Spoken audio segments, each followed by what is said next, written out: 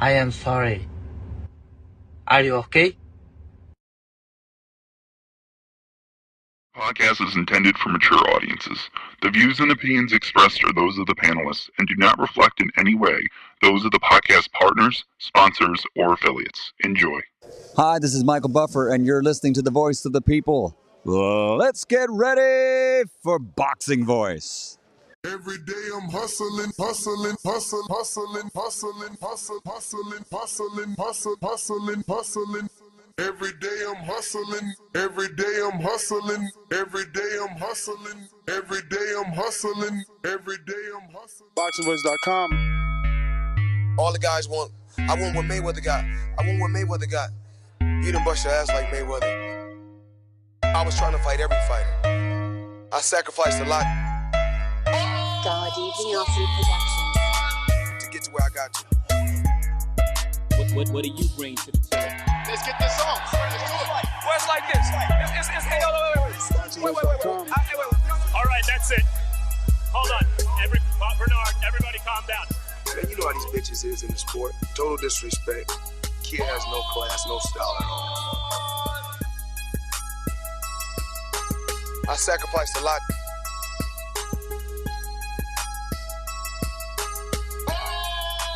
BoxingVoice.com to get to where I got to.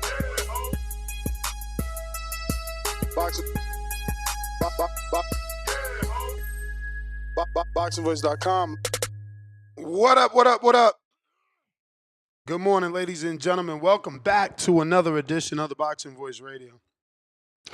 I am your host, Nestor Gibbs, Solo Dolo, Scarface, No Manolo. We are here to do a secondary previews and predictions for this weekend's gigantic card due to two fallouts. Beterbiev versus Bivol main event is still the undisputed bout, but Schofield is out. Josh Padley replaces and gives Shakur Stevenson a new opponent, and Daniel Dubois is out, not allowing Joe Parker to be a two-time world heavyweight champion. Dubois is out. Martin Bakhodir is in.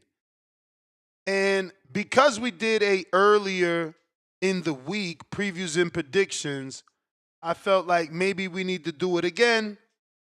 Maybe everybody didn't get their prediction in. Maybe it flew under the radar. But we're back to discuss and break down each individual fight. At 10:45 this morning on the Pacific Standard Time, we will be going live for a betting show. That will be members only on the championship level. And then at 12 o'clock, we have another Unguarded Border Wars interview. Border Wars is our amateur fight taking place March 1st, and Unguarded is a secondary show that we do where we sit down with the fighters of the card and get to know a bit about them. But if you're interested in calling in and breaking down this gigantic, amazing card, shout out Turkey Al-Sheikh that found a way to give us an amazing heavyweight replacement. I just wish that lightweight division was as open and as willing to do business with Al-Sheikh, so we could have got a late-minute replacement that was slightly better than Josh Padley. But, you know, every dog gets his day. Padley will get his opportunity on Saturday, and we'll see how good he does, you know. But getting into it, starting from the bottom to the top, at 8:45 Pacific Standard Time, 11:45 Eastern, Joshua Buatsi and Callum Smith should be stepping into the ring. For Callum, you know, I want to say it's do or die. The public is starting to forget about him. His name's never used in conversations about big fights. He needs to certainly light a fire under himself, step on the gas, whatever metaphor you want to use. In terms of Buatsi, I feel like his name has just been lingering. We've been giving him a pass for quite a while, trying to see was he on this level. Him and, Virgil continue to take their time and develop. What I seen in the last fight, I'm impressed from a get the win standpoint. Certainly not a fan of the Andre Ward school of clinching, and that's what Buatsi does. Callum has some pop, but I'm leaning Buatsi here to be the trickier, craftier fighter on the inside, smothering the longer, taller fighter, not allowing him to use his attributes. Zhang and Kabayel, interesting fight, man. Kabayel, kind of like this Axeman, and I ain't talking about Nicholas, you know what I mean? Because he's chopping down trees, right? He goes to the body well, and man, I watched some tape of Zhang last night. Who was that? Who was he fighting that he dropped? I watched the Joe Parker fight because I figured I needed a good body type to match Kabayel. So I went to the Joe Parker fight to see what Zhang did wrong, and obviously it's the lack of activity. But he's such a powerful puncher. I mean, he would literally, it would look like the glove would just land, and not in the traditional sense of the word. Just land like just land on my man's face, not with force. It's just like, and he would just fall, or he would immediately clinch. Like those shots must really hurt, like beyond what we could imagine, especially if you're going back and you're watching, for that reaction. It's crazy, man. Zhang can punch, but he's gonna fall short, I think, in the stamina department. We're still gonna ride with our New Jersey brethren. We're gonna hope he gets the win. We want to see our friends win, and that's where we're at with it. But he's in a tough fight. Hopefully, he can land the way that he needs to land on Kabayel, so slow him down. And I would like him to go to the body, but he's a bit of a headhunter. Moving forward, Virgil Ortiz, Idril Madrimov. This is one that I'm very excited for. And I know that Bud fans are going to be on pins and needles on the edge of their seat to see what Madrimov does moving forward, because not even they understand why Bud looked the way that he looked in that fight. Yes, he won 8-4, but we didn't see the superhero that we normally see. I told you Madrimov would give him problems. Now, I never thought he would,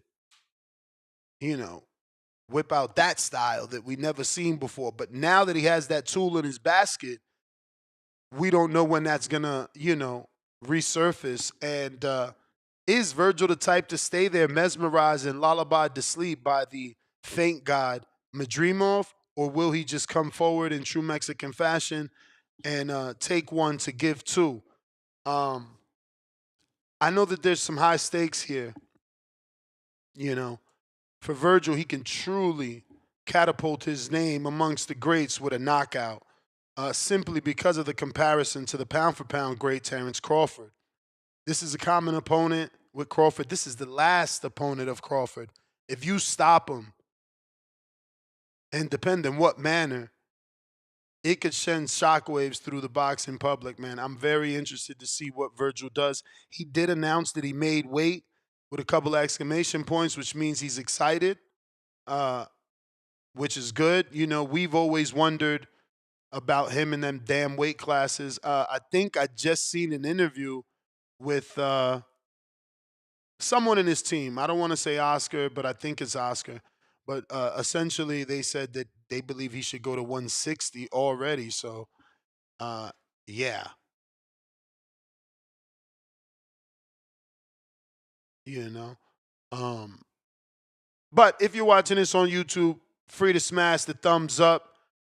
Live chat gets opened up after we get to our 700 likes. We realize we need to keep that live chat locked because we don't get no thumbs up love, which would activate the algorithm, putting this episode in the eyes of boxing fans that don't know we rock out twice a day, getting you through your workday. The Breakfast Club of Boxing, here every day. Phone lines open every day for you to voice your opinion.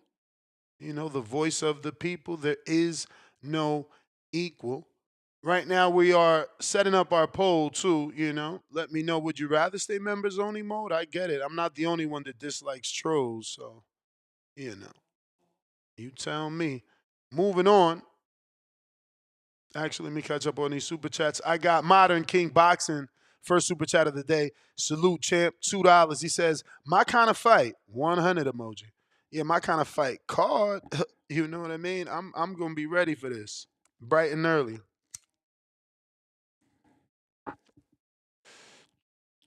Jamario, salute to you, my brother. Appreciate you copping me this cup of coffee, man. $3, 9 cents per day. 9 cents per day equates to $3, 1 cup of coffee. And that's a cup of coffee I'm brewing myself here at the studio, right? You cannot get a $3 cup of coffee on the street unless you're buying a small, I guess. Jamario Dixon, member for 14 months on that contender level.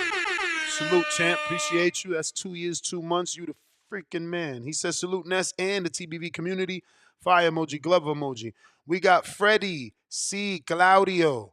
Welcome to the prospect level. Freddie, appreciate you, my brother. Appreciate you. Thank you for becoming a member. Getting back to the card. We stopped off on Virgil and Madrimov. Again, I didn't give a pick, right? This one I don't know, honestly.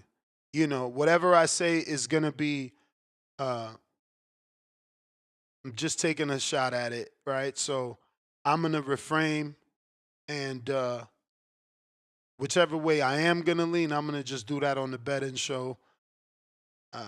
But I'm not. This is a tough fight. Again, it's more Madrimov's fault. We didn't know he possessed that fucking rockabye baby faint god style. So now I'm fearful. Now I'm fearful that could present itself again.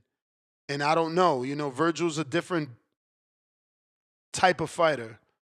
He's not Crawford, you know. I'm not saying Virgil's not a thinker. Virgil is a good boxer as well. I just don't think that. I would say this. He's less patient or more impatient, right? Crawford, as you can see, took his time and didn't jump in there. I don't know. Something tells me Virgil will jump in the fire. Carlos Adames and Hamza Sheeraz. We already know I'm picking my Dominican brethren. I am biased. He is a huge underdog. He is a 3-1 underdog. That's crazy. The disrespect on all types of levels for my man Adames. But remember, if you're going to make a bet, use my bookie so that you can obviously support TBV. Plus, you know, you will double your deposit. Use the code BETTBV, that's BETTBV, and get up to $1,000 sign-up bonus. The link I will put in the live chat. And, yeah. If you're going to make a bet, my bookie is the sweet spot. Why? Because you can pretty much make a bet from any state, you know. Now, some of you don't travel often, so you are where you are and you're good with what you're doing. But people that travel and still need to make a bet, my bookie is the one for you, as it allows multiple states. I wanted to see a specific bet we were just discussing, right? The knockout for Virgil. On my bookie is paying 310. He ain't getting it. That ain't what they believe. And let's see here. Adamas. I want to see what my bookie has Adamas at as this underdog, because I think everywhere I seen he was pretty much a 3-1 underdog. And on my bookie, he is okay. That sucks. He's only plus 214, so either money's coming in on him or they're giving worse odds over here.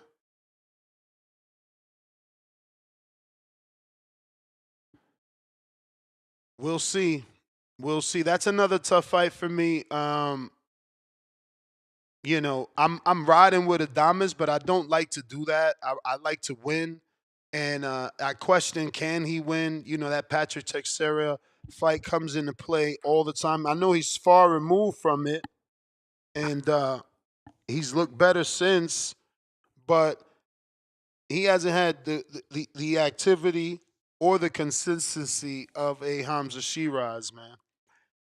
And that can bring in confidence. Yes, it can be a false sense of confidence, but it can bring in confidence that can, you know, play a factor in a fight, bro. For sure. So, big fight, important fight. Adamas' life could change. Granted, he's making great money right now for this fight, but winning this fight, it's just huge, right? For starters, Sheeraz is a Turkey al-Sheikh guy, and winning this may get Turkey to put him in that unification with Johnny Beck, who had a back and forth with Dan Rayfield. I'll just say it versus, you know, the whole sharing it. But yeah, Johnny Beck comes out on his social media and says Carlos Adames is ducking him because of their sparring session.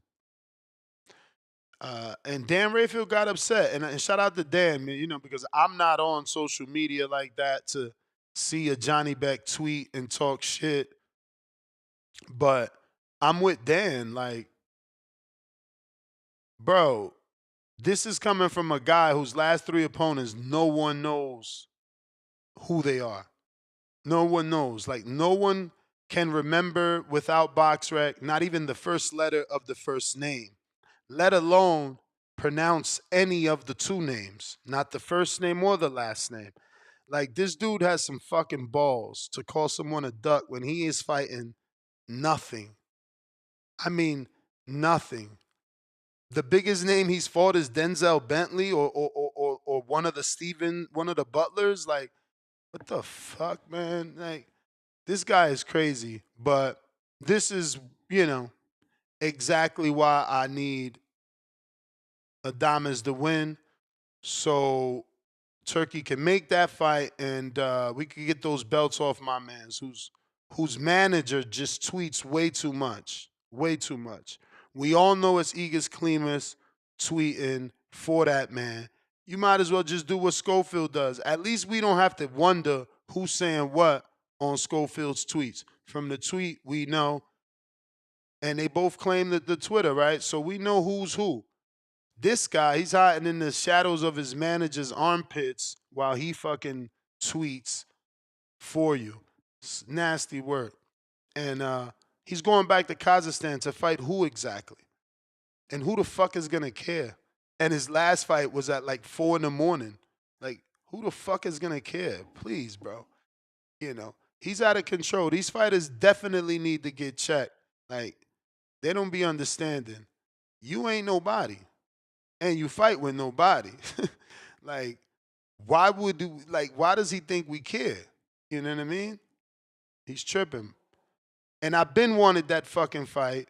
And we all know, I've talked to Top Rank numerous times, they don't want that fight.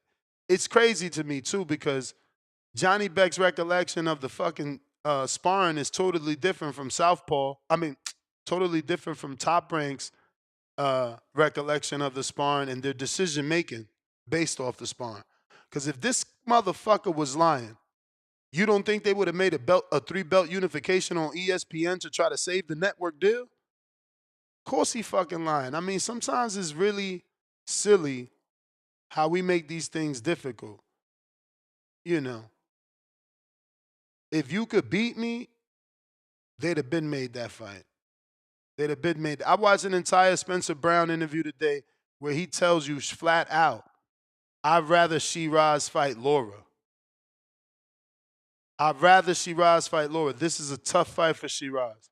You know what I mean? That's a manager, promoter, whatever the fuck Spencer is.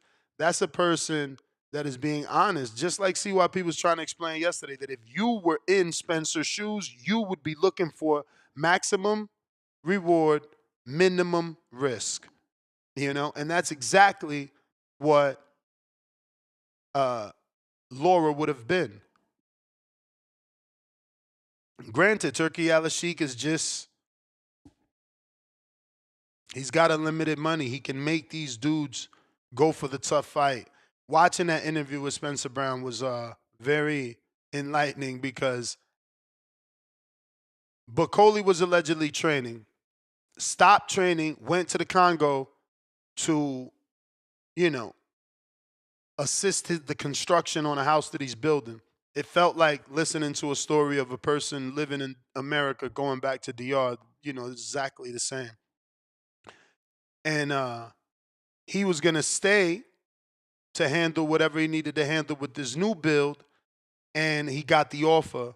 Spencer Brown says the offer was so good, he left, obviously, on 1 day's notice, and the offer's so good he could buy 10 houses. Fuck, man.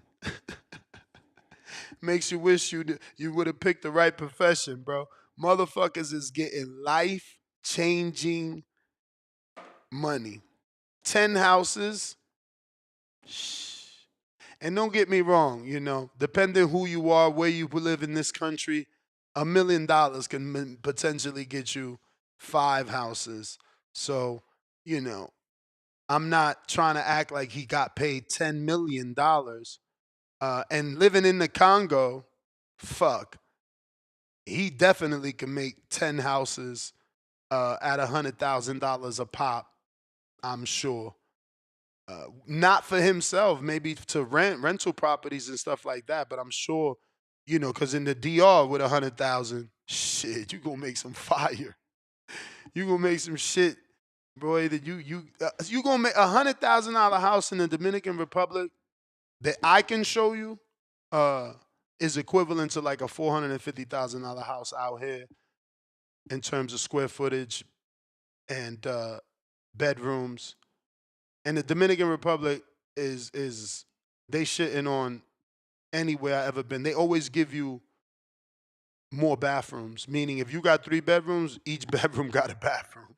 And then you still got like a normal bathroom, you feel me? But every bedroom in the DR, practically, they build them with en suites. So if you buy a 3-bedroom house, that shit come with like 4 bathrooms. Let me tell you. So, and that's 100,000, bro. I mean, I could show y'all houses that's like 120, 130. That's very beautiful with a pool and everything. So I'm sure, getting back on topic, I'm sure in the Congo, my man could put a little fucking, you know, couple townhouses up and get some money. So, but it's beautiful to see, man, because we've never really heard these stories. It was always only on the highest level. Like if Bakhodir would have fought an AJ, then we'd be hearing this story. So, man, I'm thankful, bro. I'm thankful. I know to some of y'all it's gonna sound crazy, you know, but I am thankful that this man took an interest in our sport. This is crazy. I mean, for starters, would we have ever got Joseph Parker Bakhodir? Probably. Maybe Eddie, maybe Frank could have did that, you know. Maybe it would have been on a more expensive pay-per-view. But no one, until they reveal themselves and also get in the sport and start doing great things, no one could have done that shit in an hour. My man locked that deal in an hour, you know. I'm trying not to be nosy. I'm trying not to care how much money it was, right? Because having someone who's all the way in the Congo working on his own personal businesses say yes to a fight with a dude that's been training in Saudi Arabia for 3 weeks. Now, don't get me wrong. Bakhodir could just be like, fuck it, I lose. I'm gotta go get this X amount of $1 million bag. I hope that's not his mindset. You know, that's called coming to get a check. I hope that's not his mindset. I know a lot of you guys are high because he beat Jarrett, so you're not even considering that. But do consider it. You know, he's not an A-lister. He's not AJ, Fury, Usyk, Wilder. So he didn't get those opportunities of those guys. So this is an opportunity, whether it's on an hour notice or not.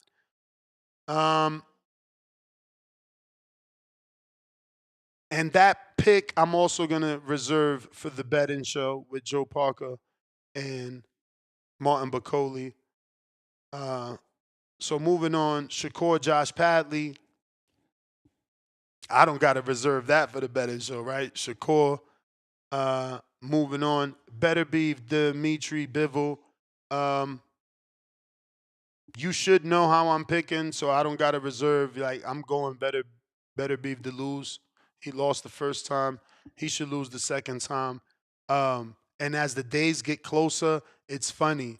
You know, I felt like I was alone in saying that Dimitri Bivol won that fight. You know, then I hear Paulie, and you're starting to hear more and more people that picked it for Dimitri and believe that now he's felt the fire and didn't get burnt. Now he's seen most people had him winning and didn't get the win, so he just got to tweak a little bit. Beterbiev's whole thing is power, and it didn't work. So he might be in panic mode. He might be the one overthinking about what he needs to do more or different, right? But we'll see. That is the last fight. And again, at 10:45 a.m. in about 4 hours, I will be doing a betting show and giving way more detail on who I'm picking and who I believe you should pick. Don't forget to bet responsibly. And if you're going to make that bet, use my bookie, as it is a betting site that you can use in any state. That being said, if you guys want to call in and make your predictions for this new card, right? Because we did get a lineup switch.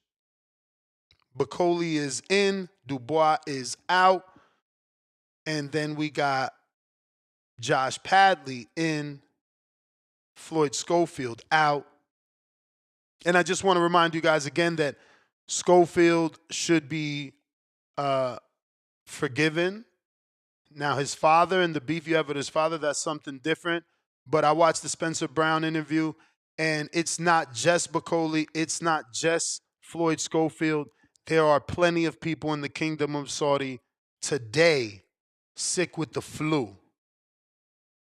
So you can go watch the interview yourself. It's out there. So, yeah, man, Schofield didn't duck. Schofield didn't set nothing up. Schofield wasn't scared.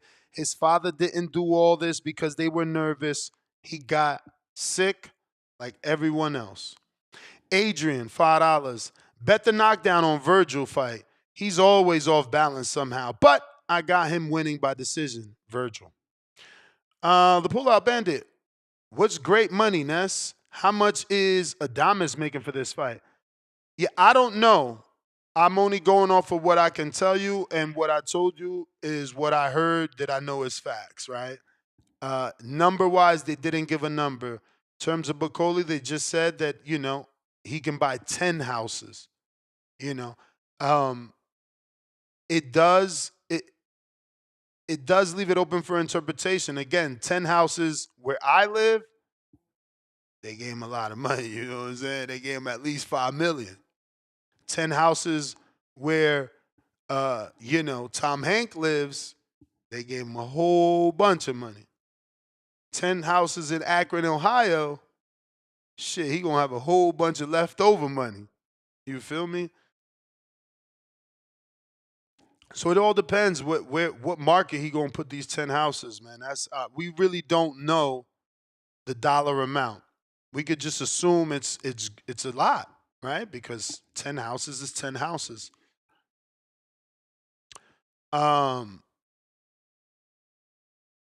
Leonard Sterling with the 5-pounder. Dan Raphael was ruthless, telling Johnny Beck that Top Rank shipping him out because he don't sell. I have Madrimov proven. 154 boxer with Soto and Karabanov win. Yeah, I mean, I don't think he was harsh, bro. The dude, for starters, is telling the truth. If Johnny Beck was a star, he'd be fighting over here. Since he's not, he's fighting at 4 a.m. in Kazakhstan. It's just that simple. Jerry Soriano, $2. Dan Rayfield, PBC puppet in plain sight. Hashtag Adamas. Hashtag no shame. Polo Buck, $2. Shout out to Shakur, the Oracle. And I guess that's because you finally seen that video where he said he believes Schofield will find a way out. But he's not the Oracle if more than 2 people are sick of the flu in Saudi. But again, this is what we do, you know. It's like we're only going to say Schofield pulled out. We're not going to say Dubois pulled out. And I get it. Schofield's more popular than Dubois in the American fan base, so that's who you care about. So that's who you want to troll and tease. And then a lot of that comes, you know, falls back on Schofield Sr., you know, garnering hate for his son due to things he says. Jerry Soriano, Yolanda for life, $2. Nello, 168-pound, undisputed. David Benavidez, 175-pound, undisputed. Co-main in Vegas.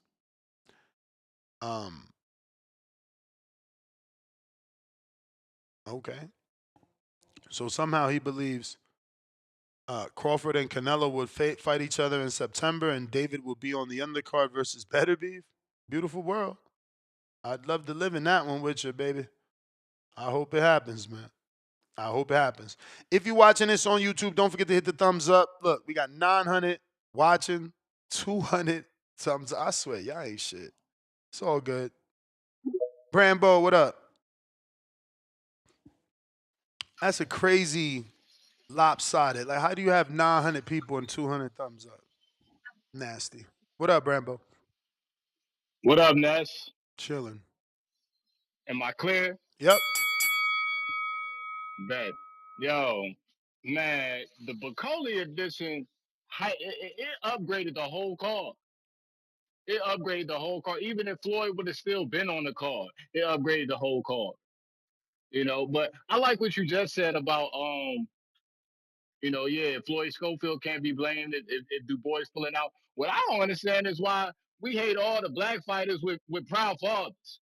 Like, we can't stand them, but we okay with Teofimo's daddy. Like, don't nobody hate Well, Teofimo's daddy. I wouldn't make it a race thing because they don't like Teofimo's dad. Let's be real. No one, the public don't. Angel Garcia was Latin and he received a lot of hate. I think boxing doesn't like. Remember that the sanctioning bodies tried to make a rule where fathers couldn't be in the corner no more. I don't think boxing as a whole likes father-son relationships. Okay, yeah, you right. Let me not get out of line. Let me not get out of pocket. But nah, man, I love it because I've been wanting to see Bakhodir anyway, and this is a fight that Bakhodir should have been in. Bakhodir should have been on his card for what he did to Jared Anderson. You know, so and I follow Bakhodir on Instagram, so I know he's working out. I don't know if he's ready for the fight, but I know he was preparing. But I pray he don't get tired. You know, that's the only thing about it. Like, we know Joseph Parker is in shape and he ready for the full 12 rounds. And will Bakhodir be able to go full 12 rounds if it's needed? Will Bakhodir try to get him out of there and punch himself out? You know, Kabayel is definitely going to beat Zhang, I think. I'd be shocked if he lose because of the way he did that other big white dude, that wherever that guy was from, but he broke him down on that last card with all the heavyweights. And I think he's going to break Zhang down. You know, Zhang got power, but I don't know. Kabayel impressed me with that last fight. I feel like there's even more pressure on Shakur. I feel like if he don't get the stoppage of Padley and he look born against Padley, somebody that nobody knows, his stock gonna drop. I feel like he gotta go in there. He gotta let his hands go and make this guy look like a prospect compared to him. I don't think this guy is. I think this guy's gonna be tough. I think he's gonna be tough. I don't think he's gonna just come to lay down. You know. But yeah, the car got upgraded with Bakhodir. Shout out to Bakhodir. Shout out to Turkey. And I'm gonna tap back in and listen up, man. You may feel like it's your time, but All it's right, not your time. Brambo. Appreciate you. If you want to call in and voice your opinion, break down this weekend's fights, and make the right pick, now is the time. Speaking of picks, I've been sharing certain picks of Martin Bakhodir's travels. He doesn't look that out of shape to me. We got people claiming he's every bit of 330 pounds. I mean, he's wearing tight ass jeans, so he can't be that heavy. This is obviously not a frontal shot, but Juno, yo, that's how it was in Portugal. I love airplanes with two entrances. You see how this got a back door and a front door? In Portugal, I was able to do that, you know?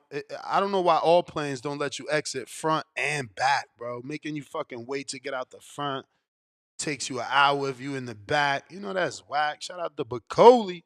Gucci down.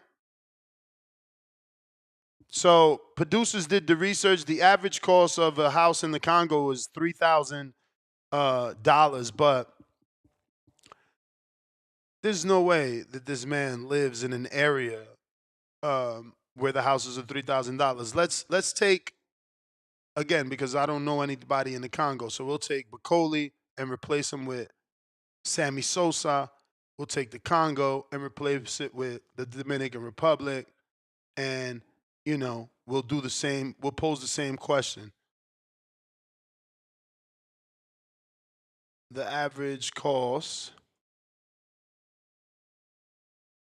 of a home in DR, because I know for a fact, Sammy, you ain't living around Sammy, and he's gonna probably be in a gated community with a shit ton of land. You know, he's in a gated community and probably got 5, 6, 7 acres to himself. Well, goddamn, we shitting on the Congo because according to AI, the average cost of a 3-bedroom house in the DR is $150,000.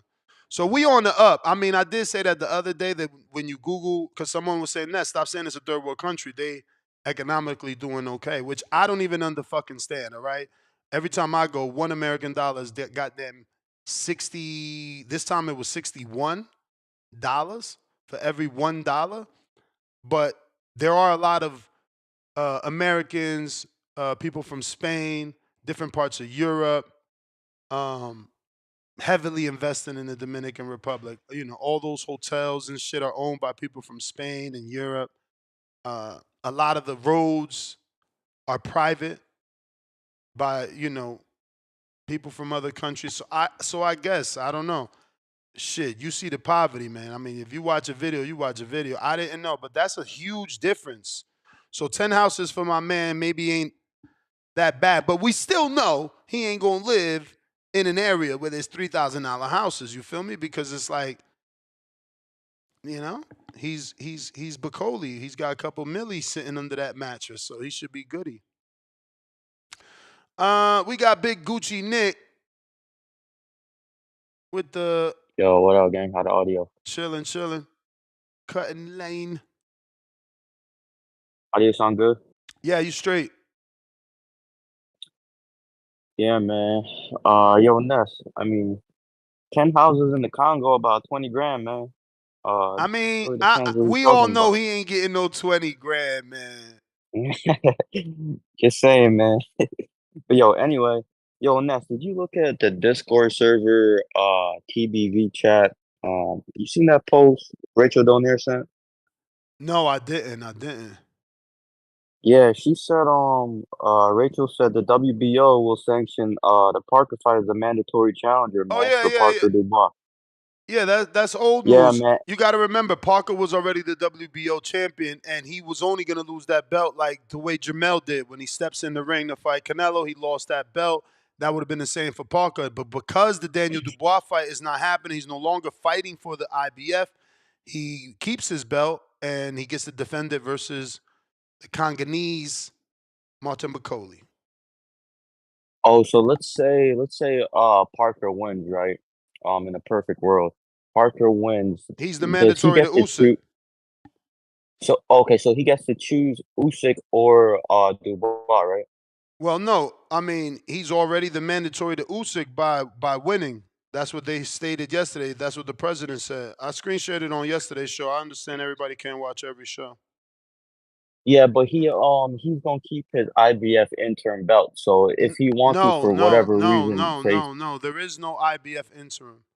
It is Dubois that has the actual IBF. The IBF fight is off. Dubois is sick. oh, so there was never no interim belt for IBF. No, That was gonna be it he's the right full there. champion. Okay, got you. Dubois is the real champion. Got you. That's why the second fight with Fury wasn't for undisputed. Yeah, man. Look, honestly, I think Duck and Parker, man, because he knew that man was gonna fuck the plans up, man. He want to bypass Parker and wait for Usyk, man. I hope the Coley Parker winner is getting that Usyk shot next, man. Um, if Usyk decides he want to drop the WBO and fight for the IBF, for Dubois, man, I could also see that happening because there's some controversy between that Dubois fight, man. But I would like to see him fight that Parker fight. I do have a feeling he's gonna go for Dubois, man. Um, but yo, I would have Parker beating Usyk in a split decision if he gets past Piccoli, man. I don't know why I'm rooting for Parker so much, man. I'll tell you why. Because I want it to be the greatest comeback story in boxing history, man. He's on that path, man. That'd be some legendary shit. Parker's such a good humble stand-up dude, man. He should be the heavyweight ambassador. I don't know who decided Jared C-Level Anderson was gonna be the ambassador, man, but Joe Parker, man, he's got to be that dude, man. I'm rooting for him. I want to see him get that unification shot. I want to see him beat Piccoli. I think it's gonna be a split decision, man. But I'm rooting for Parker, man. I want to see him shine for real, for real. But that's my call, gang. All right. Shout out Big Gucci Nick. Chad, Canada was good.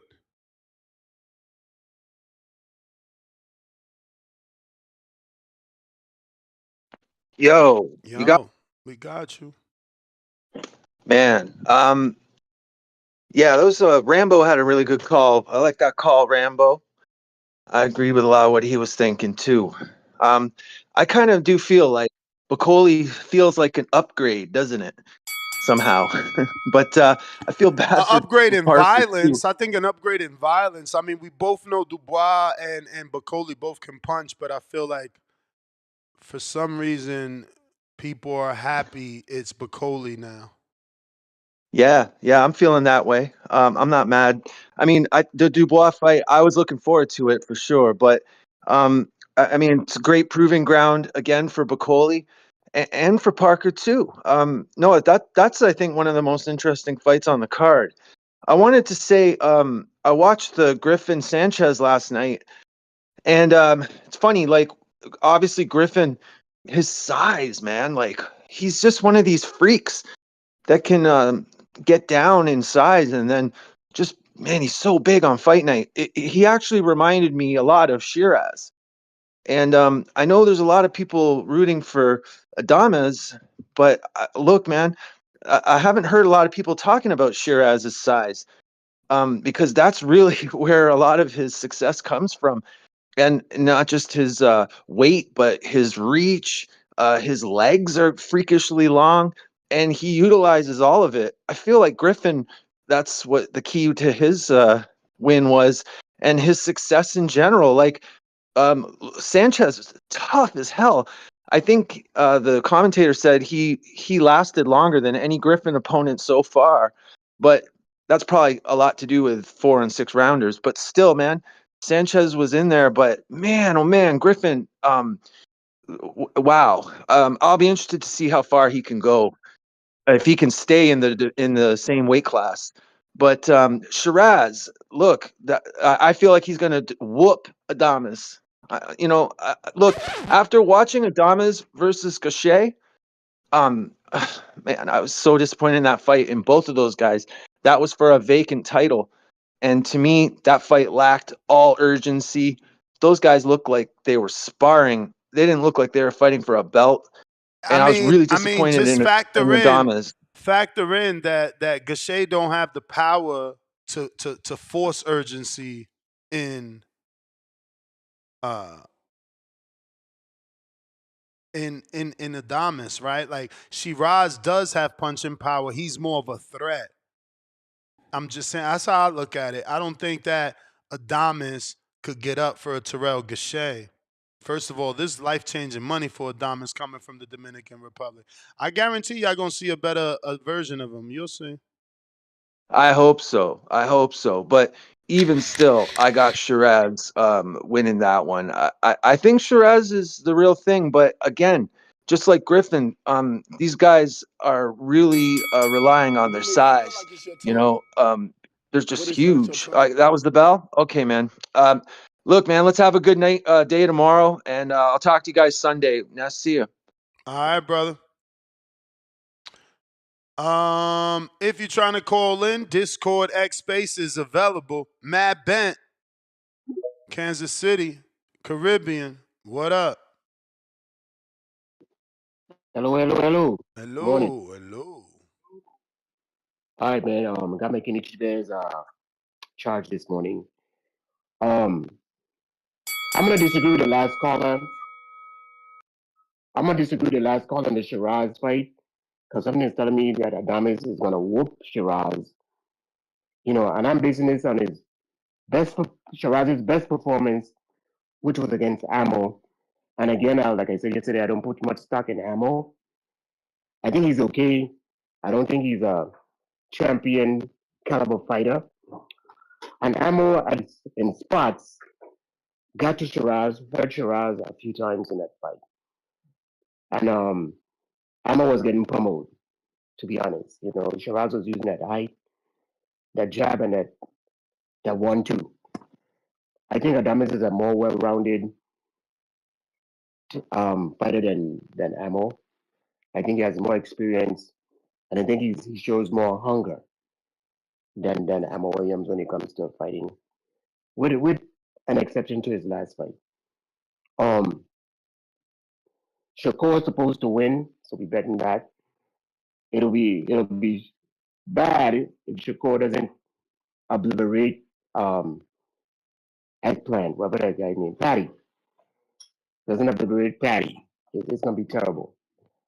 I'm taking Bakhodir to win. I'm gonna bet on it's 8.5. I'm betting the under. I'm picking him to stop Parker. I know Parker is durable, but Parker doesn't have big heavyweight power.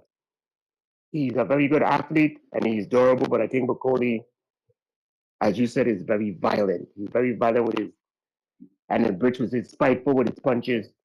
And for his size, he punches very fast. Surprisingly.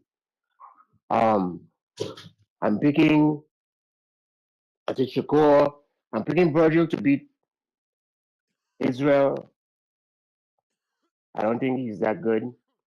I think Virgil's gonna stop him, to be honest. I think there's gonna be a stoppage in that fight, but either way, he's gonna win. What's the other? There's another fight.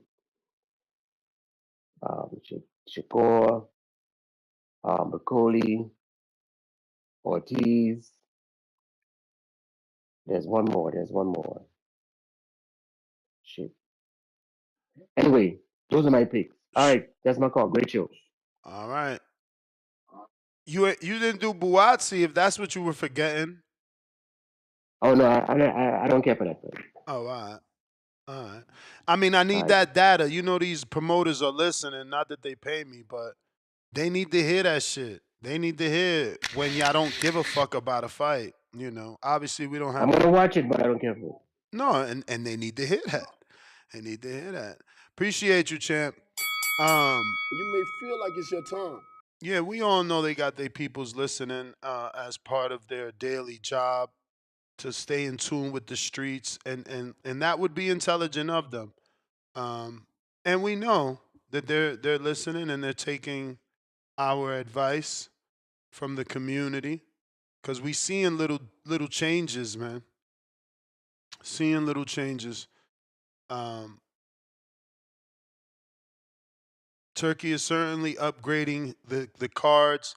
The whole American thing, he has no control, you know, until he has more access to PBC fighters and top rank fighters. That probably will become more of a thing when that top rank deal is up. But at the same time, you know, the top ranked future fighters, they're not really Riyadh ready, right? Like you can't throw Troy Isley in a Riyadh fight right now. Look, they already learned their lesson with Jared, right? So is Abdullah gonna be in a Riyadh season fight? Like, I mean, don't get me wrong. I mean, if Turkey's a boxing fan, he's certainly watching Abdullah look amazing. He could offer him a couple dollars to get in there with a Josh Padley or a Mark Chamberlain or dare I say a Shakur. But I would prefer it be the way I just said it so that the kid could still develop. Jaywalk, $2. Ness is David and Lewis meeting with Turkey? Yes. Louis de Cubas and David Benavidez will be meeting with Turkey. Let's just hope that, you know, it will be all good things. Big Nick, 2-pounder, 3 minutes, laugh out loud. What the hell is he talking about? RRT Boxing with Mr. A, $5. Good. Humble Parker is a drug smuggler. What? Good. Humble Parker is a drug smuggler. Hashtag Hardin. So what you trying to say, that he's got a case before he got popular as a boxer that we don't know about? That's all good, man. You know, his past is his past. But speaking of cases, Clarissa Shields responds about her issue, and again, her love relationship with Papoose has put her on another level. Look, the Shade Room picked this up 44 minutes ago. And this is her weed thing, right? Clarissa Shields suspended in Michigan after positive marijuana test. She denies ever smoking and says, I can't defend the lie. So these are some of her tweets.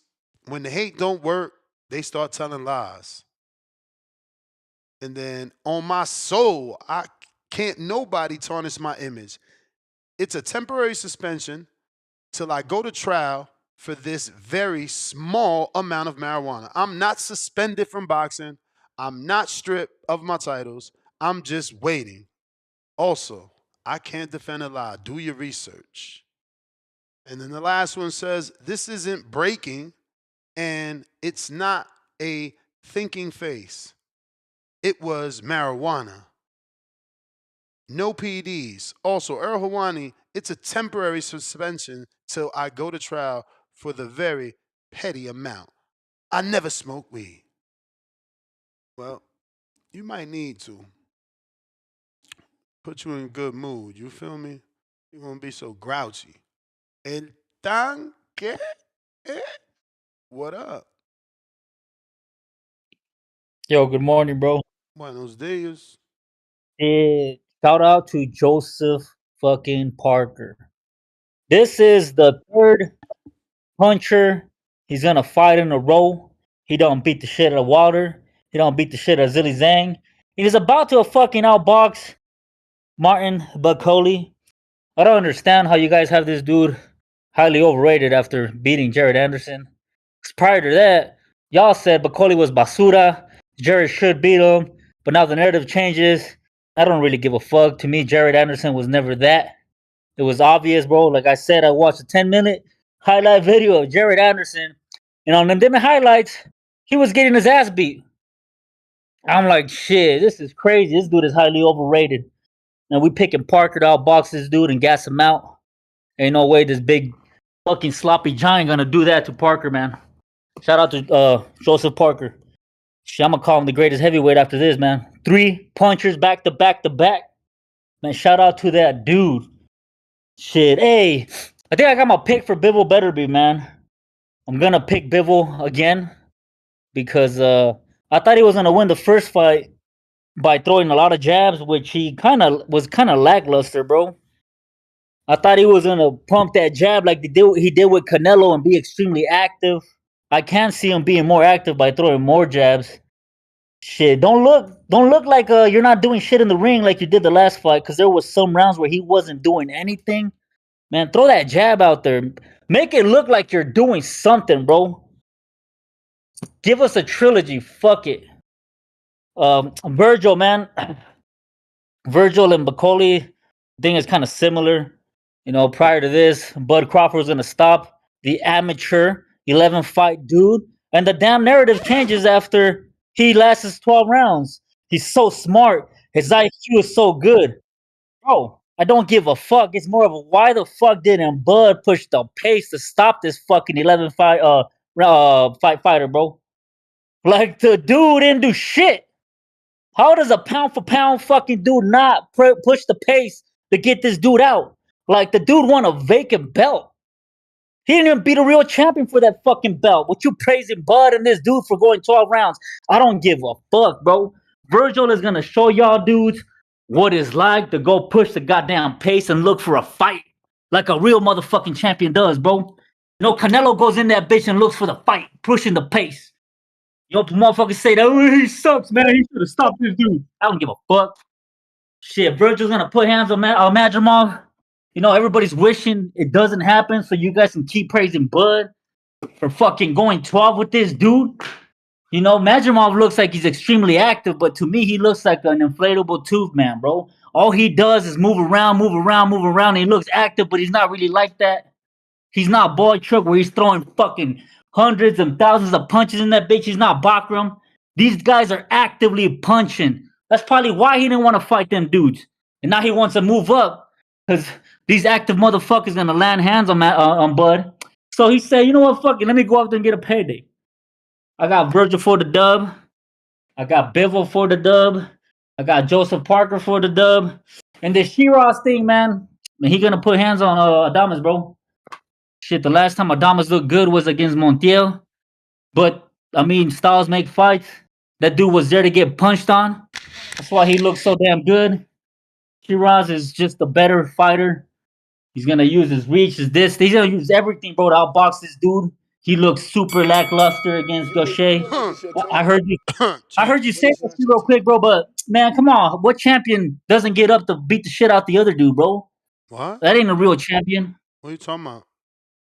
You said, what did you say earlier about Gaucher? Adam is not getting up the fight Gaucher. Yeah, you said he yeah. Yeah, I don't like that, bro, because I mean you're a champion, bro. You're supposed to put this dude out, especially if he ain't in your league, bro. Guess who's a champion and has proven to be a better champion than Carlos Adames? Who? Teofimo, and he's on the same roller coaster. At least Adames is not as consistent on that roller coaster as Teofimo, but guess what? Teofimo still shows up on a big fight. But that was the bell.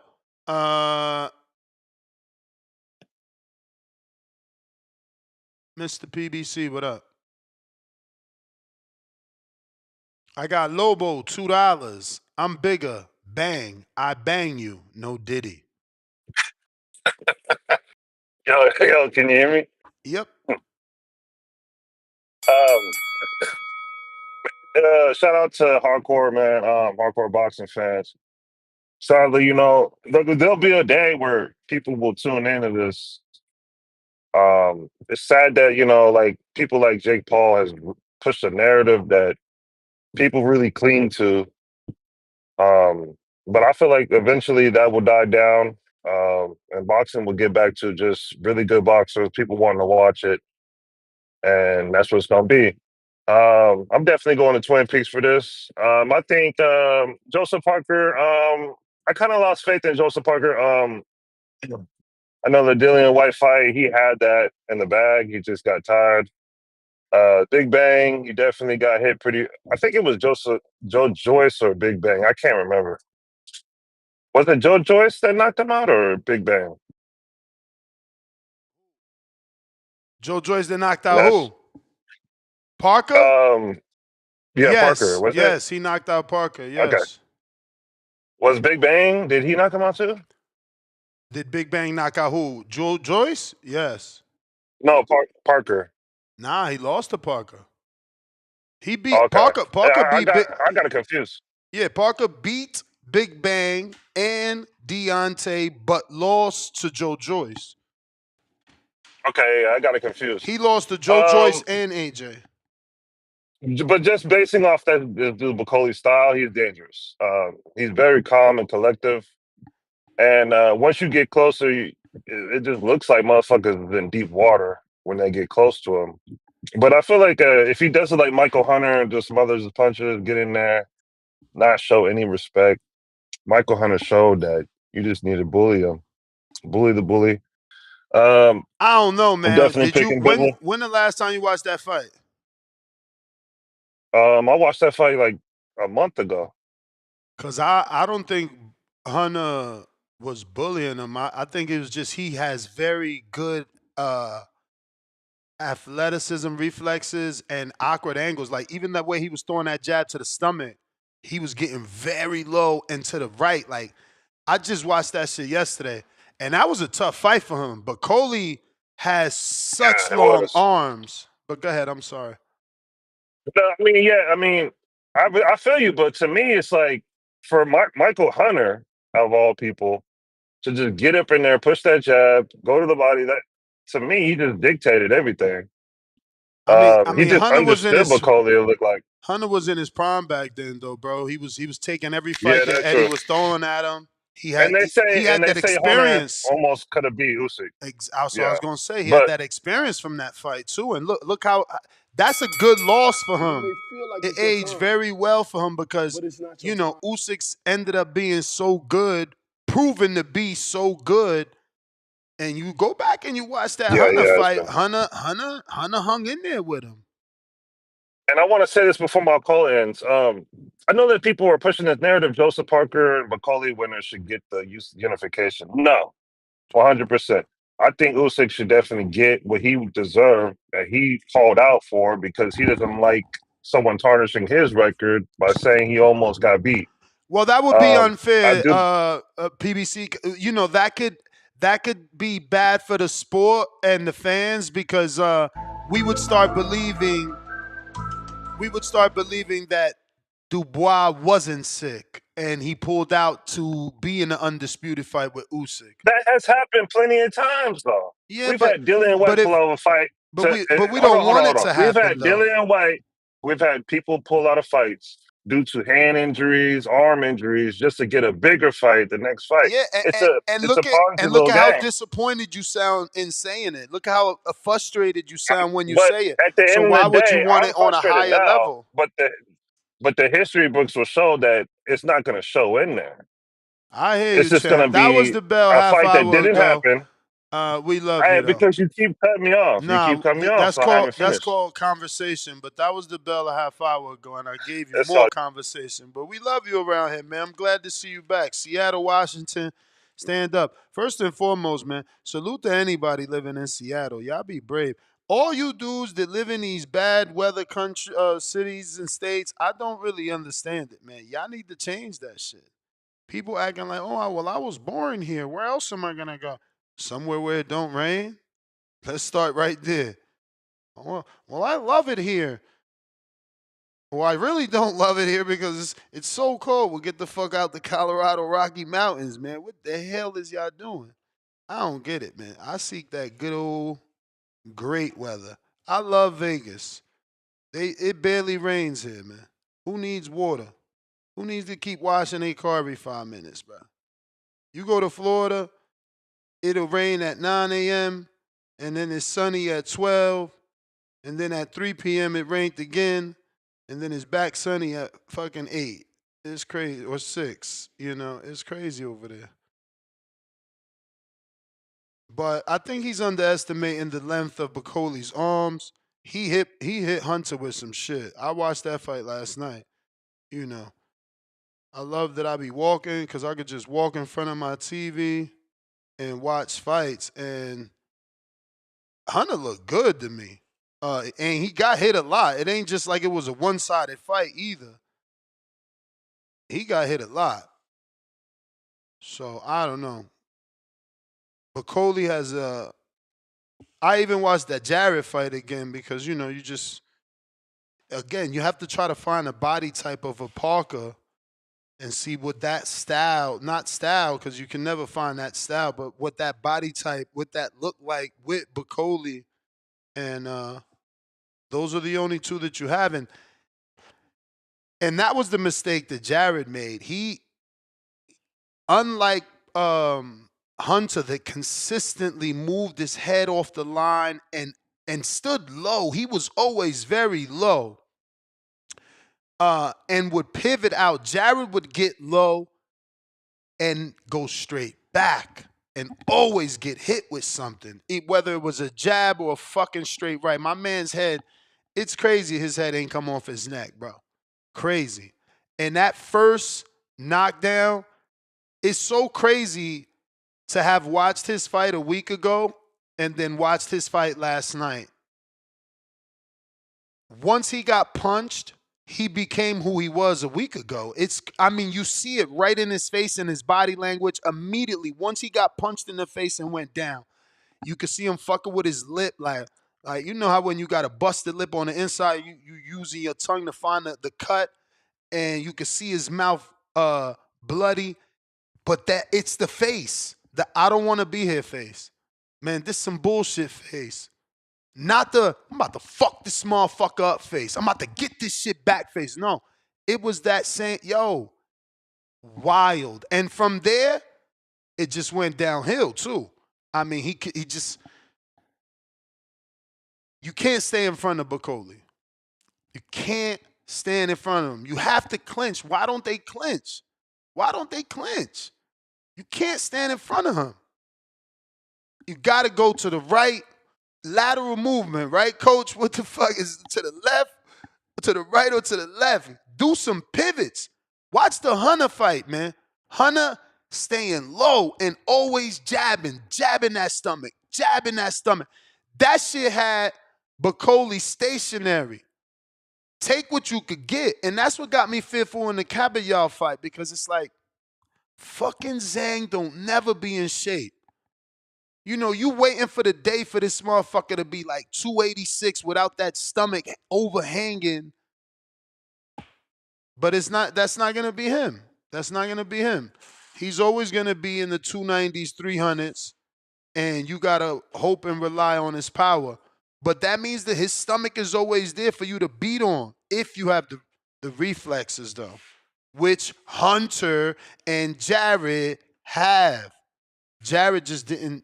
Again, no lateral movement, no pivots, and he did a lot of bobbing and weaving, and even fucking Erickson Lubin like bending at the knees really low, but right there with this big ass puncher with this long ass reach. Them fucking punches look crazy coming from Bakoli with the length he got on them arms. It's nasty, man. He is a problem. I don't know. Jared don't like boxing. He don't like it. But if Parker needs to go to sleep tonight watching that Hunter fight, you know, not because Hunter won, eliminate that. It was more because of the success he had. It was more because of the success he had in that fight. So yeah, hopefully Parker can do something like that, but the issue is Parker isn't as fast. He's more patient too, but he does use a good jab, you know. or at least used to have a good jab. That's how he beat Andy Ruiz. But that's what Parker got. Man, he's been getting experience forever, bro. To think, ain't he so young too? I think he's still in his 30s. Let me double check that. 33, bro. That's crazy. When he fought Andy, how many years ago was that? Lord have mercy, 2017. That's what I mean. And look, people right now, like today's boxing fan, they don't know these names that he fought. Look at this resume from far back, man. I wonder if this is going to mean something because, again, he lost to AJ and he lost to Joe Joyce, which now, in retrospect, it's like, damn, that's not the greatest loss to have on your resume. At one point, it was because Joe Joyce was big Joe Joyce. He was wrecking shit. But now his career seemed to have hit a, like a step backwards. So people are kind of trying to take away from Parker for that loss as to say like, oh, he shouldn't have lost to him. But, bro, there was a point where Joe Joyce was that dude, He beat Parker by stoppage and he beat Dubois by stoppage. It's just boxing fans are horrible, man. This is what I'm telling you, man. We need a world where you ain't allowed to be a boxing fan till you get in that ring. We need 3 rounds. We'll take either 3 minutes per or 2 minutes per, but you got to get punched in your face, man. You need to be punched in your face to understand that this shit is hard and that those dudes are talented,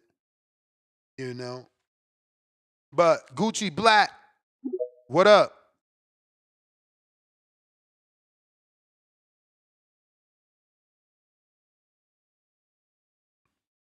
Gucci.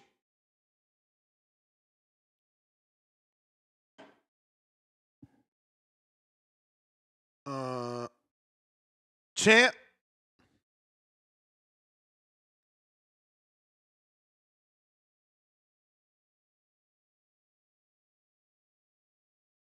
All right. Well, moving on.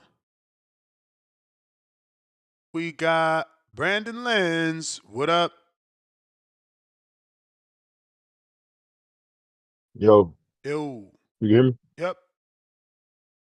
Hey man, looking forward to this card next, but it ain't the same as when it was originally announced, man.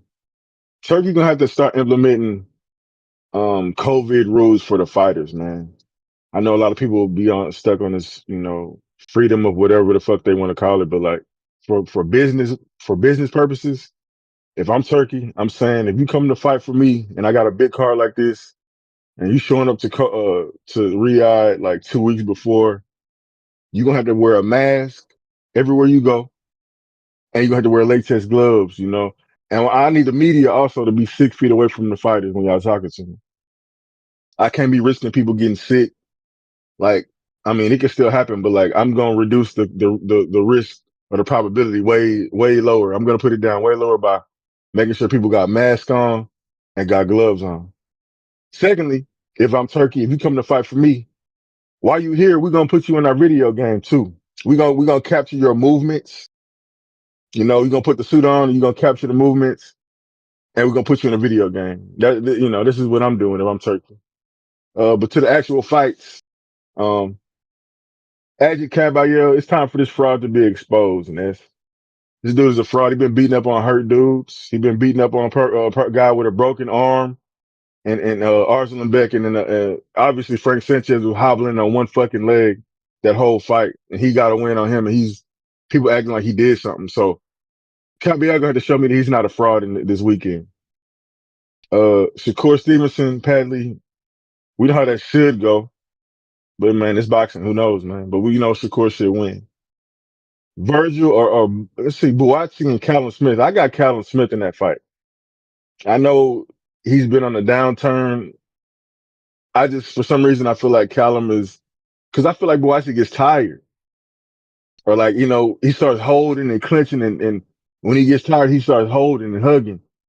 I feel like Callum Smith has enough experience to get around that, man. I think he could actually do something in this fight. I know a lot of people are counting him out, but I'm not. Virgil and Madrimov, I have no idea who's gonna win that fight, but Virgil is my guy, so I'm riding with Virgil. Um, who else is fighting this? It's two fights left, right? Obviously Bivol and Beterbiev. Bivol got robbed the first fight. I know people don't like that word, but like to me, I feel like I'm a great judge of knowing at the end of the fight who won the fight. I never rewatched the fight. I didn't feel like I needed to. I watched that fight very intently.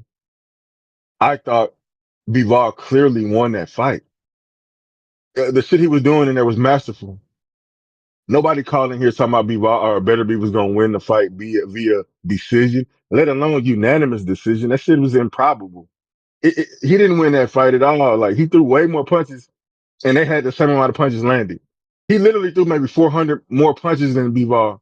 That means Bivol was making him miss, jumping in and out, darting in and out, making him miss, doing some masterful shit, punching from left to right, circling. Like he did a masterful job, and they robbed him. I thought he got robbed.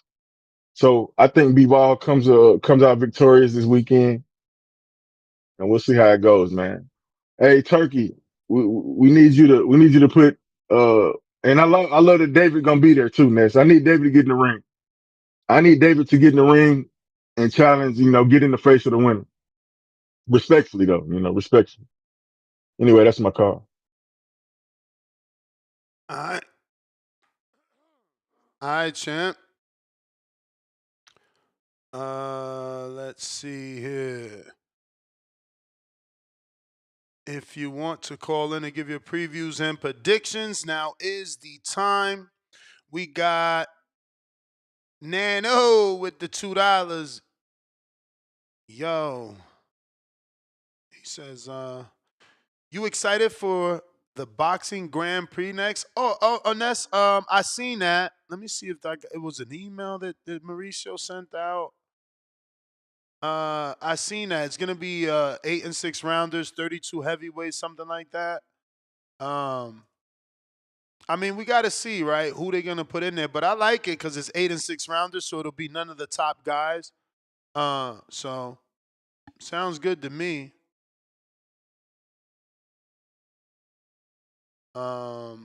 It's the WBC 2025, so I guess they're gonna be starting this pretty soon here, in collaboration with Riyadh Season.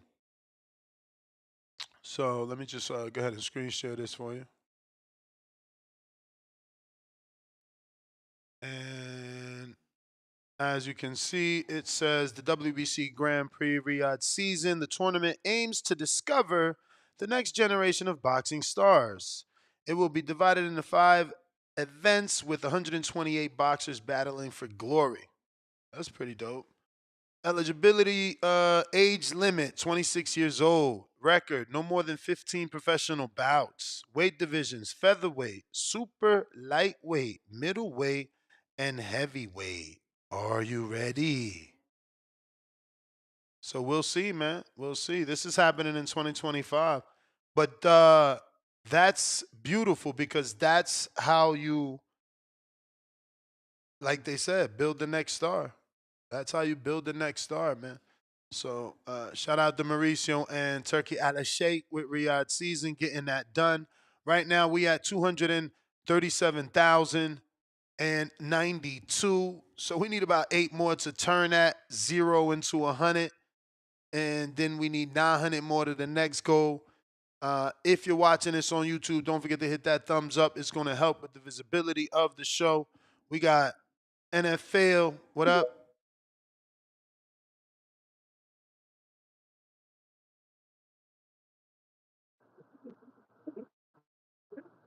Yo, you can hear me? Yes, sir. Ready, man. Talking on this Joseph Parker and Macaulay fight. I feel like this gonna be an easier fight for Joseph Parker for real. Like he more of a boxing heavyweight. He ain't in there just to slug it out. That's what I feel like. That's what Macaulay was training for with that Effie fight. Like Java, he ain't too much of a stick and move kind of guy. They was just gonna stand in the middle of the ring, one box. I mean straight brawl.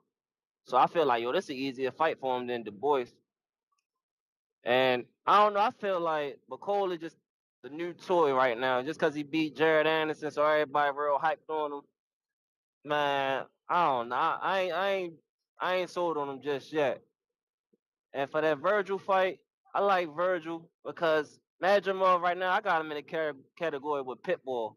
Not saying like yo can't box, Shorty better than Pitbull, but Pitbull is known for not getting knocked out by a tank. That's his claim to fame. Madrimov not known for not getting knocked out by Bud. Like, come on, bro, you don't got no big wins, so I don't see why everybody thinking it's gonna be that hard for Virgil. I got Virgil probably by like 8-4, and so.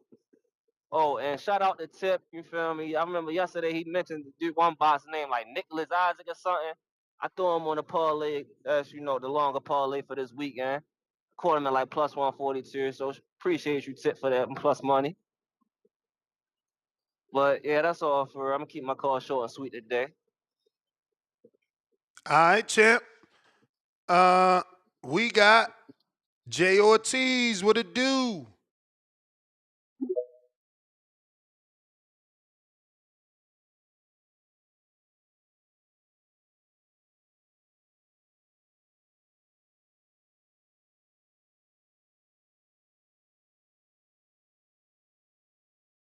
Jay Ortiz, 1-2-1-2.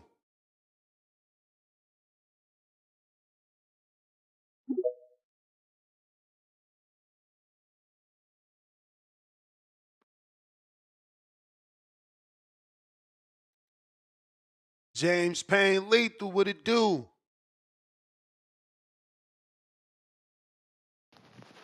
Yo, audio check. Actually, do you hear me? I hear you loud and clear. Can you hear me? I hear you loud and clear. You sure you hear this? James Payne is my name, partner. How about you? Audio check. Standing on my property and I'm gonna see about you. Audio. If I come out on Man, damn. Guess you don't hear it then. Yo, yo, yo. Yo, yo, yo, yo, yo. I hear you. Did you hear your Yo, own intro now? yo, Why you keep saying, yo, we hear you, fam? yo, yo, yo. Holy shit. He must be experiencing issues. We hear you.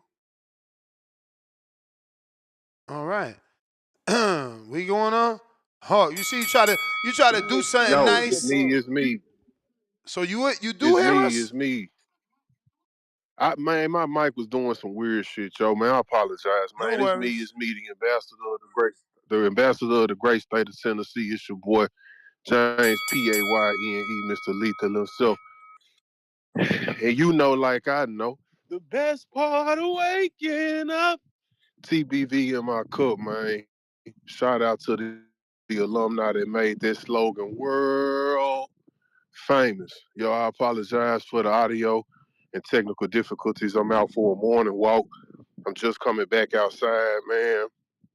Yo, I'm in a somber mood, man, because I've been grieving, yo. So, like, I just want to talk for a second, not about the prediction in the card, but just about how good the sport of boxing been good, how good the sport of boxing has been to me. And I'm gonna get out for you, Ness. And if I go over, man, I'll pay you for the time and I'm gonna need you to do something for me. And I don't care what it costs, I need it to be done.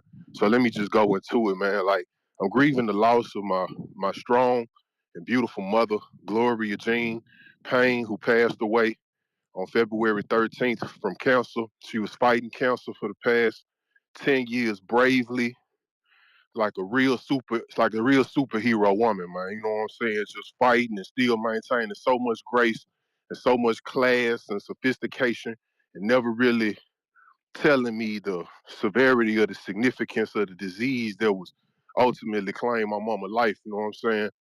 And so she passed away, and it was very, very devastating for me, man, considering the speed at which she checked out from when I was last told about her where she was, and then how aggressive the disease got over December and January and into February. And I mean, when we talk about fighters on this show, and man, I just want to give props and kudos to my mother, man, for fighting. You know what I'm saying? For fighting as long as she did, for fighting for me, for fighting for my son, her grandson, for fighting for my older brother and the rest of her family and her other granddaughter and her great grandchildren, man. She was a fighter, true definition of what one looked like, and she ain't have to throw not one punch. You know what I'm saying? She did it by punching that time clock, putting in that work, putting in that overtime, making and supporting my dreams in the sport of boxing, man, and encouraging me to do what I had to do. Though she didn't want to see me take punches to the face, she didn't want me to get hurt, but encouraged it as I did, man. And she knew I grew up watching it, you know what I'm saying? And with that being said, because of the hard work that I've been in boxing over the years, my mother's my mother's funeral home arrangements and cremation was covered. TriStar Boxing, the company that I've been working for, man, they they they uh they understand, You may what feel I've like been it's your doing and time. what I represent. Like I told you, Ness, I pay for my time, man. But they understand, man, what I've been doing. They acknowledge my contributions to the company, and they covered the cost of my mother's expenses in total. You know what I'm saying? It didn't cost me a dime, and man, I'm so thankful for TriStar Boxing, for ITK Boxing, and for all of the people that I work with in boxing, man. Ness, the boxing voice, so many brothers in the community that reached out to me and showed me love and support. You know what I'm saying? Mr. Jimmy Adams, Miss Christy Martin. You know what I'm saying? Man, so many other boxing promotions and boxing community people that I've had a chance to meet and work with that have helped me and offered support and prayed with me and lifted me up in my difficult time. And so I'm just thankful for the boxing community, man, because it really changed my life. I mean, they took care of expenses for my mother's expenses, you know what I'm saying, and been giving me opportunities for years. And so that's where I'm coming from with it, man. You know what I'm saying? So I understand everybody gonna talk about their previews and predictions, but I just had to get that off my heart and my chest because I've been like real secluded and off to myself, and I'm just really trying to pop back out and get to work and just trying to get normalcy back in my life, man. You know what I'm saying? Because man, my mother was my best friend, and that's coming off the heels of that divorce that I just came off of. So I've been taking them hits, but I'm still standing. You know what I'm saying? Like a real champ. You know what I'm saying? We still out here. So I'm gonna wrap the call up. But what I need from you, Ness, and I don't care what it costs, but I need you to do this for me, Ness. Could you please? Man, could you please give my mother, man, the 10 bill salute, man? Please, man. And I'll pay the cost, champ. Please. And I'm gonna get off with that. You know what I'm saying? I'm gonna do my close out. And if you could just please just give me that 10 bill salute, champ. And tell me what I owe you, man. I'll send it, man. You know what I'm saying? So with that being said, y'all know what it is, man. It's the illest, trillest, dopest boxing podcast in the entire galaxy, man. It's your boy, man, James Payne Lethal, man. Still out here, still standing, still scrapping, still going hard, man. Still believing in this, and I put that on Gloria, man. Third rock from the sun, astrologically, James Payne Lethal checking out. Please tell me what I owe you next. Please do that for me. Come on, champ. You don't owe me nothing. I got you on the 10 count.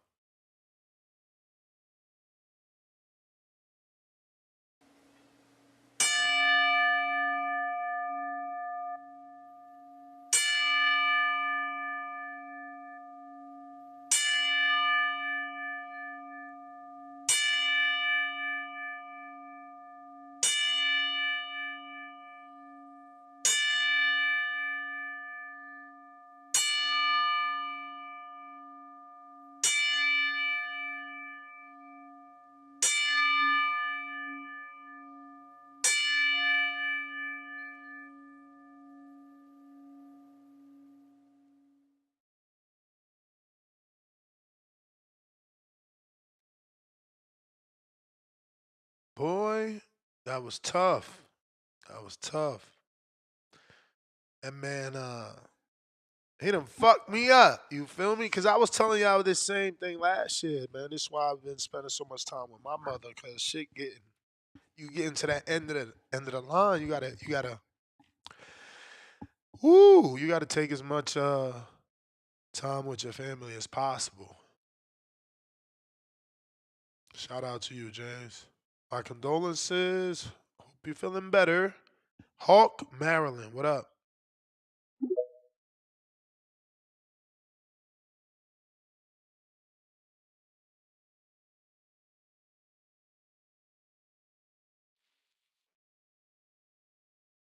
Hawk. My bad. I gotta cut this. BBB. Woo. Yo, Ness.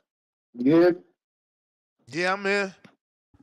Trying to fight these Oh yeah. tears this man and put in my Yeah. face.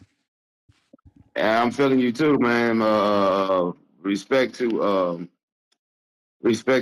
my man is for doing. I don't know his name, but I do know his name. Oh, James Dwayne Payne. Lethal. James Payne. Lethal. Yeah, yeah. Respect to him, man, and salute and wish him the best, man. Wish him the best. Strong dude. Um, the previews and predictions. Oh, going back to the Bakoli and the fight he had with the dude to beat him. You know, he had a shoulder. His shoulder was messed up in that fight. He had to go to get a surgery after that fight. But I can't wait to see what he do with Parker. Now I'm gonna go with Bakoli on that fight. I'm gonna go with Bakoli in that fight, and I got uh, Shakur in his fight. Beterbiev and Bivol. Ness. Like I say, Bivol is my guy, but for some reason I don't know. It's just like a thing with these fighters. But you know what, Ness? When I say that the fighters that lose their first fight, then fight the guy in the rematch, they usually lose. I just thought about it. Didn't Joshua beat um, Andy Ruiz in the rematch?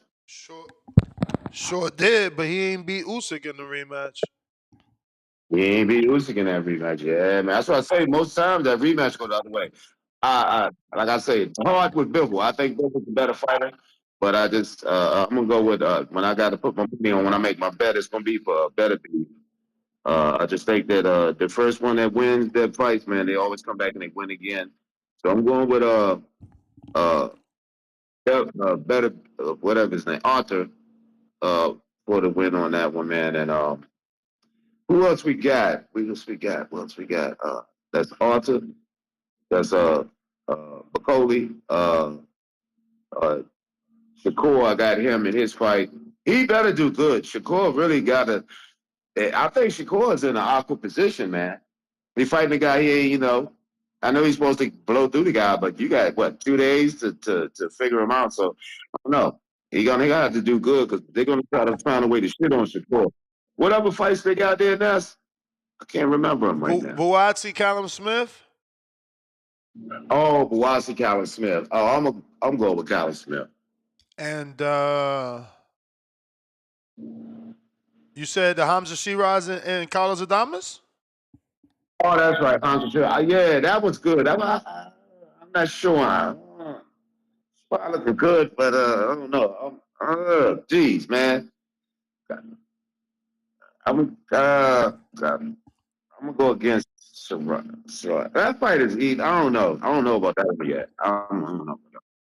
Yeah, I ain't too sure on that one, but that's a good fight. I'm not sure on that one.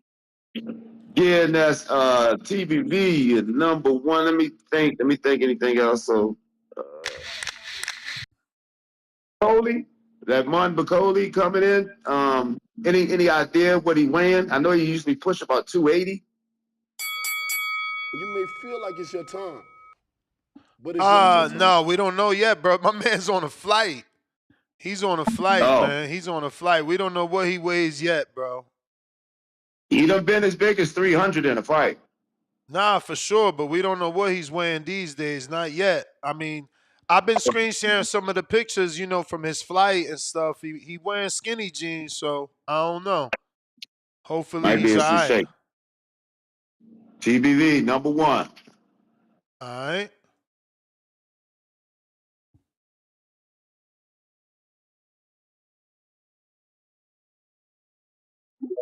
Troy, what up?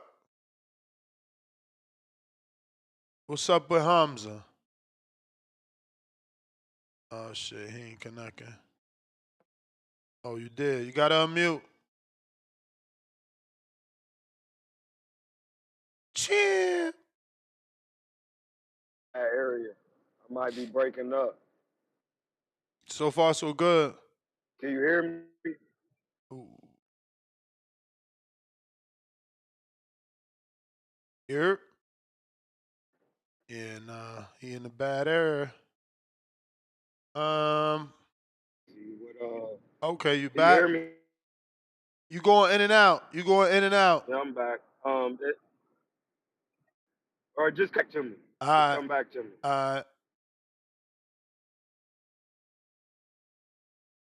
right.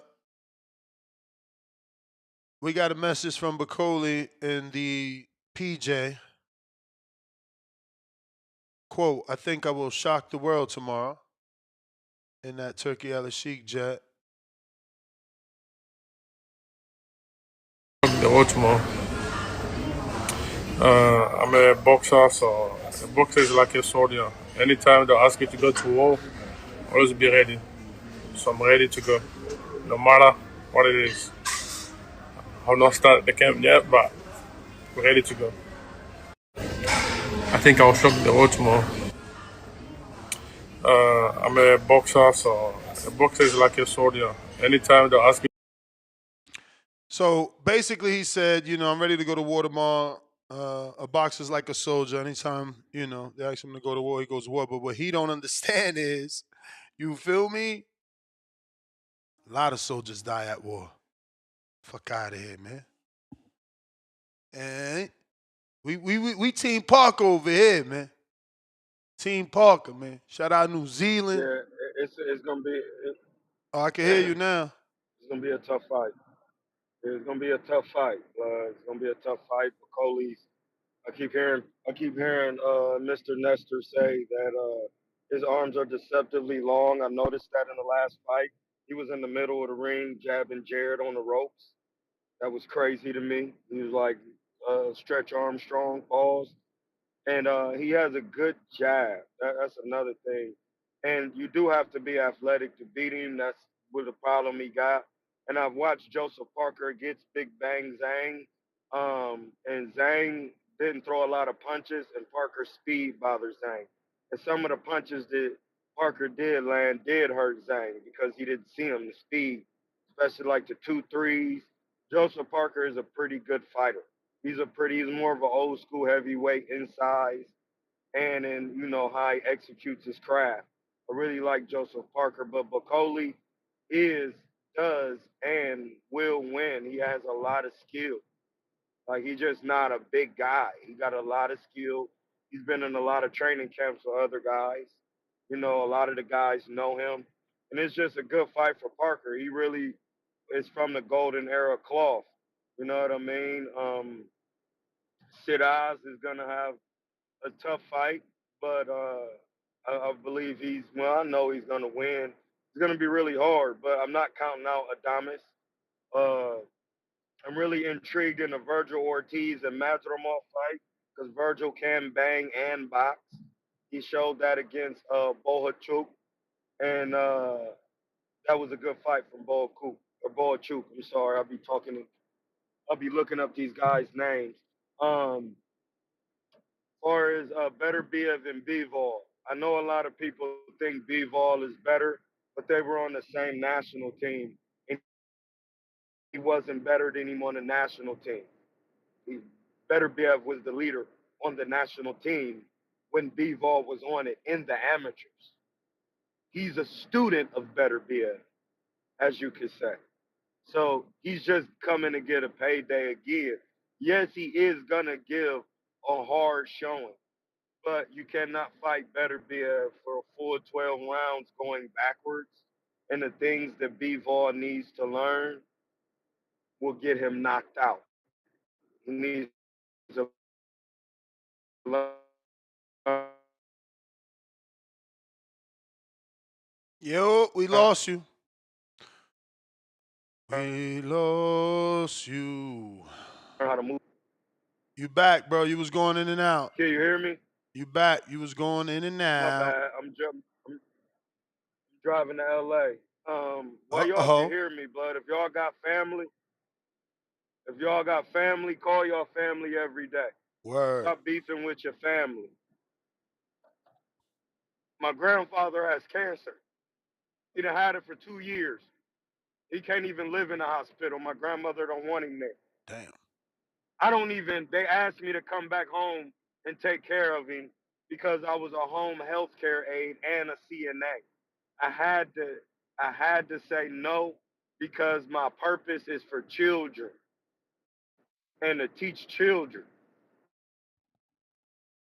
Fuck me up. Like telling my grandma no. Like she was counting on me. But at the time, I had to choose the God in me because there's children out here that need me. And my whole family is band together so I could follow my purpose and they could take care of my grandfather. Like, call your family, man. It's important. Don't beef with them. Shit don't mean nothing at the end of the day. Make sure you're eating right. Get some knowledge up under your soul. So that way, when your family is struggling, you could go to them. You ain't got to worry about nobody else trying to take care and hospice your family. That's what my job is now. And I tell my grandma that all the time. Call me if you need to know what to eat, herbs to take. Like that shit is dumbass important to me. So y'all have,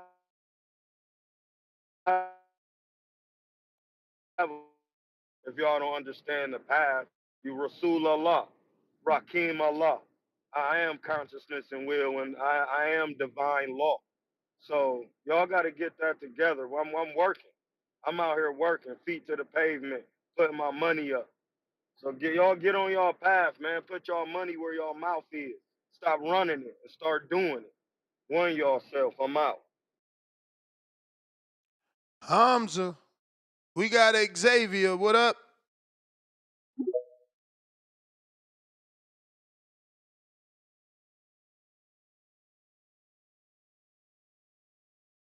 X. What up? Luke, going on, champ? What's good? So, so no Schofield, huh? No I watched that Schofield, interview. no Dubois. Oh boy. I mean, I watched that interview, man. That the shit that young man was talking about was crazy. SWAT teams stealing passports, and what is going like? But I can't see Shakur just doing this to his own career, bro. Like Shakur is 27, right? Is that right? Is that what I'm saying? 27, 20, 27, 28 right now? And we fighting Josh Pat. I ain't never heard this young man. No disrespect to him. Can you tell me something about Josh Padley that I don't know? I've never heard this young man ever. Do you know who Josh Padley is? I'm just Yeah, yeah, yeah. I'm I a, mean, I only know him because we had, you remember Timboski? He used to call in a lot, and he was high on Mark Chamberlain, and Turkey Al Sheik was high on Mark Chamberlain, so they was pushing Mark Chamberlain, and Timboski would say that Mark Chamberlain could beat Tank, and then it became a joke when Padley beat him because Padley was a plus 1190, okay. and actually Chamberlain was a minus 2000 and still lost. So he won not supposed to lose. I know. It's just I love the kid. I love the 26-minute, 30-minute interview you guys had with him and his father. Seemed good. Seemed all right. I don't know when. I mean, that was what, last week? This week? When you had that interview with him? He was already in Saudi or whatever. But it's just tough to see like Shakur not get the fights that he should get. That he need. I'm not a Shakur hater, but it's like the boy is like that. Like he's like that, and we're wasting time with fights like this. Like I was ready to watch that fight. I like the show. I haven't really watched. I think I watched a little bit of his last fight when I guess he got knocked down or he got some damage, but he came back and won or whatever it may have been. And it was just tough to see it. And Dubois, I mean, I was kind of fucking with Dubois after that last fight with Joshua. I mean, that shit was crazy. There ain't a lot. 4 rounds of just, I mean, Dubois just whooping ass and taking names until the end. He got caught, but then he just came back with that motherfucking bomb, like to one of the best heavyweights we've seen in our time. So. Martin Bakhodir, I mean, he just took out. I mean, what's up, young boy? What's his name You from may feel like Ohio? it's your time, Jared. but it's not your time. Jared, That's the I bell appreciate player you, homie. Himalaya. Do appreciate you. What's up?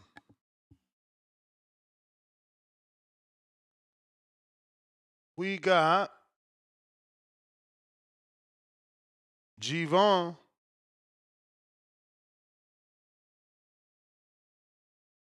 Yeah, man. Yeah, man. We got fights coming up. Excited for this shit, man.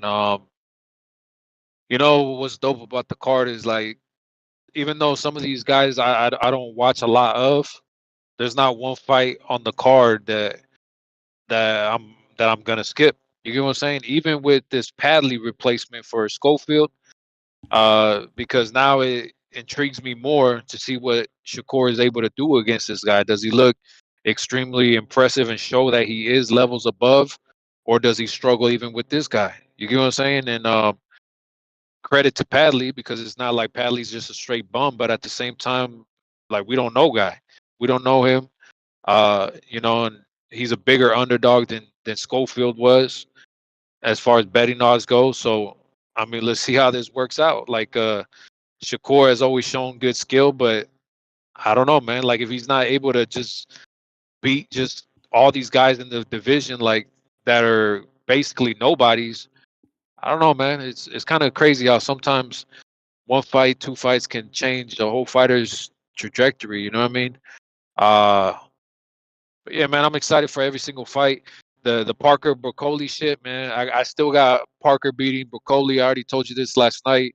A lot of people tripping, like, Broccoli like was able to do that against a guy that is unproven. Young guy who got in over his head, thought he could out bully the bully. You know what I mean? It's not gonna work that way. Parker, he's a guy who could crack, but at the same time be cracked. Like, Parker's shown a lot of durability, and at the end of the day, he's able to maneuver way better than Broccoli is. And I don't know, from the pictures, it seems like Broccoli, yeah, he's heavyweight, so it don't matter. But I don't know, it doesn't look like he's in the best of shape. And Broccoli's never been a guy who, is like some of these guys, six packed up and all that shit. But at the end of the day, he doesn't look in good shape. You get what I'm saying? So I'm looking for him to gas out. We'll see how it plays out. I got Parker. Excited for all these fights. You know, Clarissa, she still tested positive. Ness, I can't believe how, like, none of you guys making a big deal of it, huh? Is she just suspended in Michigan, or is she even suspended at all? Because I I read remember all the we. information. Okay, because I She remember, said, everybody was outraged about other people and talking about rules and protocols, and all I'm saying is, if it's in the book that it's well, a illegal substance. she is suspended. No, it's not illegal substance, my brother. It's marijuana. I mean, is okay, but is it prohibited by the commission? Yeah, and that's why she's pending trial. Okay. Like, she should. Okay, so She then should. she I don't know if violated the you. rules, I and don't know if you she heard me should be suspended. yesterday. I don't know if you heard me yesterday, but yeah, her fight should be overturned, just like Keyshawn. But outside of Yeah. that, trying to lie and say substance. No, it's marijuana. It's a substance. No. Marijuana is a drug. No, they found marijuana. We don't have to say a substance because it is marijuana. That's what Yeah, they which is a use. substance. No, they Which is use a the word substance. marijuana. You Yeah, want to use the yeah, word I hear you. substance so that you can add other people into this equation. No. Sure. I mean, with other people, I said that if they violate the rules per regulations, they deserve a suspension. I'm just keeping the same energy for everybody. That's all I'm doing. Yeah, let's see that no contest. Because she don't deserve that win if she was out there doing drugs. Yeah, man. But excited for these fights tomorrow. $25, man. Can't beat those prices. Shout out to Big Turk. Looks like we getting a free fight out in Times Square. We getting Alcatraz. We getting Raider Stadium. It's gonna be a big year, man. Shout out to boxing. Shout out to you, Ness. Shout out to TBV. All right. And Tip Bailey, shut up. Yeah, funny. Where is this? this? Where is this? You may feel like it's your time, but it's not your time. Oh shit, Joel, you there? Why you didn't say? Wait. Okay. No, he's not there. He will be now.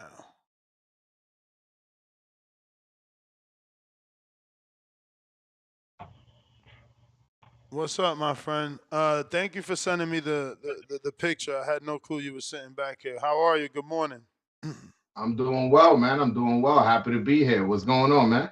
Talk to me. Your mic's not connected. Go into your Skype settings and just click your mic. But ladies and gentlemen, we're joined by the voice of Dominican boxing, my good friend Broadway Joel, up in that New York City area. Obviously, you know, I usually am going against him because he's so Dominican biased, but this time I need him to tell me why Adames is going to win because I'm going Adames too. So I just want to get someone, I want to be in the echo chamber, essentially.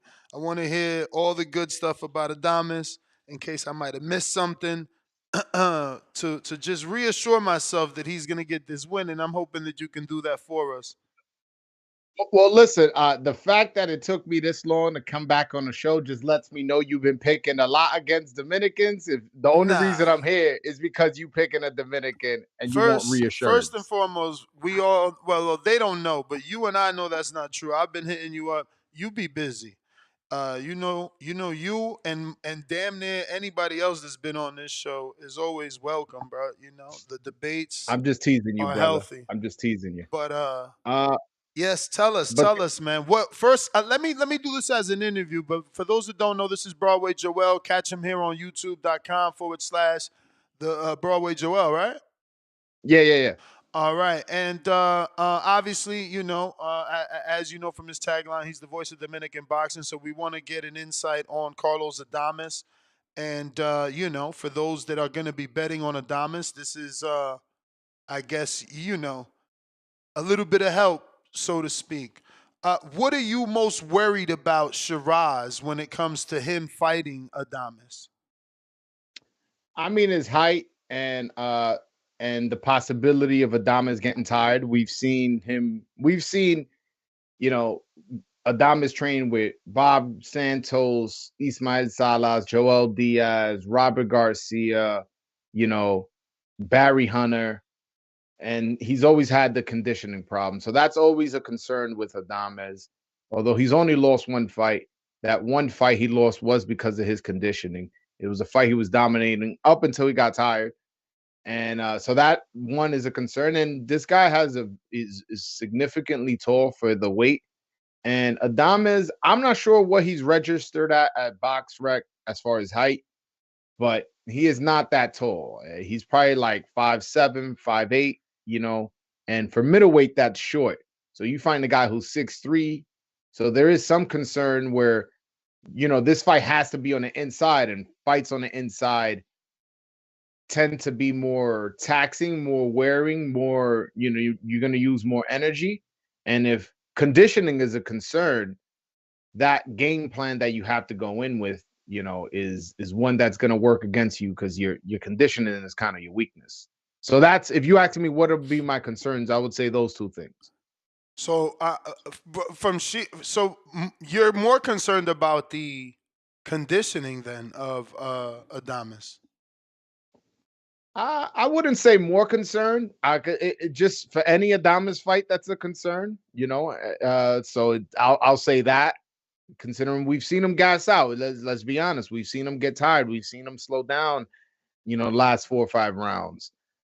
So it's that. So my opinion on that would be, as far as I would say it's equal. The height thing is significant though, because if this guy could stand on the back foot, keep him on the outside. And again, 4 or 5 inches in height is significant. It's not like we're talking 1 or 2 inches, you know. So that I would say they're probably equal as far as concerned. Without giving your breakdown just yet, give me your direct outcome. Is it Adames decision, KO, what? I got Adames by knockout. Okay. Yeah. So follow-up would be, do you see him winning by decision? Or is it he's only winning by knockout in your eyes? I mean, I don't see why he can't win by decision. Sure, maybe he wins the first 8, loses the last 4. That's just me making something up off the top of my head. I can see him winning the decision, but my prediction is a knockout. I think this guy has not faced nobody like Adames. Also, Adames can punch, man. Like that's one thing. Maybe in his last fight, people have maybe forgotten about it, but I've seen him, up close and personal. All boxes. That's what they, relayed to me. It came out. That's not something I was the one who's put it out there. I knew about it when it happened, but it's already out there. He knocked out Caleb Plant in sparring. Like the guy can punch. He has a lot more experience than this guy Sheeraz. Sheeraz, I think he's only had 1 or 2. I believe it's only 1, but it could be 2 scheduled 12-round fights, and it didn't even go the full 12. So I think I favor Adames because of the experience, the power, and yeah, pretty much those 2 things are the main key reasons why.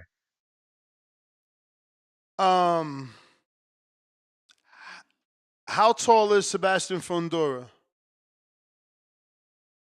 I believe he's like 6'6", no? Sounds about right. I don't think anyone's ever said 6'6", and I'm pretty sure it's not on paper at 6'6", is it? I think it is, but I'll be honest. But I believe you because I got a picture pulled up because you talked about Adames being short, and this is in Acapulco, and I believe I'm 6'5". I know that to be a fact. I've been measured throughout my life. So Sebastian is taller than me. But he said he's registered on BoxRec at 6'5.5". Well, that half an inch is definitely in half an inch. But Carlos is significantly shorter than us, as you can see. You can see it, right? Or no? Are you getting the podcast I can see it. view? I can see it. And that's him with a hat on. Exactly. And he Dominican. He probably had the tacones on the bottom. He had some shoes and giving him some nice little lift. You know what I'm talking about. You know exactly what I'm talking about. Now, are you picking it by knockout because of what Ammo did with the straight left? I mean, Sheeraz is not exactly Pernell Whitaker. I'm not saying he gets hit a lot, but he does. You can get to him, and I think Adames could punch, man. I genuinely think he's gonna, ironically, wear him down. Ironically, and I say ironically because it's Adames who typically tires out. I think Sheeraz is probably coming into this confident. He's coming in as the favorite. He's fought in Saudi Arabia before, so he's probably coming in a little bit. And then once some hands start getting put on him, I think he's gonna slowly start breaking down, and I think he's gonna get the stoppage. I don't think he knocks him out like 10 count. I think it's gonna be I think once it gets to the 6th or 7th, I think his accumulations are gonna start setting in. So what can you tell us about the entry into the country? When it all broke, I texted him, and he said he was still in Vegas when they were reporting that he was still in the airport. So I was like, yo, are you literally still in the airport? He was like, nah, but I'm here in Vegas. So what do you know about the situation? When did he actually get to Saudi? Is he okay? I watched an interview with Spencer Brown. He's claiming that there's multiple people that have the flu in Saudi. Floyd Schofield pulled out the fight, being sick. Now Daniel Dubois pulls out, being sick. How's he doing mentally and physically? As far as his, so I spoke to members of his team, and he wasn't allowed to enter Saudi Arabia till 9 days before the fight per his work visa, I guess. But he didn't feel 9 days was enough to adjust to the climate, adjust to the, just adjust to everything, the time zone, everything. So he planned to book a flight like 3, 4, 5 days before, and they didn't allow him in the country. But he was upset because he was going with Luis Salazar, who's a Dominican fighter. He was going to be going with him. He was going to be going with Thomas Delorme, who's an American citizen. And both of them were approved to go. And he didn't quite understand that. But with revision, it is in the contract that he has to leave at a certain date. So technically, he was right to be held up in the airport. But this is now me talking. Forget about me reporting. I think it's kind of ridiculous that you put in a date as to when somebody could come in the country. Like, if I'm a fight there, if I want to get there 5 days earlier than you told me I should get there, I should be able to do that. That's just me talking. That's not what he said. I just want to be clear. I think the only thing to that is they make preparations, right? Like, you're not just getting to the country. Like, you're being invited. They're waiting for you at the airport. They're taking you to your like. You ain't finding your own B&B and things of that nature. So I think that's has something to do with it. But have you spoken to him, and is he okay in terms of food poisoning, water, like dehydration? Because we just had I forget who was just on, but basically, you have to be very hydrated over there. And like I said, these people have the flu over there. So is he okay? Well, I misspoke. I haven't spoken to him within the last week or so. So but I have spoken to him like about a week ago, and he seemed really, really focused. He was like, "Yo, I don't know if they were trying to do mind games at the airport, but that's not gonna work. You know what I'm saying? I'm good. I'm strong. I'm focused. Ain't none of that." Like, he seemed very unbothered by what happened in the airport. But as far as now, with the whole sickness going around and the food and staying hydrated and getting comfortable with the time, so I haven't spoken with him regarding that. So I actually wouldn't be able to answer that, unfortunately. But fellas, go ahead. You good? Nah, I was just sending him a message. I thought you had spoke to him, so I'm like, let me just send him a message. I didn't. I typically weigh-in day don't like to bother the fighters. I usually reach out to the managers, but this was kind of unplanned, so I haven't reached out to the manager or him regarding anything as far as what's going on over there. It sounded like you might have to cut out, and if you do you want to squeeze in any other? Oh, you don't? Okay, so no, I don't got to cut out. I'm good. Okay. So obviously, I wanted you on for that. You've made your pick. I do want to get your official predictions on some of these other fights and see which way you're leaning. We'll start from the bottom to the top. First and foremost, again, keeping it interview style. Do you care for Joshua Buatsi, Callum Smith? Yeah, sure. Why not? It's a world level fight. Yeah. Why wouldn't I? Well, when I say do you care, like, is that, okay, you're on the East. Are you going to be tuned in at 11:45? Like, you're going to make sure to start your card at 11:45, or is that a playback fight? Like, do you care? You know what I'm saying? Because I'm waking up. I'm watching everything. Over here in the West, I got to be up at 8:45 already with the TV on. That's when he goes in the ring. But I want to see it. But I'm asking, do you care? Like, is that a fight you could read the outcome? Yeah, I'll be honest, do you need to watch it? Yeah, I don't need to watch it. I answer it that way. I don't need to watch it. I'm gonna watch though, but like, let's just say I got caught up doing something, and I missed that fight. I'm not gonna be like, damn, man, I can't believe I missed that fight. And that's exactly what I am looking for. But what's your prediction of that fight? I like Buatsi in this fight. I do like Buatsi. Callum Smith is strong. He does have experience with Canelo. Say whatever you want. Yeah, he lost every single round, but it's still experience, and it's something where he maybe learned a thing or two. I just think Buatsi is just a little bit more fresh, just a little bit better, and yeah, I'm going Buatsi. Same questions. Do you care for Big Bang Zhang versus? No, I don't. Okay. I really don't. Okay. Do you have a prediction? I'll be honest with you. I never seen the other guy fight. That's just me keeping it 100. You never seen Ajay Kabayel? Okay. Nah. Okay, so you're not making a prediction.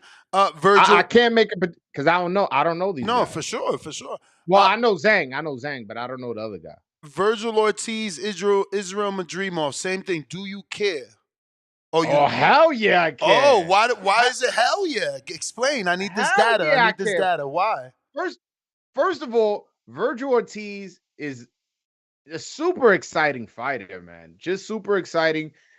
He did Is have it a the rough go of it. knockouts? What makes him super exciting? Is it the knockouts? Well, What yeah, exactly? the knockouts. I mean, I know he didn't get a knockout in his last fight, but other than that, and in that fight, which some people felt he lost, I'm not going to disagree because I didn't score the fight, but you get dropped 2 times, and it was a competitive back and forth fight.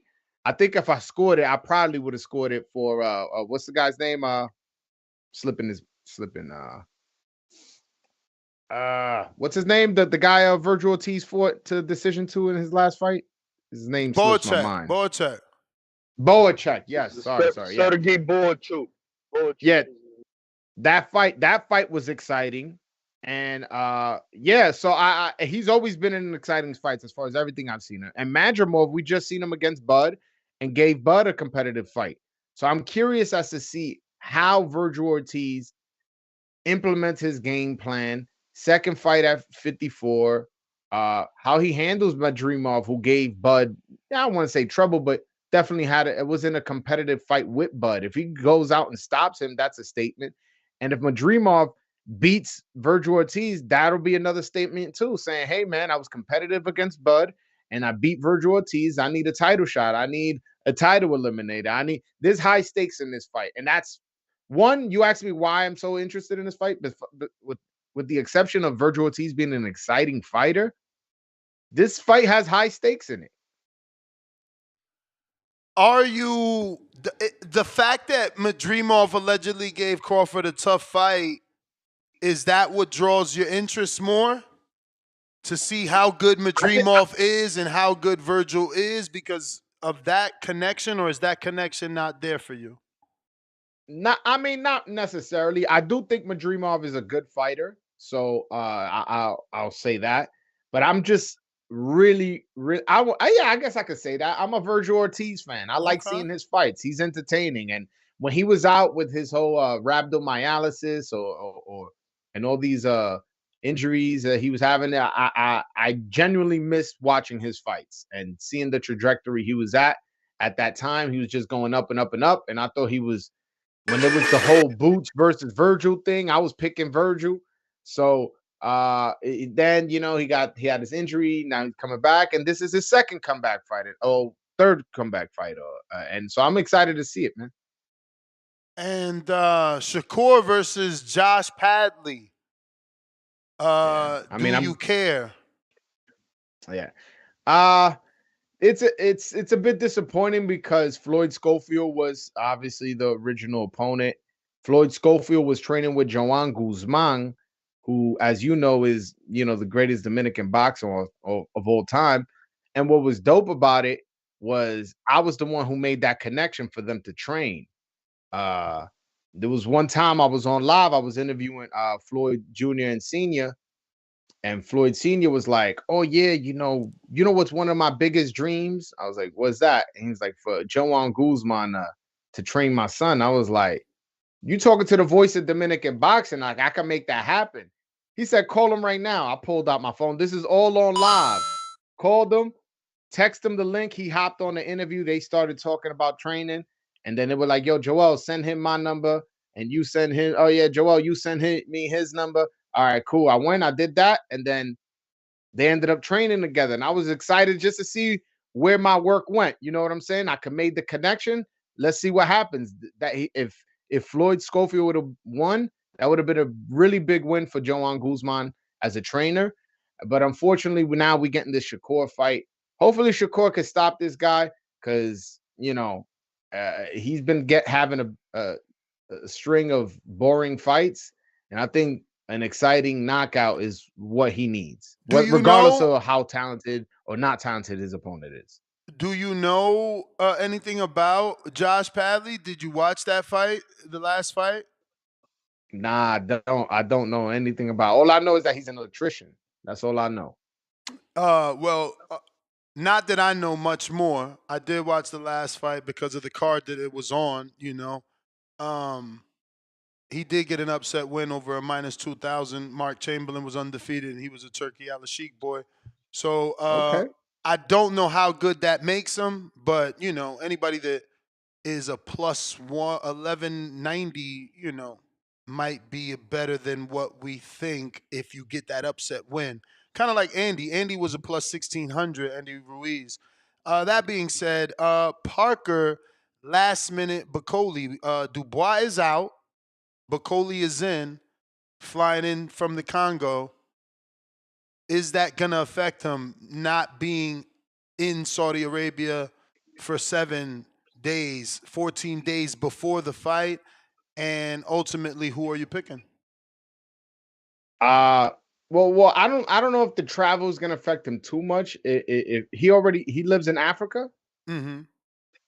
Yeah, so I don't know exactly where in Africa he's from, but the Congo. That flight. From the Congo to Saudi Arabia, that's not too far. That might be like from New York to like, I don't know, Michigan or something. I don't know, but it don't seem that far. So I don't know how much the travel is going to affect him. I hope he was in shape though. I hope he was in shape because after his last performance, he got me really excited about seeing his next fight. Unfortunately, now we're going to see him in a short notice fight. So hopefully he's in shape. Hopefully he's stayed in the gym and he's not taking this as just a money grab. But I don't know who to pick because I think if Bakhodir would have had a full training camp, believe it or not, I would have went Bakhodir, man. I would have went Bakhodir. But now with short notice, and it's literally days. It's not like the man got, I got 5 weeks of training camp. I wanted the full 8, but I got 5. It's like, you got 7, well, not even 7, like 3-4 days. So it's about a 9 to 10 hour flight, but they're saying it's an average flight time of 20 hours. So it could be 10. Damn. It could be 10 to 22 hours from the Congo to Saudi. But when you look at it on the map, you're right. It is like, it's definitely not New York to Michigan, but it is right there. So or New York to Cali or something, probably. No. I mean, again, for whatever reason, it says the flight distance from the Democratic Republic of Congo to Saudi Arabia is approximately 6,800 miles. With a flight time. That's twice the length from California to New York. To Ohio, because from California to Ohio is 3,000 miles.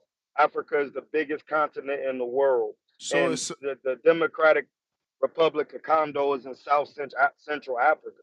So you're going from Central Africa, South Central, all the way up north. That is a long way, bro. Oh, bro. It says it's gonna be. I don't know. I'm not a geography major. I don't know. I just off the way I remember looking at it says it's gonna be a 10-hour flight, but roughly 22, depending on layovers and the route. So yeah, I mean, I don't know if that factors in. I think so. I would want to rest, right? Like he's actually flying in to the weigh-in, right? Like he should be landing today or that's wild. I don't fucking know. He should be getting there or he gets a win. His career just took 5 steps forward if he gets a win. No, he's an overnight success, overnight star. I mean, listen, they saying that I watched an interview with Spencer Brown and they say that he's getting paid enough to buy 10 houses out there. Now, I had got some false information. They told me the houses were cheap. That's a lie. I actually was given a new link, and that is it's expensive over there. I got a whole thing which says Property Star. It's a like a link in the to sell houses in the Democratic of Congo, and it's like 13 houses here that are not cheap. But that being said, your main event, Beterbiev Bivol. What's your pick on that one before I get you out of here? Well, first I'll say I picked Bivol for the first fight. I thought Bivol. I'm sorry. Did you say Bakhodir Parker? I feel like we talked about the travel and not a pick. Or you don't want to make a pick? Okay, you don't know him that well. I'll give you a pick. I'm gonna go Parker only because it's the last minute thing. But if we had a full training camp, I think I would go Bakhodir. I think I like what Bakhodir did in his last fight. And I always knew he was a decent fighter, but his last fight, I felt like he took a nice step up in terms of just little skills, moving his head a little bit more, throwing that uppercut, showing that heavy hands that he got. I would have picked Bakhodir on a full training camp, but considering this 2-3 days in notice, bro, I just can't justifiably pick him. Yeah, man. Now we can move into that Bivol then. Okay. Yeah, well, so for the first fight, I picked Bivol to win by decision. I thought he won. I'm not gonna say robbery because that's a word that's thrown around too loosely. I think it was I thought he won probably 7-5, but he lost the right to complain. He Oscar De La Hoya, Tito Trinidad himself. Try to get fancy the last 3 rounds and run and not throw no punches and give those rounds away, and that costed him the fight.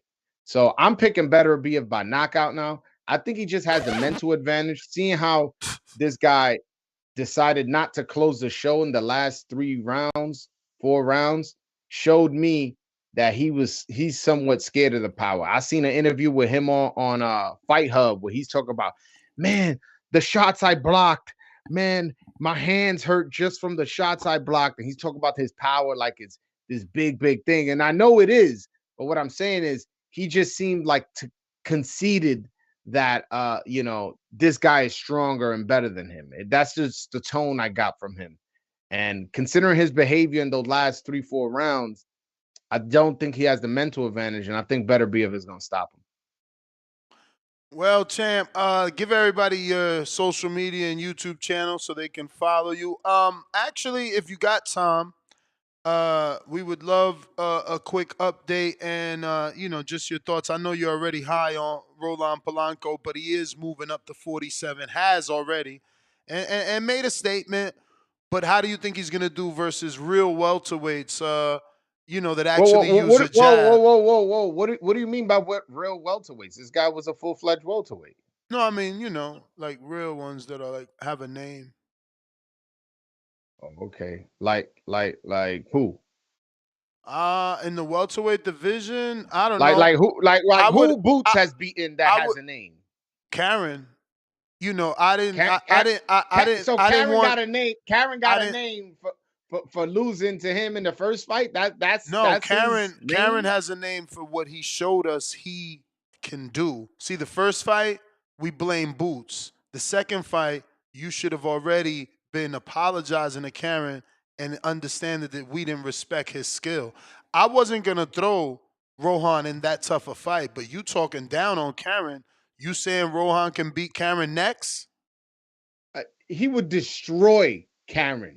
Next? He would destroy him. The question is next. Okay. What's up, gentlemen? Rohan is ready for anybody at 147. Anybody. Okay. That's how high I am on him. No, that's good. That's what I've seen him spar middleweight title challenges in person and fuck them up. This is What's not up, gentlemen? What up, Marco? Give me a minute here. I'm doing my thing with Joel interview style. Listen, this is not the typical times I have you on. I'm not here to debate with you. I hear you. You love him. That's cool. Remember I said this so we can move on to the next Dominican. I want to get your assessment on his he shouldn't be doing that shoulder roll. He's going to get in trouble for it. Mayweather is Mayweather, and only Mayweather is Mayweather. To be fair, I never seen him get hit. I never seen him get hit too flush. The only time I seen him get stunned was against Hunter one time, and he recovered well and started trading with the guy. But he got a little stunned in that fight. So I don't know if you were about to bring that up. I do remember that. No. Like I said, I'm not taking any digs at him at all. I just really wanted to know how good he is and how he would do versus a better welterweight. But I see that you already think he could beat Karen. Look, I'll be honest. I don't know that he could. Honestly, I want to move on to Jan Santana, who that's who I was about to bring up. But go ahead. No, yeah, I have a personal friend in La Romana that knows him, and he loves him. So I wanted to get some information on that. But a guy like Karen is trouble for Roland because he's doing this dumbass shoulder roll. Karen is the mover. Karen's the mover. You know what I mean? But that's just my issue. I would have never asked for Karen. I would, maybe a Van Heerden, another tall, older welterweight. Samuel Vasquez, right? He hasn't fought any welterweights. He's been eating himself through. Didn't he start at 35? What he started at? Who? Rohan. Rohan started at really he started at like between 140 and 147. So a lot of his fights are like 43, 44, 42. So then they saw like making 140 kind of was gonna be much. So they just moved him up to 47. So that's what happened. Yeah. But yeah, no. So he started out at that weight. But he in the amateurs, he fought at 156. All right. Actually, I remembered about the nickname. Have you ever asked him if is he gonna try and fight Rayo for the nickname? Because he told me, and it's on YouTube. He told me he wants to fight. This is when he was fighting at 140. He told me he wants to fight Rayo, and he said if he doesn't he wants to fight Valenzuela. Let's say that if he doesn't knock out Valenzuela, he'll take off his nickname. He goes, forget about winning. He could fucking win by decision, and he'll take off the El Rayo nickname. By the way, Rohan's a great interview because he be popping his shit. By the way, it's funny. My community was like, "Yo, what the fuck? He stole his Jose Venezuela's name, like, because he's not popular. You feel me? So they El Rayo." We know that to be Jose's name. He's going to have to. It's like Big Baby and Big Baby. Everybody was high on Jared. So they was like, nah, he's the real Big Baby. And, But listen, moving on to Yan Santana, man. What could you tell me? I watched some fights. He's very fast, but he gets hit. He does need to work on his defense. But one thing he told me, because he's honestly, believe it or not, he's actually likes to box and move and shit like that. But I'm like, yo, bro, you went to brawl against Valdez in Miami. Like that shit it stole the show. It's best fight on the card. I'm like, and he's like, yo, bro, I'm in America. I'm Dominican. I know that, people say we need to make a statement. I was coming in to knock this dude out, and taking some punches was what I needed to do to knock him out. That's what I would do. That's what I did. He didn't get the knockout, but it was an exciting fight. He's an exciting fighter. He needs to work on a few little things because I do think he's like very excited. But man, he is the goods. He is goods. He is very dedicated, very focused kid. He just won Prospect of the Year for the WBO this past year. He also won Prospect of the Year for my channel as well. I'm very high on him, and he's one of my favorite just fighters, period, just because of our relationship. He's a very, very good kid, and he's focused. He's another one that talks greasy, calls people out by name. He right now he trains in Puerto Rico, and he said he wants to fight all the best 126 Puerto Rican fighters, just to let them know that he's the best in the island. Like he's popping his shit, man. I'm a big fan of Yan Santana, so I'm glad you brought him up. Those two, Rohan and Yan Santana, I want to say the only two Dominican elite prospects that we have. I'm talking about elite. Everybody else, we got some good guys, very good guys, but as far as elite prospects coming up, you want to know who Broadway Joel is all in on, whose chips is all in, is those two guys.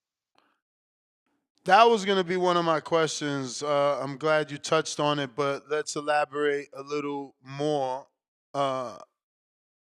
How long has he been in Puerto Rico? Because, that's kind of the downfall for the Dominican. They get this money. Doesn't matter how much, because it's such a conversion for them. And they're already accustomed to a certain lifestyle. So it's like, even young at this beginning stage, the thousands that he's making is still a lot. So how long does he remain in Puerto Rico? Is it only training camps? One thing I can assure you, and I know that's a concern, and it's a justifiable concern. I can assure you, Yan Santana's one guy you don't got to worry about. Yo, bro, sometimes I call him to tell him to slow it down. He runs 10 miles a day. I'm like, bro, that's not healthy for a boxer. Run 5 miles a day. I don't give a fuck. I'm training, I'm hungry, I'm this, I'm that. He's like super duper focused, where his trainer tells me like, yo, this kid is focused. You don't have to worry about nothing with this guy. So I'm not worried about that with Yan Santana. Yan Santana told me he wants to be the first Dominican undisputed world champion. He feels like it's a race between him and Rohan to get there. And he is very dedicated. When me and him talk, we never talk about money. He, like other guys, yo, when I get my money, I'm gonna do this, I'm gonna do that. He's like, yo, bro, at this stage of my career, I just want all the belts. Once I get all the belts, then I'll start worrying about, how much money I'm gonna make and stuff like that. But he goes, I want to accomplish my goal, and that's my goal. And a quick, I just have a quick story of how he got signed by David McWater, who is, I don't know if he still is, but used to He's be no longer or is. T.O.'s manager, but yes, he's a very good manager. Shout out to Split T Management, Sarafina, Yeah. David, and everybody over there. They're a good company. They've had Charles Conwell. They've had a lot of people throughout the years. So let me tell you a quick story of how David McWater discovered Yan Santana. So Yan Santana was going to the Olympic qualifiers in Ohio, and I don't know if he missed his flight or his flight was delayed or something like that. But by the time he got there, they told him like he was already like not eliminated, like he was no longer going to be available to fight. But there was like, so he was like, obviously pissed off. So he asked people if they wanted to spar, and there was a few guys that needed work, and he knocked out 4 guys in a row in the first round. The second guy, he knocked out 3 guys in a row in the first round, and then the fourth guy, he knocked him out in the second round. And Dave McWater was like, all right, I need to sign that guy right away, and signed him on the spot. Well, not on the spot, but that's when he decided he wanted to sign him. So that's a cool story on Yan Santana.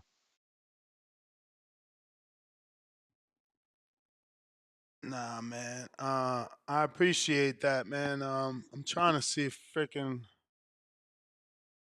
What time is it over there? In New York? Last seen today. Oh, we just missed them. What time is it in Saudi? In Saudi, I got you right now. It is 7:43 p.m. Oh, okay. He could be up. Maybe he comes back on WhatsApp. He ain't been on what I mean, but at the time I sent my message, he was already off of WhatsApp. But hopefully I get him. And I mean Carlos Adames. So who is Young's trainer? Who's in Puerto Rico that's world level like that? There's a trainer. His name is Emilio Lozada. They call him Millo. He runs a gym out there. It's called Monterrey Boxing Academy or something like that. It's known as the best boxing gym in Puerto Rico. And what's been relayed to me is that Yan Santana is the best fighter in the whole gym. And that's been told to me by multiple people. Also, Daddy Yankee goes every now and then and goes and trains over there. So that's something that's cool. Yeah, his name is Millo. I don't know who else he trains, but that's as far as who's his trainer, that's his trainer. Also, would you want Dominican on Dominican violence with Flas and Polanco? Wait, isn't Flas Puerto Rican? Nah, he's another fucking, what's my man name? Delorme, bro. Dominicans that were born or raised over there, so they claim, I think they do it for boxing. Puerto Ricans support more than Dominicans, bro. So I think they do it for that. But Delorme was born in like Saint Martin and raised in PR, so claims PR. And this other one, Floss, is Dominican, but claims Puerto Rico. You know how it is. No, well, I know he was born in Puerto Rico. I don't know if his parents are Dominican. Who? Flas. If I didn't forget so much shit, I met him in Pro Box. We had the conversation. He's definitely Dominican. By Really? blood, I mean, for sure. Like at least by blood, like his parents Dominican. Okay, I'll take your word for it. I never met him, never spoke to him. Really? Don't know Voice nobody of who knows Dominican him. boxing? You ain't get on that? Nah, I was always told he's Puerto Rican. I even asked Yan Santana, who's out there in Puerto Rico, about him, and he told me he knows that he's seen him spar, that he's a talented guy, this, that, and the third. And I asked him, I was like, yo, I heard rumors that he's Dominican. Well, it wasn't me. We was on an Instagram live. It was somebody else said that. And he was like, as far as I know, he's Puerto Rican. I mean, he may be Dominican, but we never had that conversation. Reach out. Samson cut me off, so reach out to Samson. That's his fighter, and get him on, and then interview him, and then discover it. Samson cut you off? Why he cut you off? Oh, because I said, David and probably Fundora need to find new management. All right, I can see why he upset off of that. He got those careers stagnant though. Let's be real. I mean, I got who's talking about Cordell Booker? And I love Cordell Booker. How many times have I interviewed him in the last, let's say, 18 months? Him. Mm-hmm. I always shout out his manager, Paul. But that's not what we wanted. He made Fundora not take the Crawford fight. Fake doctor's excuse about some nose that they couldn't fight till October. Then October comes and they don't fight nobody. And then cool, Crawford ultimately gave him the green light because Crawford wanted to go in a different direction after being made to wait. And then they trying to force feed us this Spence fight. And the boxing guys keep showing that's not happening. So ultimately they had to pivot. So who loses out? Sebastian Fundora. He lost out on a Turkey Al-Sheikh, Terrence Crawford fight and paycheck. I mean, and let's talk about David. Who the fuck told David to move up? So he lost out on a Canelo Alvarez payday to fight Vazdek and a prospect. Now nobody talks about Morrell, this is what's wrong with the sport. See, I want to pat my back because I told these dumb motherfuckers that Morrell wasn't him. But now no one even talks about him. The kid is dead. No one's mentioned his name. Nothing. Not when we're gonna see him back, who they want to see him with. Well, I thought he put up a respectable and he performance, did, though. And he did. But where's his fan base now? They weren't a fan base. They were just Canelo feared fans that wanted David to be derailed. So they made an excuse about Morrell and they built up a facade about Morrell. I don't know, but the only thing I'll say about Benavidez moving up, the guy did miss weight before. The guy did fight at a catch weight before. Really? Like, he missed weight. Like how many years ago? He was undisciplined then. I'm saying he could make 168 comfortably. You know and that his father just came on the show. He can make 168 now. They said they can make 168 now. I wish they could have made that 64 Turkey Al-Sheikh was offering him to make the fight Crawford. That's what I wanted.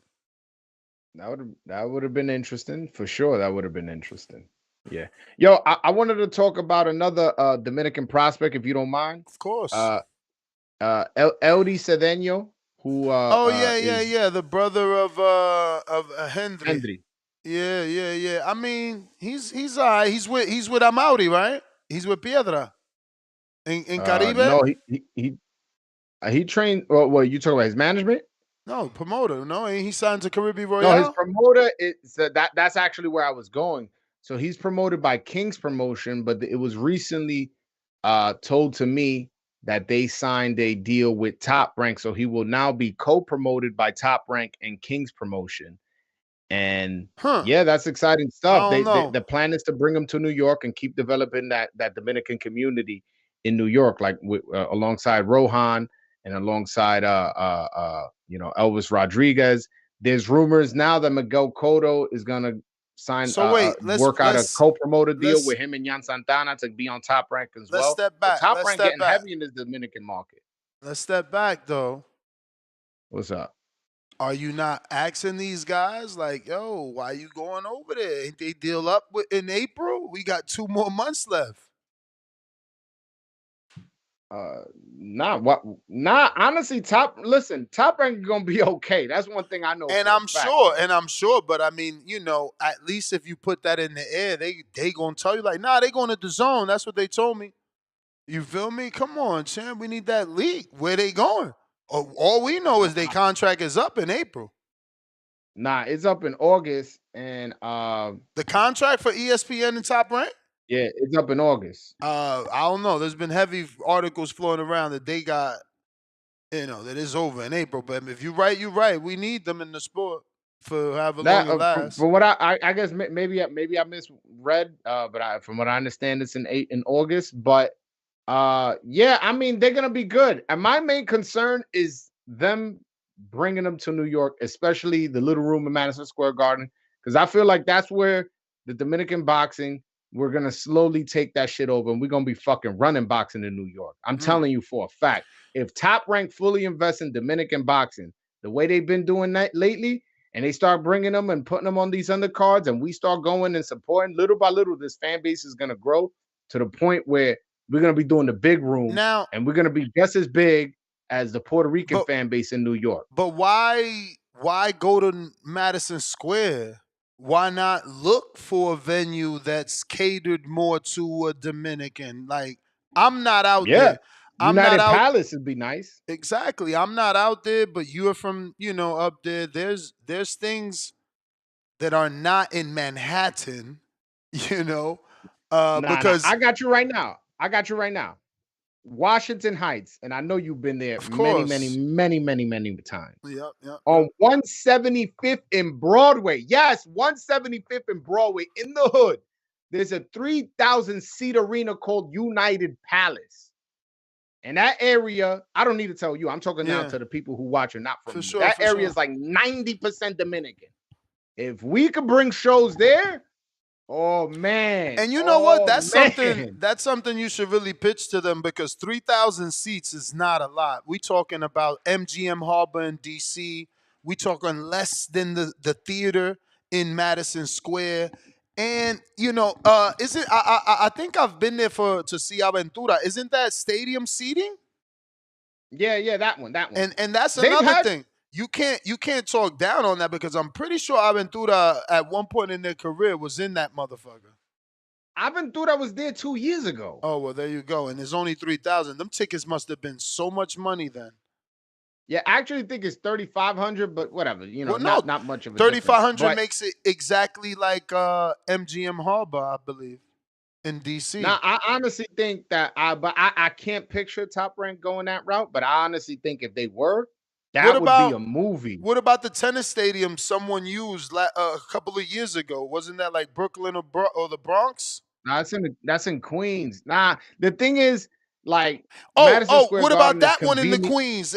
I always see low-level shows. Shout out to Felipe Leon, my Dominican peoples. He used to do shows in the Queens Resort Casino. Why Top Rank don't go there? You talk about Felipe Gomez? Oh, did I say the wrong name? Yeah, the Dominican one. Nah, that's my man's. I just interviewed him for my podcast, and he was my former trainer too, believe it or not, back in the days. Why can't they use the Queens not a lot of one? Dominicans in Queens. So like that's a trek. Yeah, for, but like, that's right off the highway, ain't it? Nah, but bro, from Washington Heights to the Bronx, that's deep. That's deep. That's a good like hour drive, 45-minute drive. You know what I'm saying? People ain't trying to do all that. Now, Madison Square Garden, centrally located to every place, Jersey, Brooklyn, Queens, Uptown. That's a perfect place. They saying and United you ducked Palace, the fight. forget about it. They saying you ducked. They saying you ducked the question. What was the question? Roland Nicholas Floss, man. Violence. Who you got? Well, I literally just said. Well, Damn. Now my editor ready for everybody. Now my editor has you stuttering, everybody, including Floss. Any name you mention at 147, I'm saying Rohan. Every name, just throw him in there. That's it. He's ready. He's ready. Let's go. Listen, I think Tim Bradley before the fight. Tim Bradley, this is a step up. We're gonna see what he's made of, and this that. Stopped him in 2. The guy has 22-1. Used to be signed with Mayweather. You know what I'm saying?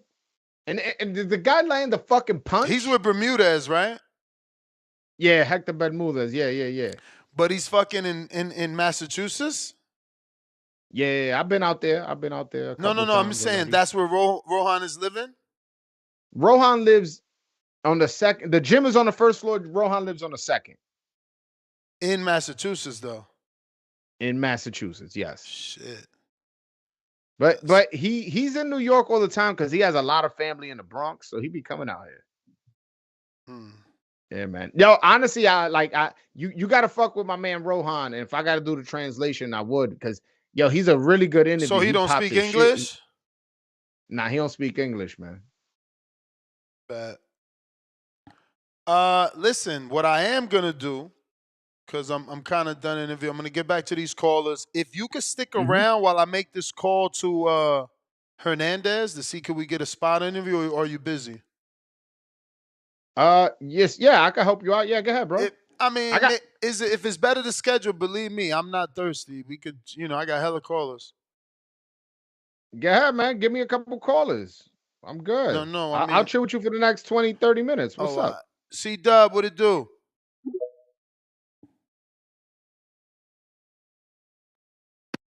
C-Dub. Yo, how the audio? Straight. Great, that's what's up, man. Shout out TBV, smash that like button, it's free. Do something with yourself. Yeah, man, life just life, man. I'm in the DR, man, but I had to check in. One of the best cards of the year, could be of the decade. And then even when fights pull out, Turk, man, you got to give it to him. You can't knock this. The pivot game strong. He pivoted right to Bakhodir. That's crazy. I think I'm gonna go with Parker though. That's crazy. That's crazy, man. You can't knock that. I know I'm gonna go with Parker though. I think I'm gonna go with Parker, the boxer. I picked Jerry Anderson last time. I just can't get that Michael Hunter fight out of my head, I guess. But we're gonna see. Bakhodir got to prove me wrong again. He can prove me wrong again. I'm gonna go with Beterbiev this time in a rematch. If Bivol going to open up and punch more, I think his path to victory is to hold, jab, and grab, maybe and move some more. But if you're going to open up and punch more, then it's going to open him up for the knockout. Shit, he got Shakur by decision. That's a lot. I'm gonna go with Hamza to beat Carlos Adamas. I'm gonna go with Kabayel to beat Zhang. I just think if you just get past the fourth round with Zhang, you could beat him. Yep. And I'm gonna go with Bill and Smith. I'm gonna go with Bill and Smith against Buatsi. Did I miss one? I don't think you I did don't think you Madrimov and missed any. Ortiz. Ortiz Madrimov. Oh yeah. I got Ortiz. I just got to see how Madrimov gonna fight this time. He pulled out a different style for Bud, which was just showed the levels, just showed the boxing acumen that he got to be able to switch up the style and make it efficient too. But normally all the fights I seen, I never saw him fight like this, so I didn't even know he could do that. But I think Ortiz gonna bring the fight to him, and then we're gonna see how he can take that fight. Because Bud was waiting to counterpunch, but Ortiz not gonna do that. So we're gonna see what it's like. We're gonna see what it be like, man. But yeah, everything right now. Just having fun in the sun. About to hit the beach in a minute. Where you So, at? life just life. You in I'm in DR, right? Tucson. Oh Yeah, he yeah, said he's because in New York. I'm in DR. because you changed the screen name, so I didn't know if that was the real C-Dub. Yeah, that's me. That's me, Oh, man. you in Sosua? Okay, damn. So what you landed in Santiago? Yeah. Oh no, I came through Puerto Plata, I think. Yeah. Okay. I think it's some shit like that, Puerto Plata. And we probably gonna go back there, man. But yeah, que pasa? Enjoy yourself, life, champ. man. Enjoy yourself, man. Tell these fools. That's what's up, man. Yeah, they got to get out. You got to get Yeah. out, man. Yeah, man. It ain't hard. It ain't It ain't hard. hard. It's easy. Salute. I'm about to check that message now, champ. You the I'll man. tell you, man. I'm going for Bakhodir, right? All But right. I just saw the pictures of him arriving, and he has that pot belly going. And that's the one thing that worries me about him is his. It could show a bit of discipline problem. The fact that he's always coming in. Let's be honest, he's a good 30, 40 pounds overweight, almost always. What do you think? I don't know, man. I don't know, right? Like, if you watch that Hunter fight, that was Slim Bakhodir. Yeah, And and now remind me of that fight. Was it a shoulder injury? Did Hunter just give it to him? No, he had a shoulder injury at the end of the fight. I don't know if he started the fight with that injury, man. Yeah. So do we really count that as a full-on injury since he got hurt? I mean, as full-on loss since he got hurt? Oh, of course, of course. I mean, if you watched it, you know, which is Yeah, rhetorical. I don't remember that fight. But He so he lost because his issue is gonna be athleticism, my brother. You know, Parker isn't as athletic as a Jared and a Hunter, but maybe he can learn from the mistakes that they made. You know, which was staying in front of that man. You can't stay in front. You have to go lateral, left or right. You go straight back, you're getting put down. You're getting put down. That's simple I'm hearing a lot mathematics. of George Foreman comparisons. What you Hell guys think yeah, of that? because of the reach. That's what I see. Because of the reach and power, because that jab is just as strong as his right hand. And it's awkward, bro. Like he cuts the distance. I don't know how. It's his reach, bro. It's his reach. Yeah, the dude's almost 3 bills. Like he's heavy. He's a big dude. Do you gentlemen both you pick Bakhodir to win? No. Oh. What about you? Yeah, I Ness? mean, I already pick told Bakhodir. I already I told got everybody Bakhodir. I'm riding with Parker, man. Yeah, I got Bakhodir. I got Bakhodir. I did add Bakhodir to my parlay just because I needed that extra boost on the parlay to make a little bread, you know. Because I definitely give him a chance, but just bro, 2-3 days notice, it's tough, man. Boxing's a tough sport, man. It is, but you know he could have been in the gym this whole time, so it might not matter. I mean, Nah, but he wasn't. He wasn't. You saw him looking heavy. He wasn't he in the looks gym. heavier. He wasn't in the what'd you say, Ness? gym. He was in the Congo building houses. His house. Right, and the truth is, even if he was in the gym, he wasn't preparing for Parker specifically, so that will work against him. But Parker wasn't preparing for him specifically. But let me catch up on these super chats. I got K-Ricks $2. Smith, except with Nello and Beterbiev, helps him win. Okay, I guess he meant his experience, and he abbreviated. So he's saying Smith's experience in the fights with Beterbiev and Bivol help him beat Buatsi. That's an interesting take. DC3 says fix the audio on Discord, which I think is okay at this point. RRT boxing with Mr. A, $10. These heavyweights don't have the cardio to move like Hunter, which was his main weapon. Hashtag Hardin. Exactly. But it was also lateral. He wasn't going straight back. RRT boxing with Mr. A, $5. That drinking caught up too. Joe Joyce. Exactly. Throwing up on camera. Always, come on, bro. Those rumors was out here, especially in Vegas. He was living it up out here. Capicu, $2. F.A. or Sanchez versus Anderson is the fight to be made. Yeah, if Top Rank had it their way, they'd probably do F.A. and Jarrett and cash out on Jarrett. But, Jarrett might have a Riyadh season option left. I don't know. RRT boxing with Mr. A back with another 5 time to drop a bomb for the dub.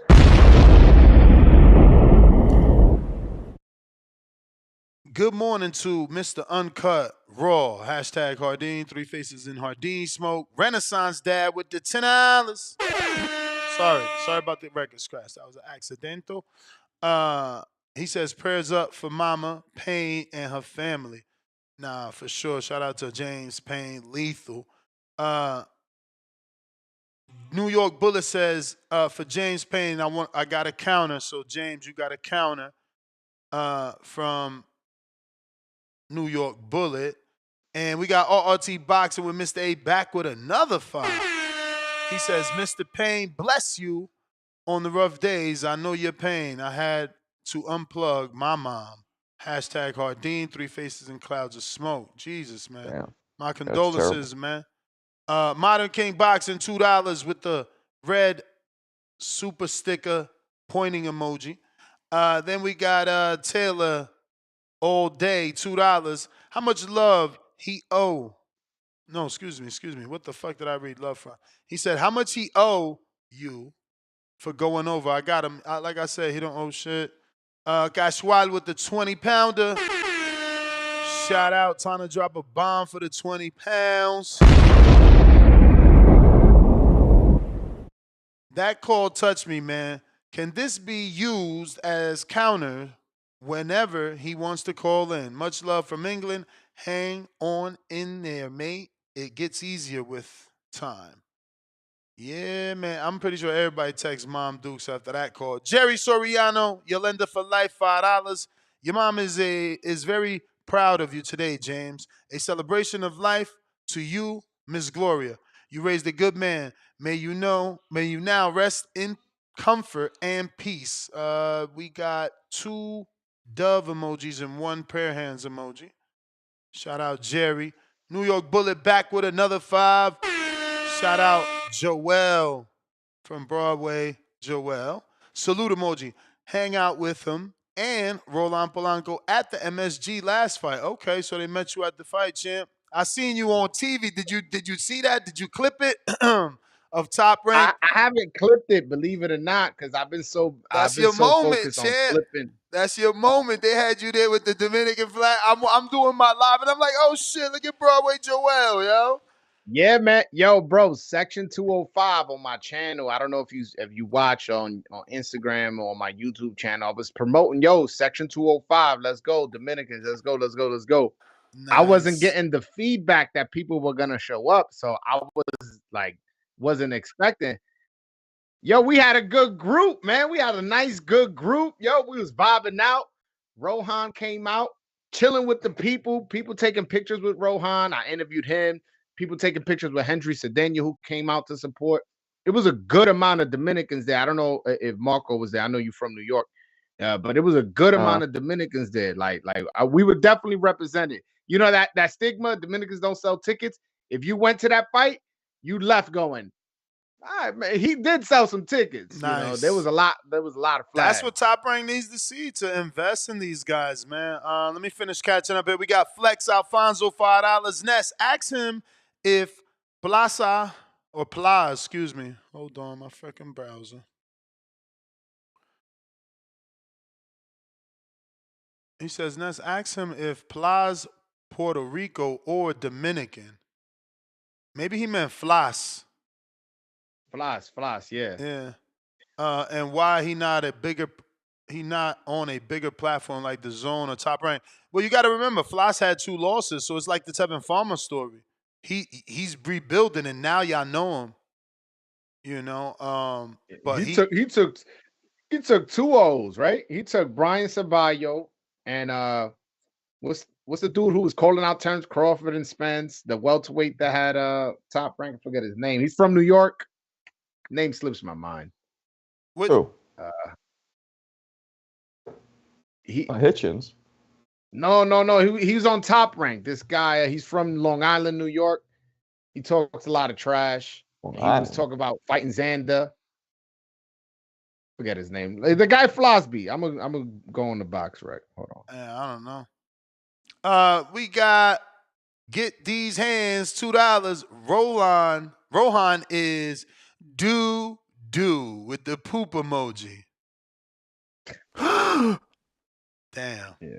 I got laugh out loud pillow. I'm not even gonna respond to that. Jahai Tucker, by the way. Okay. Oh. Yeah. For you to say Rohan is doo-doo after all he's done on Top Rank is knock shit out is like that. You just being a hater. Word. So get your dick rotting ass off the fucking. Laugh out loud pillow. What up? Yo, what up, panel? What's good with y'all? Good morning. Let's see here, man. Let's see here. Thinking about it, let me go back to Floyd Schofield because I seen a picture of him on Facebook, or it's probably floating all around social media. But bro was in the hospital bed, and he looked like he was under anesthesia, or like he looked dead. You know what I'm saying? He was standing there. His dad took a picture of him. So I kind of want to take back some of the stuff I said about him because it looked like he was under, like he looked like they put him under to help him out, or he was just laying down in that picture, you know, and they planned it that way. But what's going on out there in Saudi Arabia, man? What's Dubois is sick now? What they feeding them people out there? You know, I started putting on my investigator's cap, and I started thinking about some shit I used to hear. Like, you know how I don't know if y'all heard it, but like, you know how growing up they used to tell you like if you go to Africa or you go to a different country, you got to take some shots. You know what I'm saying? You got to take them shots so your immune system could be like up to date with the germs and stuff out there. I'm thinking to myself, like, did Dubois take them shots? What's going on? Because 2 people on his car getting sick. Ah, That's good a big idea. thing, That's a man. good I point. don't know the last time we seen that. I don't know if we ever seen that. Two people on the same car that drop out because of sickness, like, because that's different than an injury. So yeah, I want to know more about Dubois. Like, is his link towards like his stomach or something he ate? Because I mean, we don't know what are either they of them, feeding him? right? Yeah, we don't know yet, right? We just know it's a sickness, but that's so vague. It's like, what did it come down to? Because this fight is like 5 days away, so you know you don't really get sick that quick, unless it's something that has to do with like your stomach or food poisoning, or that hit you like the next day, or not even the next day. That can hit you in hours. You feel me? So that's interesting, man. I wish they would come out more on that, because that's kind of weird about Saudi Arabia. That don't happen nowhere else, man. That don't happen here in the United States. So yeah, man. But enough of that speculation. Let me just give y'all my rundown on his card. Of course, Buatsi's gonna get that win. Caleb Smith, right now, he's a gatekeeper. Ain't nothing wrong with that, but he's a gatekeeper. Kabayel versus Zhang. Zhang if he gonna win in 5 rounds, he's gonna win. If not, Kabayel's gonna win. So let's go Virgil on the next fight. Madrimov versus Virgil. We gotta support the Mexicans, even the Mexican Americans. Much love to Virgil, bro. So man, I don't know if I'm gonna get past this card, bro, but I'm gonna know if I'm gonna get through. Who But you got, we all Adamas or know it's gonna be some good Shiraz? fight. Adamas, bro, of You course. may feel like it's your time, Of course I'm rocking with but it's Adamas. not your time. Shout out to Put my the bet guy. on a knockout. Put the bet on a knockout for Adamas. That's the bell, player Himalaya. Yeah, I talked to Schofield's pops. I don't know. You might have interviewed him at this point, but I was like, "Yo, what happened?" He didn't want to say anything. He said, "We're waiting on the lab work to come back, and I'm going to tell everybody, whatever that means." That's what he told me. Yo, Ness, I gotta sneak out. You need me for anything? Nah, you the champ, man. Appreciate you. Hold on. I just want to tell everybody, yo, follow my page, Broadway Joel. I'm the voice of Dominican boxing. I also have another page. I have the Broadway Joel podcast, where that one is a lot less just about boxing. I am going to be interviewing boxing people. I interviewed Tio. I interviewed a boxing historian, so that is going to be part of my channel. But I also interviewed a former NYPD sergeant, former leader of the Latin Kings and King Tone, who had a documentary made on his life in HBO back in the early 2000s. There's and I got other few interviews coming out, and I want you guys to support my just Broadway Joel podcast on YouTube. I'm working on getting it on the Spotify and Apple Music and all that. But as of right now, it's just on YouTube. So if you guys want to support me, I got 2 channels, Broadway Joel and Broadway Joel podcast. Go subscribe, please. NYC, baby. All right, man. See you guys. Till next time. You the man, champ. Appreciate you. If you're watching this on YouTube, go ahead and support me. Hit that thumbs up. That's free. Go ahead and subscribe right now. We are 1 subscriber away. Actually, we just did it. We did it. You feel me? But now we on the hunt. We need another 900. So we got 237,100. On to the next one. Now we got to get another 100 under the belt. Another 100 and another 100 until we at 238,000. So if you haven't already subscribed, please do so. If you literally subscribe right now, we'll see that number change, and that will motivate people to do it right now. Go. Right now. Do Who's with me? Do it. Where are thou? Yeah. Oh shit. That's Damn. fucked up. Okay. Well, That's fucked shout up. out to you guys. Shout out to you guys. Spider Rico, that was probably you. That's fucked up. Grand Rising, God. What up? You got me? We No, I wouldn't got do you. that to you. I'm with we and me. You know what I mean? I'm not a betting man, and they don't allow you to bet in Oregon. But if I could, I would bet Big Bang, You could bet on the my Bronco. bookie.ag. Use the code TBV. My bookie work Would do everywhere, that. man. Do that, and somebody make this bet for me. Bet them all by knockout. Big Bang, the Bronco, and Broccoli. I pray for we and me, that Allah got us to ways of peace and safety, the straight way, never to go astray. Tell Hamza I'm drinking the tea. Tell Hamza I'm drinking the tea. I bought herbs from every continent. That's we and me at its highest potency. Tell Hamza I'm drinking the tea. Anything is possible. Nothing is impossible. Rest in peace, Muhammad Ali. It's a grand rising. We are never mourning. We are never grieving. We're here to stay. We're never leaving. Never good enough. Jehovah God, regret making us. And Allah, let this happen to us.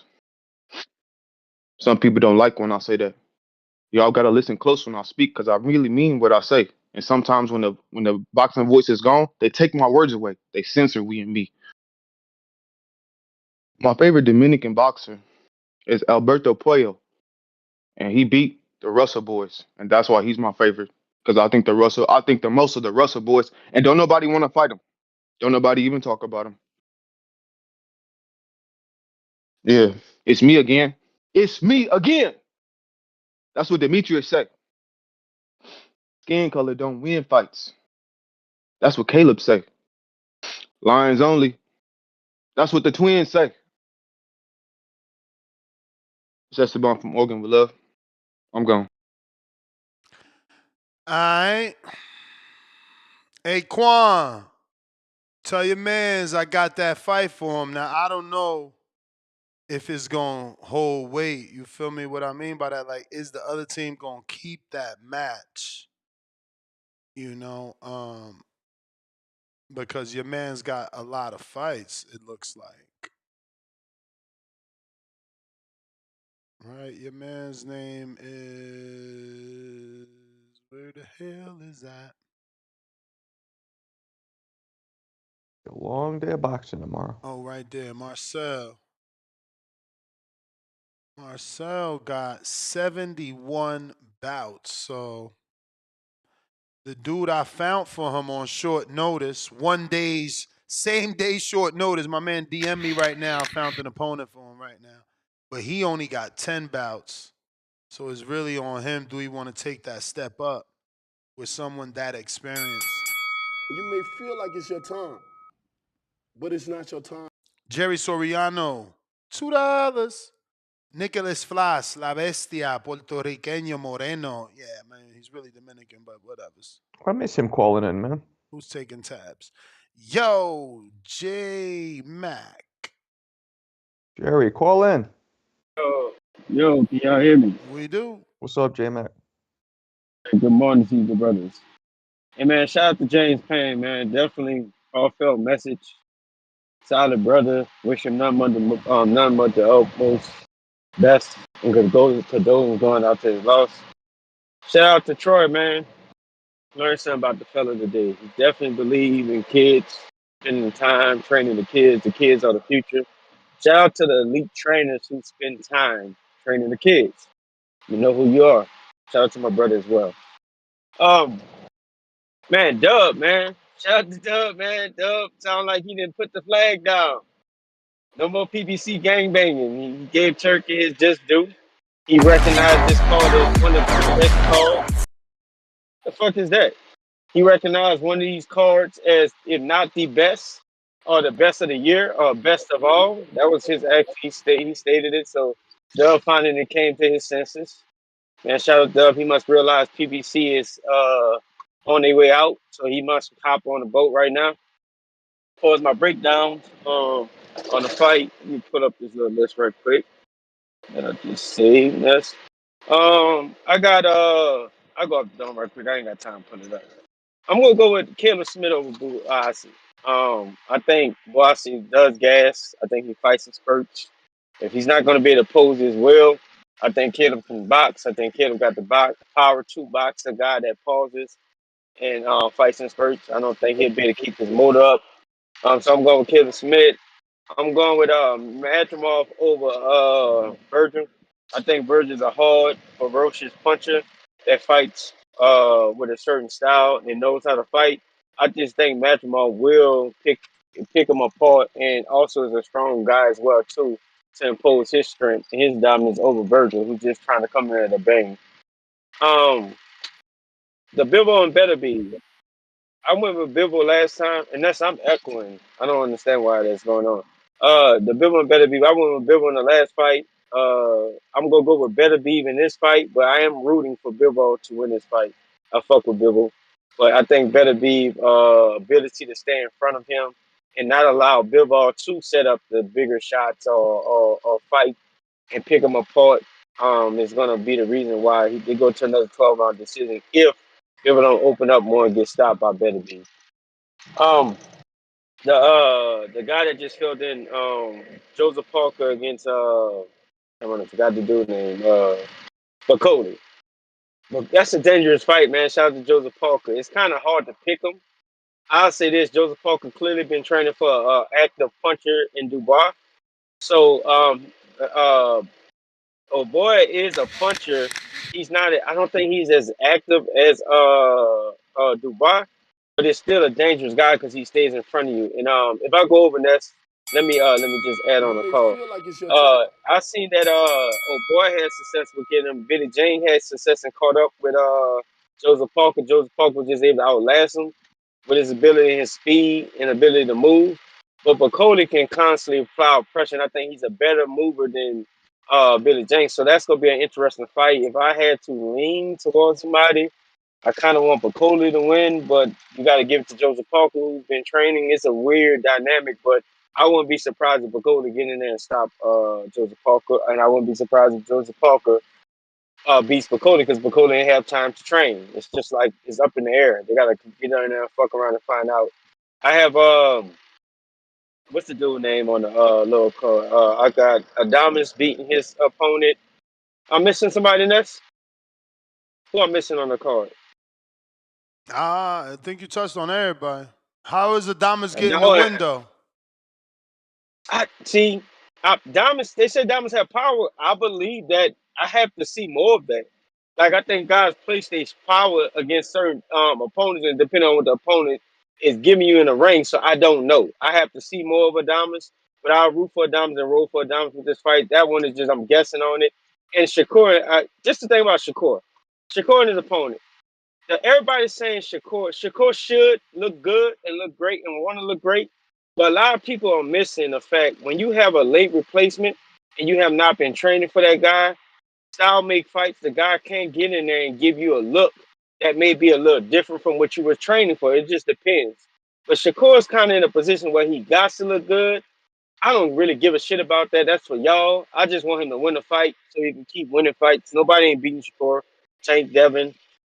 None of them guys, respectfully, Keyshawn, I fuck with Keyshawn. Keyshawn not being Shakur. I just think Shakur got that style that it's gonna be hard to beat. No matter how boring it is, it's gonna be hard to catch up with him. But looking forward to this weekend. And man, like I said, shout out to all the elite trainers who put that time and spend time with their kids, man. The kids matter. The children of the future. Shout out to Whitney Houston.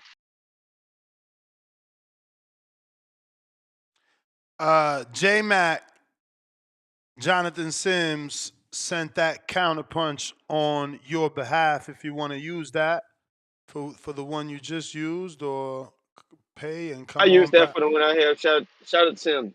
I let Tim take care of that. Appreciate that, Tim. You're the man. No TBX shit though. No TBX shit though. It's Tim. He Not TBX. definitely put counterpunch for J Mac on behalf of TBX member.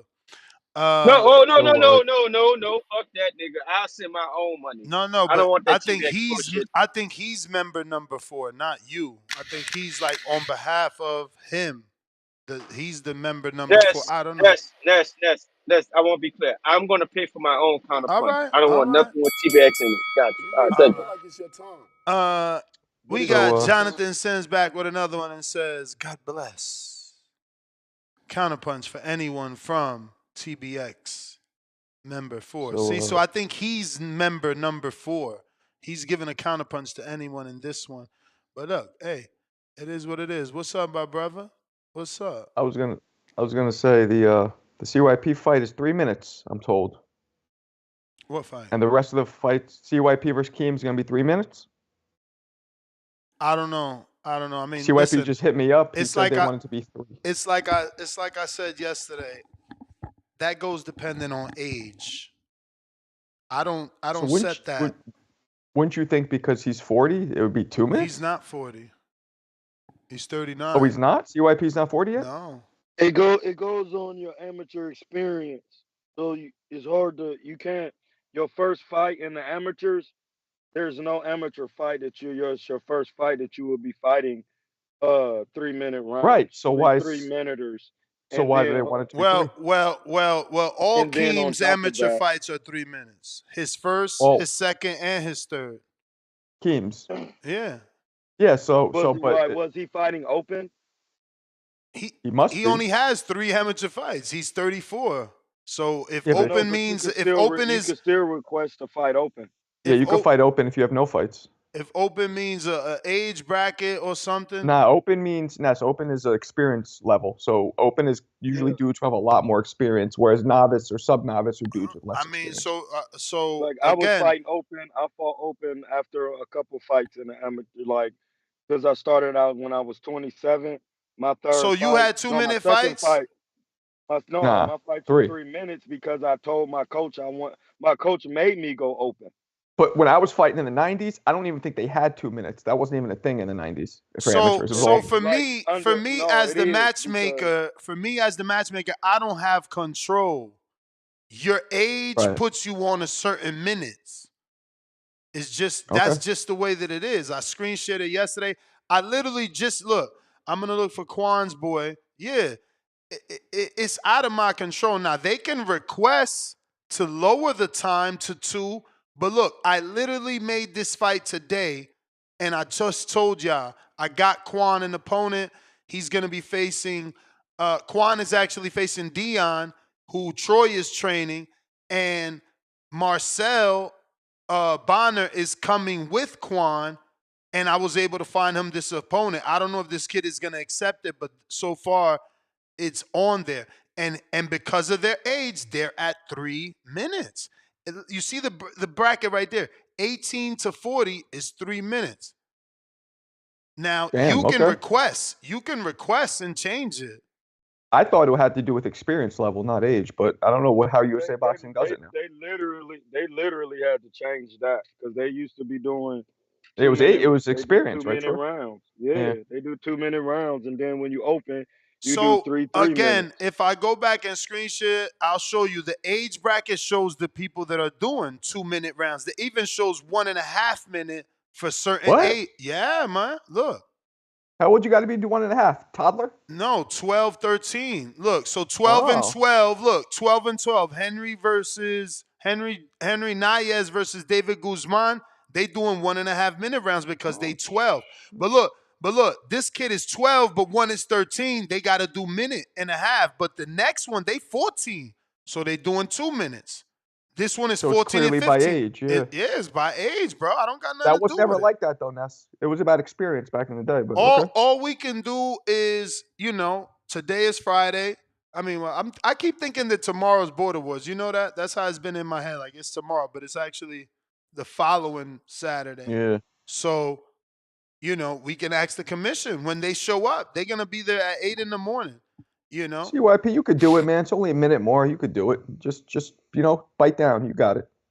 I mean, you're the trainer. What's your thoughts? Because I'm going to be interviewing CYP at 12 o'clock anyway. What is your? I already told him I didn't get. It don't matter what the time is. Okay.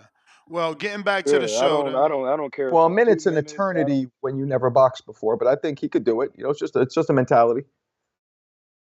It's just being calm. If you're not calm, you can't do shit. Exactly. Listen, no matter what I think they can both find a common ground because while Keem's fights have all been at 3 minutes in USA Boxing, and this is what we fighting in, he's also had, 3 fights in Border Wars all at 2 minutes. Border Wars non-sanctioned bouts. But again, USA Boxing took over. That's And that's why I'm happy, because those things are out of my control. Who gets matched up? All I can do is click on your name, and it gives me who I am allowed to match you with. It's just like throwing me back to when I first started. I never thought 10 seconds or 20 seconds could last so fucking long. But I remember when I first started, that shit's like, But come on. Marco, this is why I need Turkey Al-Sheikh finances for this, because boxing fans don't know this. So they sit there and say, man, he ain't letting his hands go. He a fucking bum. Oh, man.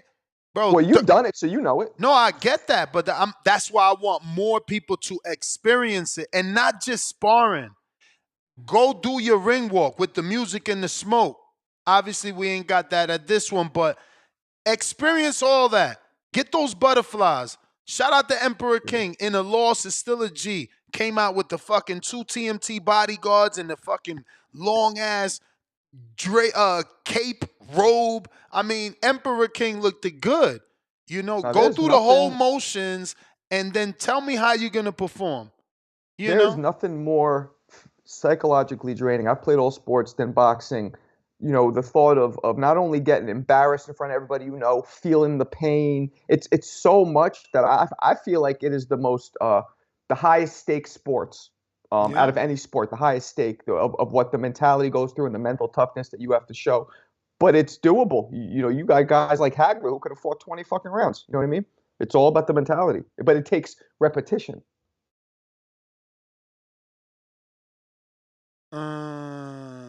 Damn, Troy dropped out.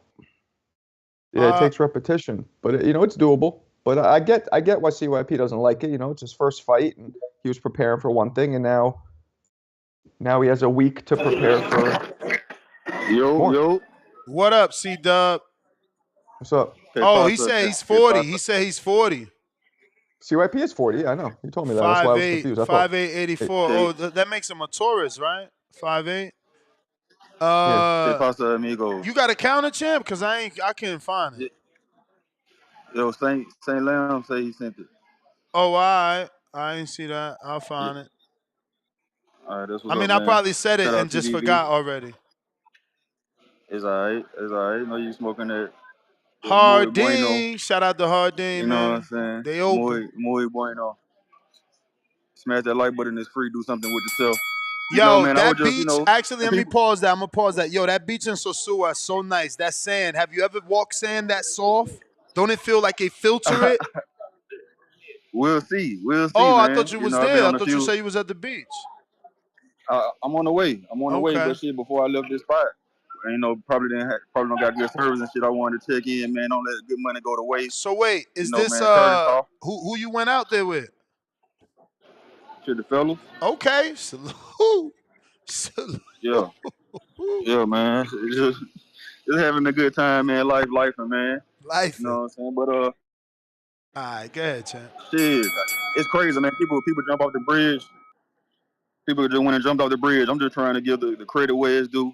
You know, recognition. You know, ain't no fugazi shit. It's just real over here, man. So when Turkey do a call like this, then you gotta salute it. You know, 50-50 phase. That's what we want in boxing for the sport to make the sport grow. You know, so but don't get it twisted. Do not get it twisted. Still PBC. Still thank you, Al Heyman. You know, as on this card, you got a PBC fighter. You know, in order to compete with the PBC, everyone has to come together and form Voltron. In order to even compete, that should let you know right there all you need to know. You know, so the implications of the fights for the winners of the card this weekend coming up are tremendous. You know, got Usyk going to be there looking at the winner of the Parker and Bakhodir, they say. You know, it's Colin Smith. I've been waiting on Buatsi, man. Buatsi been ducking yard. I really wanted to see that a long time ago. So let's see who's going to get. Are they going to fight the loser? Because David Benavidez, the Mexican Monster, is supposed to be fighting the winner of the fight tonight. I mean, of the fight tomorrow. So, you know, it just implications everywhere, man. Good shit. Will Shakur put on a spectacular performance? Not just dazzle in the defensive department, but the offensive department, so where people could clamor, where people can rant for the tank fight, or is Keyshawn going to continue to make his way and probably jump him? We'll see, man. We'll see. But you know, I'm just trying to give light where do shine light on Turkey. It's his give him the flowers on this weekend, man. Because PBC coming up, so don't worry. PBC this next weekend after this. So don't worry, man. You got Tank face the boxing, one of the faces of it. You still got 50-50 phase on that card as well. Boston in a great place, man. It's in a great state. Just going to continue living life, man. Life, having fun in the sun. Should not be back, man. Right on time. But I'm still, like I said, I'm still gonna try to find a ball or something that's playing the fights. But if they don't, I just watch it on my phone and shit. So it's all good. Shout out TBV, smash that like button. Bruh, you Do in something with DR, man. You could tell the bar of your choosing, put the fight on, and give them some money, man. It ain't that hard. Give them a couple dollars, all right, man. I promise you. I easy, promise you. Listen, if you easy. really want a ball, they'll roll you a fucking TV into your VIP wherever you at, bro. They'll make it happen. You just tell them what you need. All right, say no more. All right. All right, Ness, man, y'all be cool. Yo, you should have told me. I'd have had my Peace man out. pick you up at the airport. You'd have had the real deal. He'd have Man, got you. He'd have Tank took should it. have jumped in. He should have fought Shakur and then fought next week on some You may gangster feel like shit, it's and your that would have time, squashed all of the duck but it's talk. not your time. Yeah, right, man. I thought you said you was a boxer, bro. That's physically impossible. And then again, would we really want that? No build up. Well, hold on. It's not physically impossible. Sugar Ray Robinson, those dudes were fighting once a week. It used to happen quite a bit. Not on this But level. You talking about jumping and yes, fight, bro? You talking about? yes, All right. yes. I mean, I Back in guess that was technically, it. I don't know. Show me the fight where someone on Tank's level jumped in to fight someone on Shakur's Oh, level. yeah, not jumping in, but they would fight once a week. Like that Yeah, shit but would that's happen my back in the point. You literally want him to jump in and fight Shakur, and day. then Yeah. jump and fight Roach in Well, March see, there you 1st. go. You're giving me the white voice again. You I said know. don't I'm do just the saying. Mickey Mouse voice. You said jump in. You said don't do that voice. Just don't do either. Nah, but obviously it's a joke, but that would squash all the talk on Tank's resume if he did some shit like that. No, for That would show sure. how gangster he is. It would be certainly And I heard people unexpected. complaining. They go, Parker fights a monster like Bakhodir, but Shakur jumps in against an electrician, which I'm not discrediting the electrician, but why didn't we get a tougher fight, even though For technically he's Shakur? undefeated? Yeah. Navarrete to somebody. I don't know if he has a fight coming up, but Navarrete. I mean, shit. Bakoli's probably in better shape than Navarrete, bro. You crazy? Navarrete somewhere drinking them modelos. Yo, Jay Swift counter. Navarrete Jay certainly Swift, drinking them modelitos. the Bronx. 1 2 1 2. Can What you up? hear me? What up, We champ? got What you. Yo, up? that was a dope interview. What's my name? What's my man's name again? Broadway Joel. Yeah, he be up here in Dykeman. Mm-hmm. Oh, he's from the Bronx? Yeah, it's like nah, man. It's the top of Manhattan. It's right above 175th Street, right above Washington Heights. Yeah, right on the border, right. Well, sort of. But yeah, they got a couple of clubs up here, and I go past them, but I be working, and I'm too old. I'm not really into trying to pretend I'm young. I'm not. So, I'm not. I mean, I'm not gonna front. I'm, a lot of old niggas want to be young. I don't. I had too much fun being young. I'm watching and I'm resting. That's what I'm doing. I like, but no, serious. I don't mind watching and letting the youngsters do their thing. Get out their way. It's not a problem for me. Except for No, Tip I feel the Bayless. I'm same gonna way. knock Tip Bayless out. I'm gonna knock Tip Bayless on his ass when I see him. No, I'm kidding. Don't take that seriously. Don't take that. I don't think niggas be that old nigga say he gonna fuck you up. I'm joking. Is you getting But at him anyway, for the glove comment that he made? yeah. That's all. You know what I'm saying? A little tit for tat, that type of shit. Ain't nobody real. They trying to have no real smoke over nothing. I did enough smoking when I was young. I'm cool. I can watch the smoke now.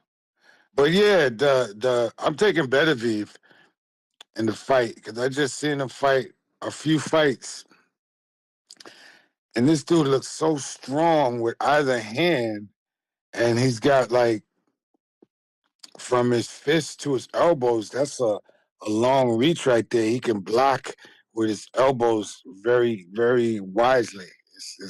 It's so smooth. And Bivol, I don't know, man. I think Bivol started out great. You know, he had this confidence going and everything, but then I think he got overconfident. And I think that happened when he beat Canelo. But I'm not sure if that was even a fair fight because, you know, they were light heavyweight from a normal middleweight or light middleweight or to me it wasn't. To me it was awkward. The fight was awkward. You know, Canelo dared to be great, and he's allowed to do that.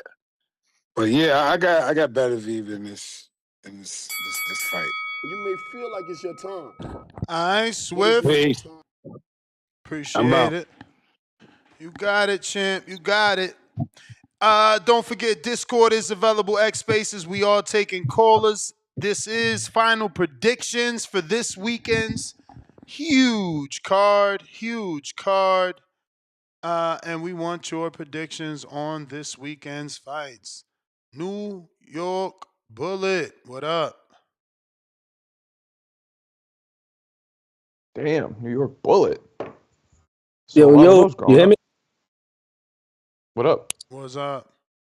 Yo, what's up, Marco? What's up, Ness? What's up, Hamza? We still there? He dropped off. So predictions. Who was the first fight? Callum Smith and Buatsi, right? I believe so, yeah. Mhm. I'm gonna lean towards Callum Smith off of experience. Not sure. I'm not 100% on that fight. I don't really watch either of them too much, but I'm I with kind of you. know Callum Smith a little more. Who's after Callum Smith? The next one is Sheeraz Adames. Yeah, I believe so. Mhm. It's an uphill battle Got for Adames, but I'm riding with Adames too. I'm gonna choose all right. Adames on that one. I think he got to get the knockout though.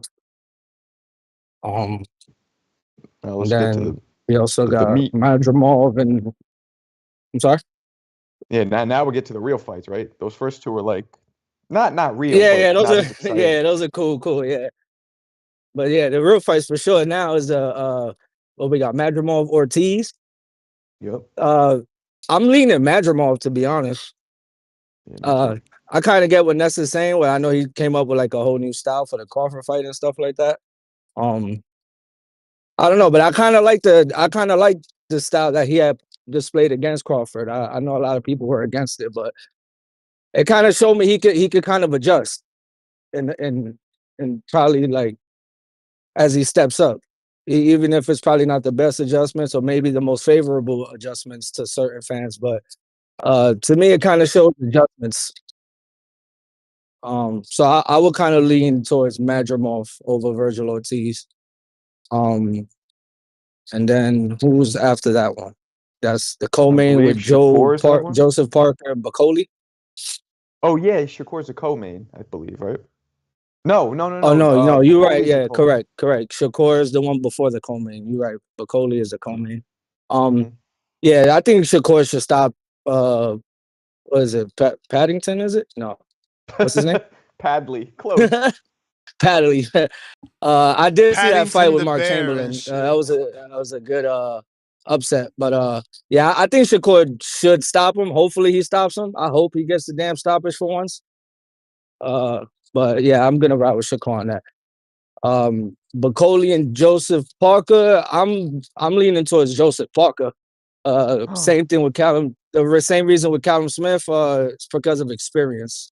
I really do favor experience when it comes to these type of matches, and I do think 2-3 days or whatever notice Bakoli got. I think that's a little bit too short, especially for the caliber of someone like Joseph Parker. So I'm gonna lean Joseph Parker on that one, and then Last but not least, of course, the Bivol Beterbiev. I thought Bivol won the first one. I did think it was a close fight. I edged it Bivol, and I'm gonna edge Bivol again. Not sure You may if he'll feel be like able it's to your hurt time, Beterbiev, but it's but I not hope your he time. does. Appreciate the call, Ness. Have a good one, y'all.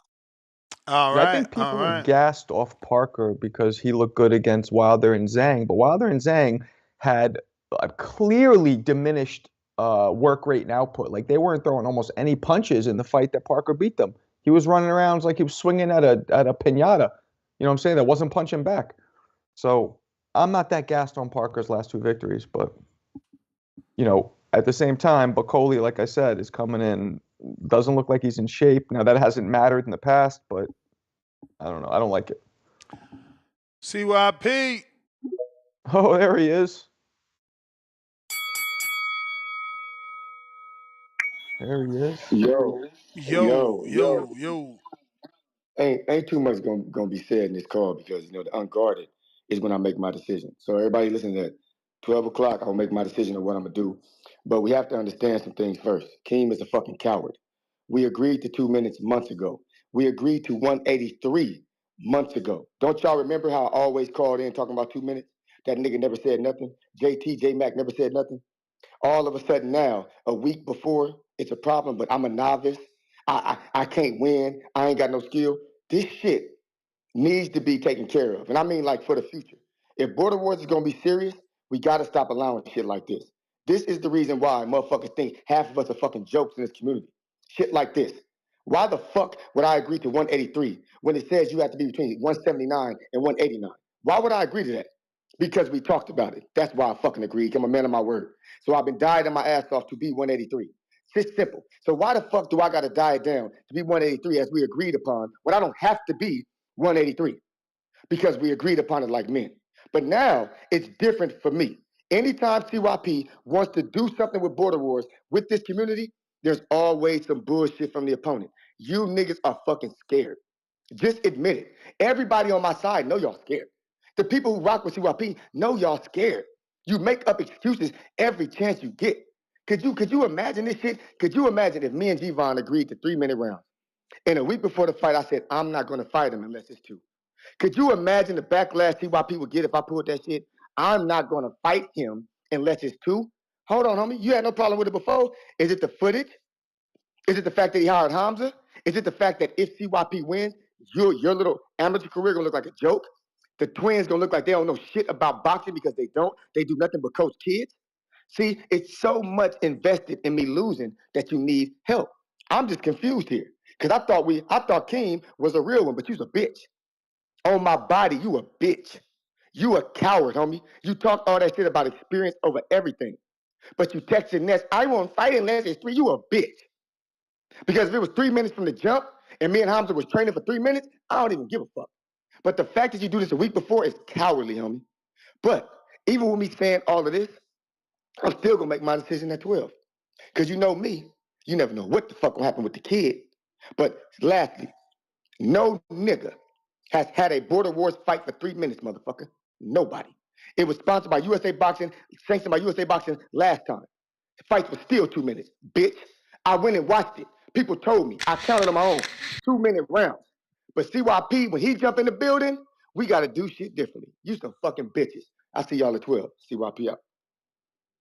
He's funny. You may feel like it's your time, He's fucking funny, man. but it's not your time. Who's on now? Baby CYP, I mean Tip. Tip Bayless? Oh damn! What the hell happened? That shit just cut out. What up, Tip? Hey, man, what's going on, Marcos? Man, Chilling. hey, Ness, did you watch the fights on the zone last night? I didn't, bro. I didn't. Bruh, Cash on Breezy. everything, bro. I I saw heard that So yesterday. wait, I heard Ness, that are you Avis saying you're looked gonna watch good the though. highlights? I didn't even watch the Yeah, highlights, so Marco. I don't do highlights. I got to go back and watch Avis because that's my guy. Okay. like you know how like you like it be that day of the week, and then like in your mind mentally it just be like it feel like a Friday, and you think it's like a Friday or some Yeah, shit. yeah, Like hell yeah, hell that's how yeah. yeah. That's how I was. So I completely missed the joint. But, I heard the caller earlier. He was like, yeah, he took my boy on the betting line. So I messaged my boy earlier. I was like, man, they got you at a plus 142. I was like, that's 40%, bro. You got to change the odds. He was like, yeah, man, I won last night. I was like, oh, shit. I completely forgot, bro. So, yeah, shout out to my boy Nick, man. I did see he got the knockdown in the partial. I got to go back and watch the fight. But, yeah, I did see he dropped the dude with a counter left. I'm gonna go back and watch that later on. But yeah, man, we got the big card, man. We got the big card. Predictions and previews, man. As y'all know, we got Tank and Lamont. You know what I'm saying? One fighter from Baltimore, one fighter from DC. You know what I'm saying? That's gonna be a great fight. I got that going all 12. We got Gary Antoine Russell versus Rayo Valenzuela. You know what I'm saying? I think Gary gonna become a champion. Gary gonna become a champion. It's about time. We've been waiting on this. We've been wanting this. We need to get that get back against Alberto Pollo. What better way than to beat Rayo for that belt and then go into a unification? Because I am taking Alberto Pollo versus Sandor Martin. I think we will get the win against Sandor Martin. Pollo been stepping up in every bout he's took. You know what I'm saying? It's gonna be a good one, man. So yeah, we got a good card coming up, man. We got a good card coming up. And I'm gonna get to the secondary card, over on DAZN. The card nobody's talking about really. I'm gonna get to that. They did have a lot of pullouts, pull-out game week over there. You know what I'm saying? Matter of fact, might be strong, man, because they already down 2 fighters. Shit crazy, man. Daniel Dubois out, Floyd Schofield out. You know what I'm saying? Pull-out game real weak, real strong over there, man. Real strong over there. A lot of pullouts. But yeah, man, we got Shakur. I'm gonna have an injury after this fight. You know what I'm saying? A lot of people won't know about it. Stevenson. He's gonna be fighting Josh Padley. You can run me for one. He's gonna be fighting Josh Padley. Yes, you heard it here first. Shakur has an injury, Stevenson, You may it feel is like it's your disclosed, time, and you won't find about it till but after it's the not fight, your time. Stevenson. I got him going. Damn, I think it'll carry into the later rounds. You know what I'm saying? About round 8, maybe Shakur pick it up. You know what I'm saying? Depending on how Josh Padley performs, he might get the stoppage. We got Virgil. I lost against Boachuk and got a gift Ortiz. Going against Madrimov, always been a green fighter. Israel, yeah. Israel always been a green fighter, Madrimov, man. That's gonna be a banger. I really do like this fight. That fight should be a co-main. I don't know why Bakhodir versus Parker is a co-main. Nobody knows them. We're all clearly here to see Virgil Ortiz and Israel Madrimov. That should be the co-mains. Possibly best fight on the card, you know what I'm saying, on paper. But, we going to take that, man. We going to take that. I really do like that fight. I'm rooting for Virgil. Y'all know it's Golden Boy over everything. You know what I'm saying? With the exception of the PBC, it's Golden Boy over everything. Yeah, man. And, I just don't like my fighters to burn with Hearn, man. So, got to go with Virgil. Who else we got on this damn card, bro? Aji Kabayel versus Big Bang Zhang. I don't really know much about Kabayel. So, you know what I'm saying? Shout out my man King Born. I'm going with the China man. You know what I'm saying? We gonna put the beating on him. We gonna put the walk on him, bro. We gonna put the walk on him.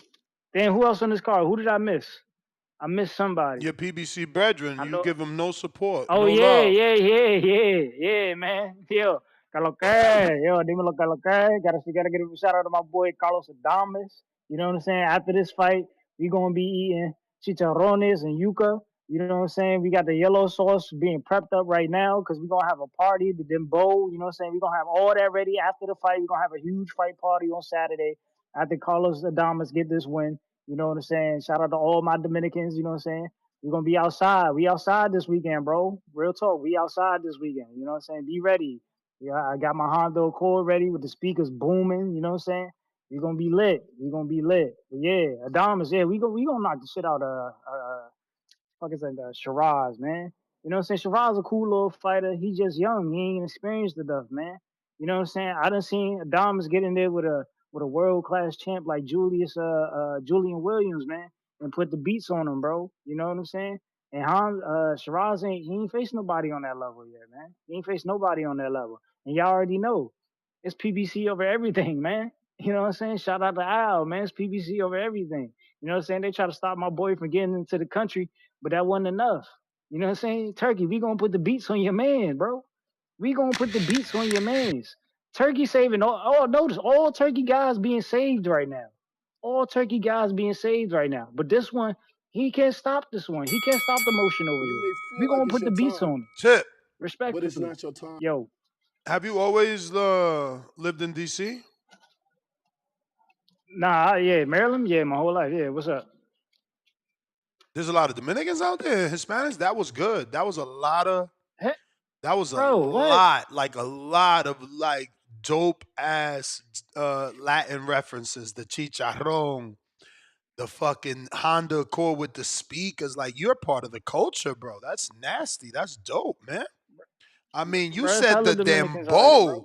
Like that call was so underrated, bro. That call's underrated. Like, us Latins, like East Coast Latin, we dug that call. Like so many underrated gems in there, bro.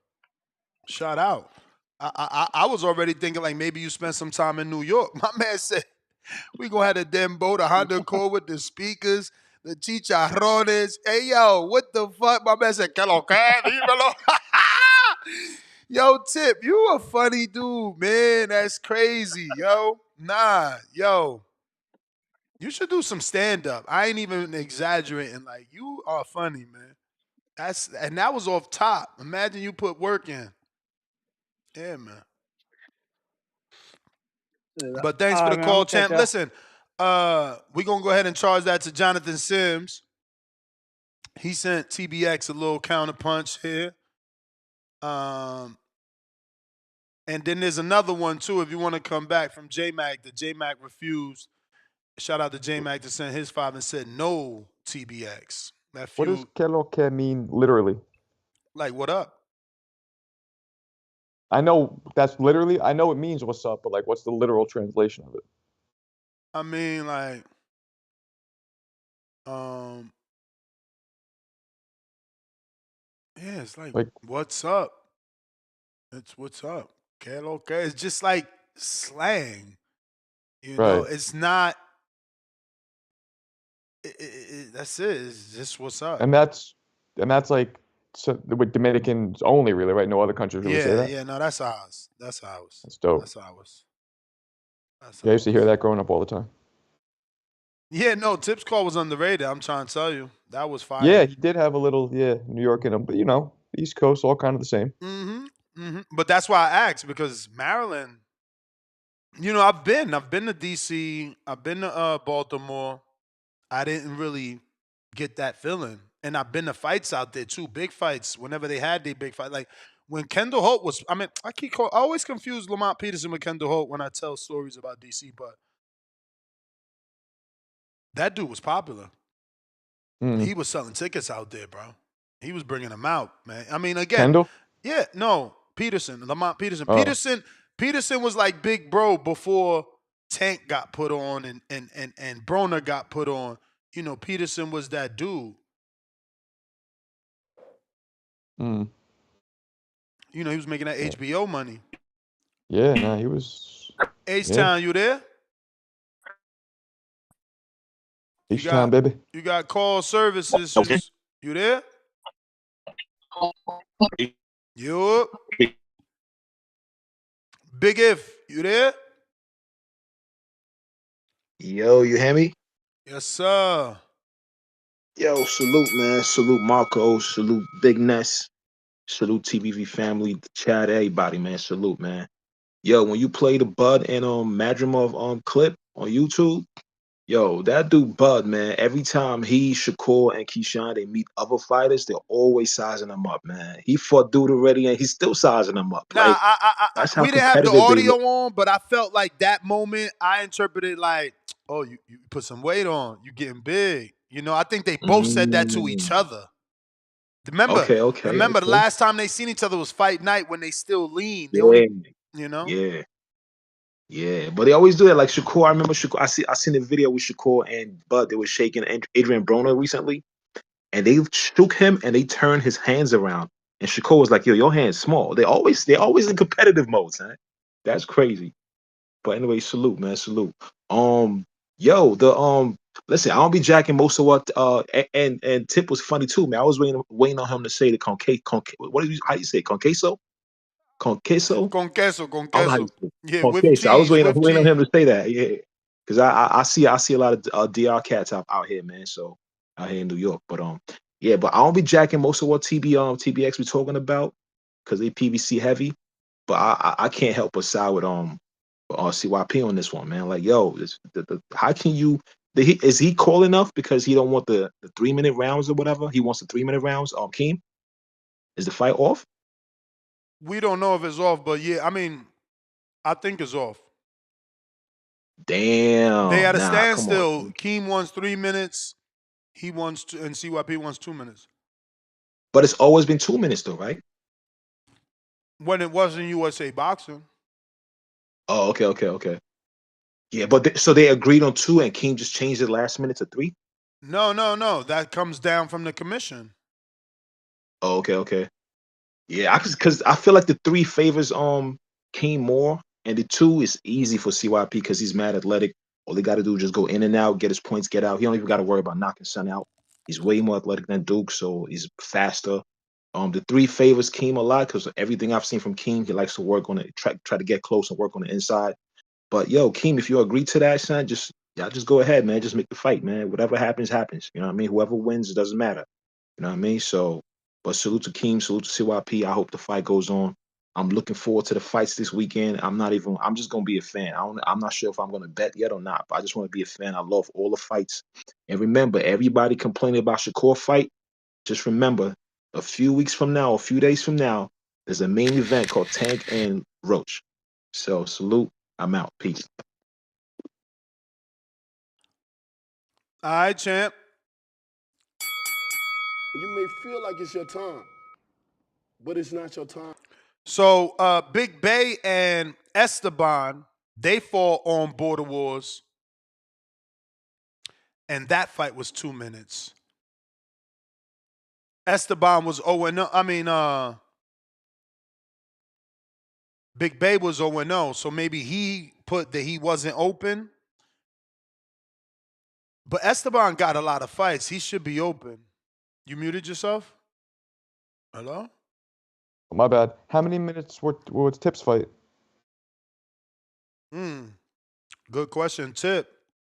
There's another TBX counter you could snatch up. We need that answer. Juan, Houston. Yo. First try. Wow. Now, you know what, Niz, that's crazy about Tip, man? Because when I was out there in Ellicott City, there was a lot of Dominicans, man. I used to date this chick. She was Peruvian, the chick I dated, right?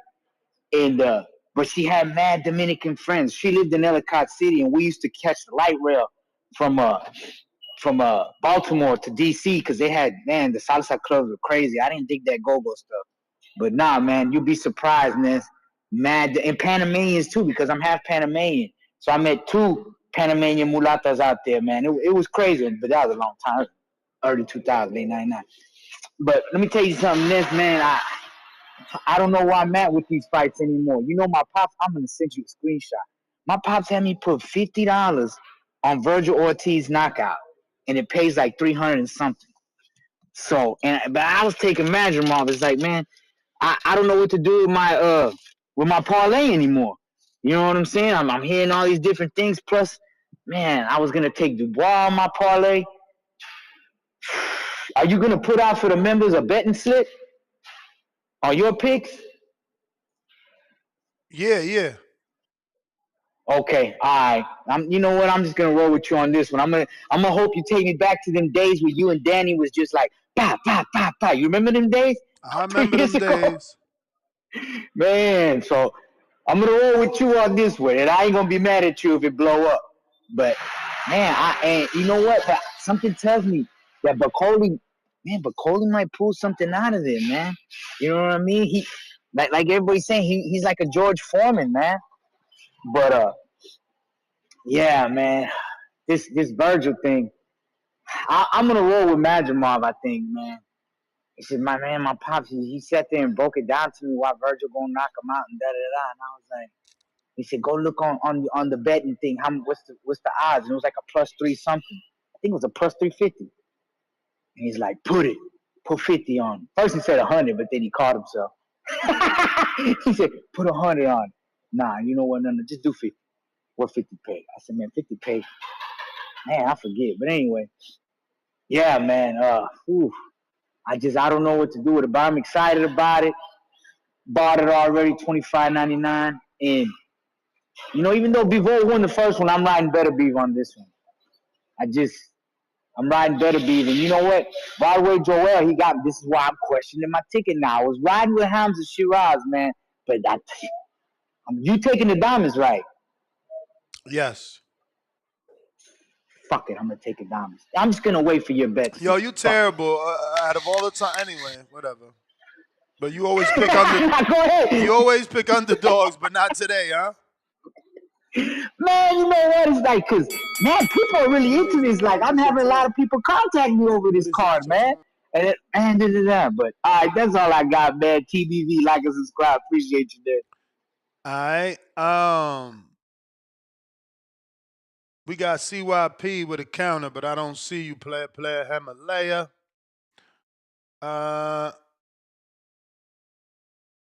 If you're watching this on YouTube, go ahead and smash that thumbs up. H-Town, trying you again. Yo, okay, hear me, baby? I hear you. We got you. A little choppy, though, but It's choppy. Hey, who's the caller called for a tip? I couldn't understand. All I heard was quack, quack, quack, quack, quack, quack, quack, quack, quack, quack, quack, quack, quack, quack, quack, quack, quack, quack, quack, quack. Chopping up, H-Town. We hear the quacks, though. We hear the quacks. It sounds funny, but it's choppy. You just don't got good service, bro. I don't know where you at today. Yeah. Hey. Okay, that's better. Yo, Ned. Hey, just remember, superior athlete. I ain't like y'all. I don't need what y'all need to win. I'm the man. I don't need the advantages. I am better than all of y'all. Not a good call, H-Town. Joe Pilot. Yo, dímelo a ver. You hear me? Yeah. Tu sabes. Basically a wake up until Adamas makes history. You feel me? Mm-hmm. About to knock out Sheeraz. You feel me? And he's about to get a little parade in DR, and it's gonna motivate the next generation of kids. You feel me? To get in the ring. So just wait till tomorrow. History's gonna be made. You dig? Adamas, like I said yesterday, yeah, he stepped up with Teixeira and he lost. But like many things in life, you learn from big losses, and turn them into lessons. And Adamas, he's had time to soak that loss, rebuild, and he's back, baby. Oh yeah, my boy Broadway Joel was in section 205, but he ain't sent me that ticket, man. You feel me? But I seen him on ESPN, seen him with the hockey jersey, with the flag. I was like, yeah, man, my boy, he better be careful. Ice is out there, man. He don't want to get confused and get deported. But yeah, I got Beterbiev. I got Parker boxing Bakhodir, bro. Bakhodir's, it's like, bro, you can't just wake up from not training and beat a Parker. Parker's a former champion. So it's like, I don't know how Bakhodir can do it, but who knows? Parker has been known to, kind of be little lackadaisical. Zhang, dropped him and stuff. This dude Joyce KO'd him. So, Bakhodir definitely has a chance, but it's like, bro, I can't see a guy waking up and fighting on that top level, from not training at all, bro. Like, it's just crazy. Buatsi and Smith, I don't know, bro. It depends the ref. If the ref doesn't allow all that grabbing and Buatsi make it ugly, I give Smith a good chance, but I don't know, man. Callum is kind of like on a losing streak. I think I'm going to pick Buatsi, bro, because them Warren boys be beating on Matchroom. Who else is on there? Padley, Shakur. We got to go with Shakur. Just too fast. Just the only way I can see Padley winning is maybe if Shakur breaks both hands and retires on the stool or something. Who else is on this fight? Damn, bunch of guys. Oh, Virgil versus Madrimov. I got Virgil. I think Virgil's gonna starch Madrimov, you know. But I think both of them are gonna get dropped. But I think Madrimov is gonna get KO. Both of them are gonna get dropped though. I forgot who else is on this card. Maybe it's not important, you know, if I don't remember in the top of my head. But yeah, it's a big difference. 2-minute rounds in 3 minutes, man.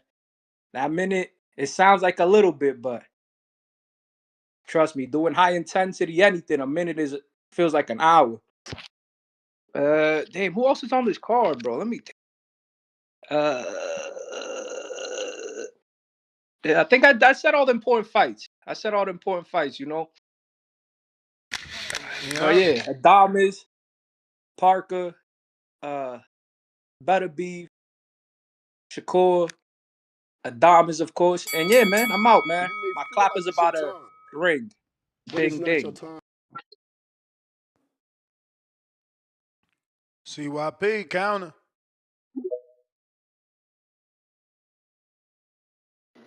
Yo, listen up, man. We gonna stop playing these fucking games. I spend a lot of money on this camp. I'm doing this shit for the community. Stop fucking playing. The nigga agreed to 2 minutes. There's a reason why Tip Bayless' fight was 2 minutes, and that nigga's in his 20s. Stop with the USA boxing. It's out of my hands. Fuck that lying. There was no fucking 3-minute fight for Border Wars when USA boxing was involved last time. Stop the cap. If you two niggas agree to 2 minutes, like we did before camp even started, that's where you fight at. We agreed to meet at 183. USA Boxing does not say CYP has to weigh 183 pounds. So it's funny. The shit that benefited this nigga, I was able to do. The shit that may benefit me, he's backing out of. But you got niggas in the chat calling me a duck. Nigga, I ain't complaining about nothing. I didn't complain about the 2-minute rounds. I didn't complain about 183. I didn't complain about no experience. I didn't complain about the headgear, nothing. But that's, I'm looking at it right the fuck here. I got it pulled up right here, nigga. Exactly what it says. 3-minute rounds or less. 19 to 40. 3-minute rounds or less. How did you decide less? By the opponents agreeing to the shit. Now, if you want to go to the major, it says 3-minute rounds, but it also says no headgear. When the fuck you seen a nigga at Border Wars or any events have no headgear on? Y'all reading from the wrong one. The one that says 3 minutes says no headgear as well. That's not the one you're reading. You're reading from the local level, USA Boxing, the one we use. So again, it's sad that I'm not the nigga who know boxing, but I know more about it than y'all do. It's fucking crazy. But you know the real reality is? Y'all don't care if I'm right or wrong. There's 2 things y'all want. Either me to lose or for me to not be able to fight.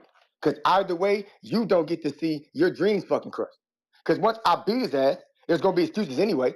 Oh, that's because he cried about 3 minutes. He cried. So all of a sudden, all it takes is 1 minute left for a nigga with no experience to be a champion? That's all it takes? Hey, if I would have known that, I would have agreed to 1 minute. I never knew that Mitty, all the niggas who've done Border Wars, Ness, and I watched your fight with Hayes, and your first round was 1 minute and 54 seconds, nigga. They stopped the clock early. So let's stop with the 3-minute shit. Don't nobody do 3 minutes around this bitch. But all of a sudden, we want to go with the rules, but the rules allow Tip and everybody from Border Wars to do 2 minutes. So we can't allow that for me. It's just crazy. Yeah, but Nobody had a I problem said it with this. on record. I hope this is a general statement because on record I said the day of the fight, we just got to go to the commission. Yes, but there's no. But good thing is, regardless if I fight or not, I'm being Vegas. Me and my wife going to the Mary J. Blige concert Thursday. I'm gonna be there regardless. I'll bring my bag, whatever fucking need. But then again, I might not because you got to see what I decide to do. But at the same time, if this nigga why waste your time? Like, why play these games? You already agreed to it. I don't understand this. At least do this. At least be man enough to say, you know what? CYP better than I thought. He better than I thought.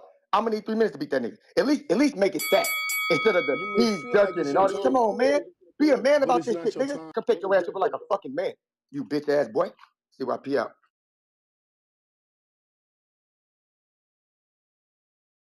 All right, well, we about to wrap this up because I got to do my betting show. I got Leroy.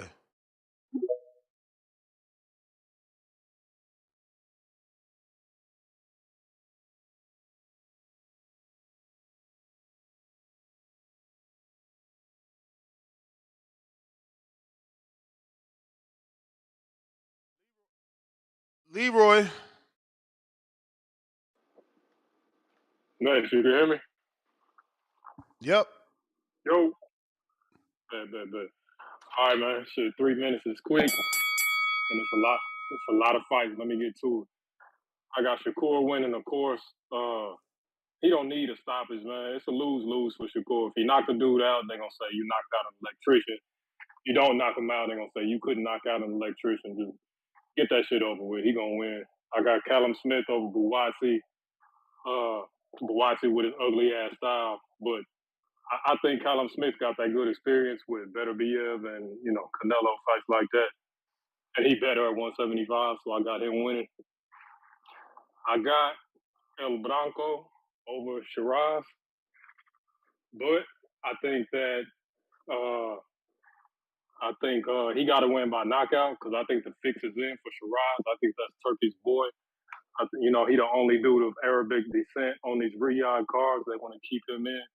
The plan is for him to keep winning. So I think Adama's got to knock him out, and I think he will. Sheeraz beat Ammo Williams. They acting like he beat Marvin Hagler or something. He really ain't beat nobody. Let's see. I got Zhang stopping Kabayel.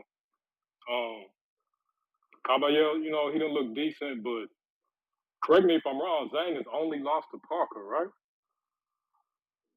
Zhang? Yeah. No, he got two He's only losses. lost to Two losses. He got two losses. He lost to Hergovich, but that shit was a robbery. Okay.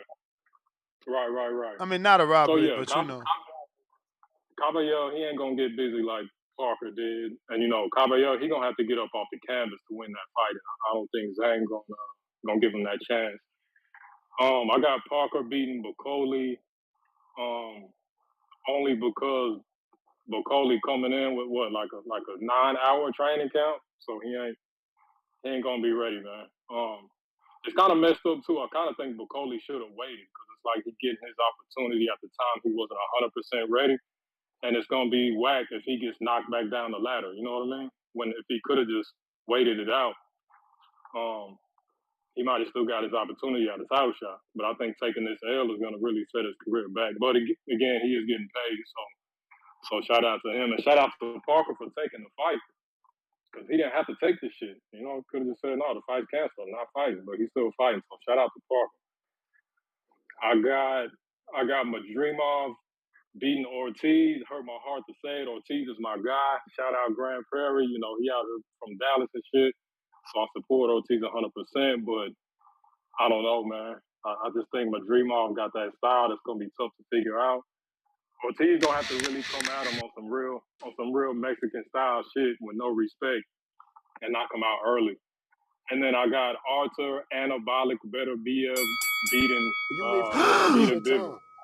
That's it. But it's not your all right, champ. We got a counterpunch from J-Mac for H-Town. If you can use it. Nano, $5. I don't know what Spider Rico talking about. I'm always betting on DraftKings in Oregon. What countries do y'all think will be top 5 on boxing Grand Prix? All right, well, I don't know. We need to see the fighters first. Jaywalk, $2. Ness, my mom in Vegas. Can she use the code? Of course. Let her know she can't use the code on already existing deals, though. They don't do that. If you want to save 15%, use TBV. If you want to get like whatever ounce they selling for $100, quote unquote, you ain't gonna be able to use the code off that already deal. They don't stack it. Joshua Torres, $5. Don't know why people complain about this card. Every fight is good. Great card. Only annoying crap is time difference. Pistol Parkway Mozzie, $5. Tip Bellis versus James Benitez for Hater of the Year. Gonna be tough. Well, I have and remind James so it could hurt that he invented the Hater of the Year award because he thought he deserved it. And he thought he was the truest hater, and then Tip emerged out of nowhere and actually won the award. So, my condolences to James on not being able to accomplish that. But maybe this year, like you said, maybe this year, man. We got Big 88. Tip, definitely part of the culture. Dominican flag 2 times, Puerto Rican flag 2 times with the flex emoji. Salute. Joseph Wright, welcome to the champ level. Yeah, betting show coming in about another few minutes. We about to end this. We got James Benitez with the fat $10. So Mex and Jerome will be the main event. If CYP and Keem is off, no freaking way. Let's wait till 12 to see what happens. But Ness, what fight is main event worthy besides Keem and CYP? Well, we're not going to put that negative energy in the air, man. H-Town, $5. I don't want to hear crap about 3-minute rounds. You the superior athlete. You can't fear the blue-collar worker. They said he'd find a way out the scrap. 1, 2, 3, 4, 5, 6, 7 duck emojis. Saint upgraded to that champ level. And if you want to listen to the betting show and get those betting slips, go ahead and upgrade. But remember, there's no big eyes and little U's in the betting show. We are there as a team and a unit trying to get some money. The Pull-Out Bandit, $5. I thought Bakhodir was in camp for FA. What are these callers talking about? They're talking about the fact that he's been in the Congo working on a house. Even though Spencer Brown said that Bakhodir was in training camp, but then he left to go handle some situation with his house. Juno. Once again, if you're watching this on YouTube, don't forget to hit that thumbs up button and the subscription button because you want to get notified next Saturday when we go live for, guess what? That's right, Border Wars. AG, what it do? Yo, what up, Ness? How you doing? Straight. Hey, so for the fights, let's see. I got Buatsi, Kabayel, Ortiz. That should be the co-main event. God damn, that fight's gonna be hell. But I don't think it's gonna be easy. I think it's gonna be a very hard fight. I think both guys are gonna get knocked down. I'm not sure if y'all got any prop bets, but I think both guys are gonna get knocked down at least once. In the Callum Buatsi fight? No, in the Ortiz Madrimov. Oh. I could see both guys getting dropped once. Ortiz kind of showed that he may be chinny in his last fight, not his last, but against Boychuk. But he showed that he could recover, and it's not a big deal. You know what I mean? So I think that Madrimov can possibly drop him, but Ortiz will recover.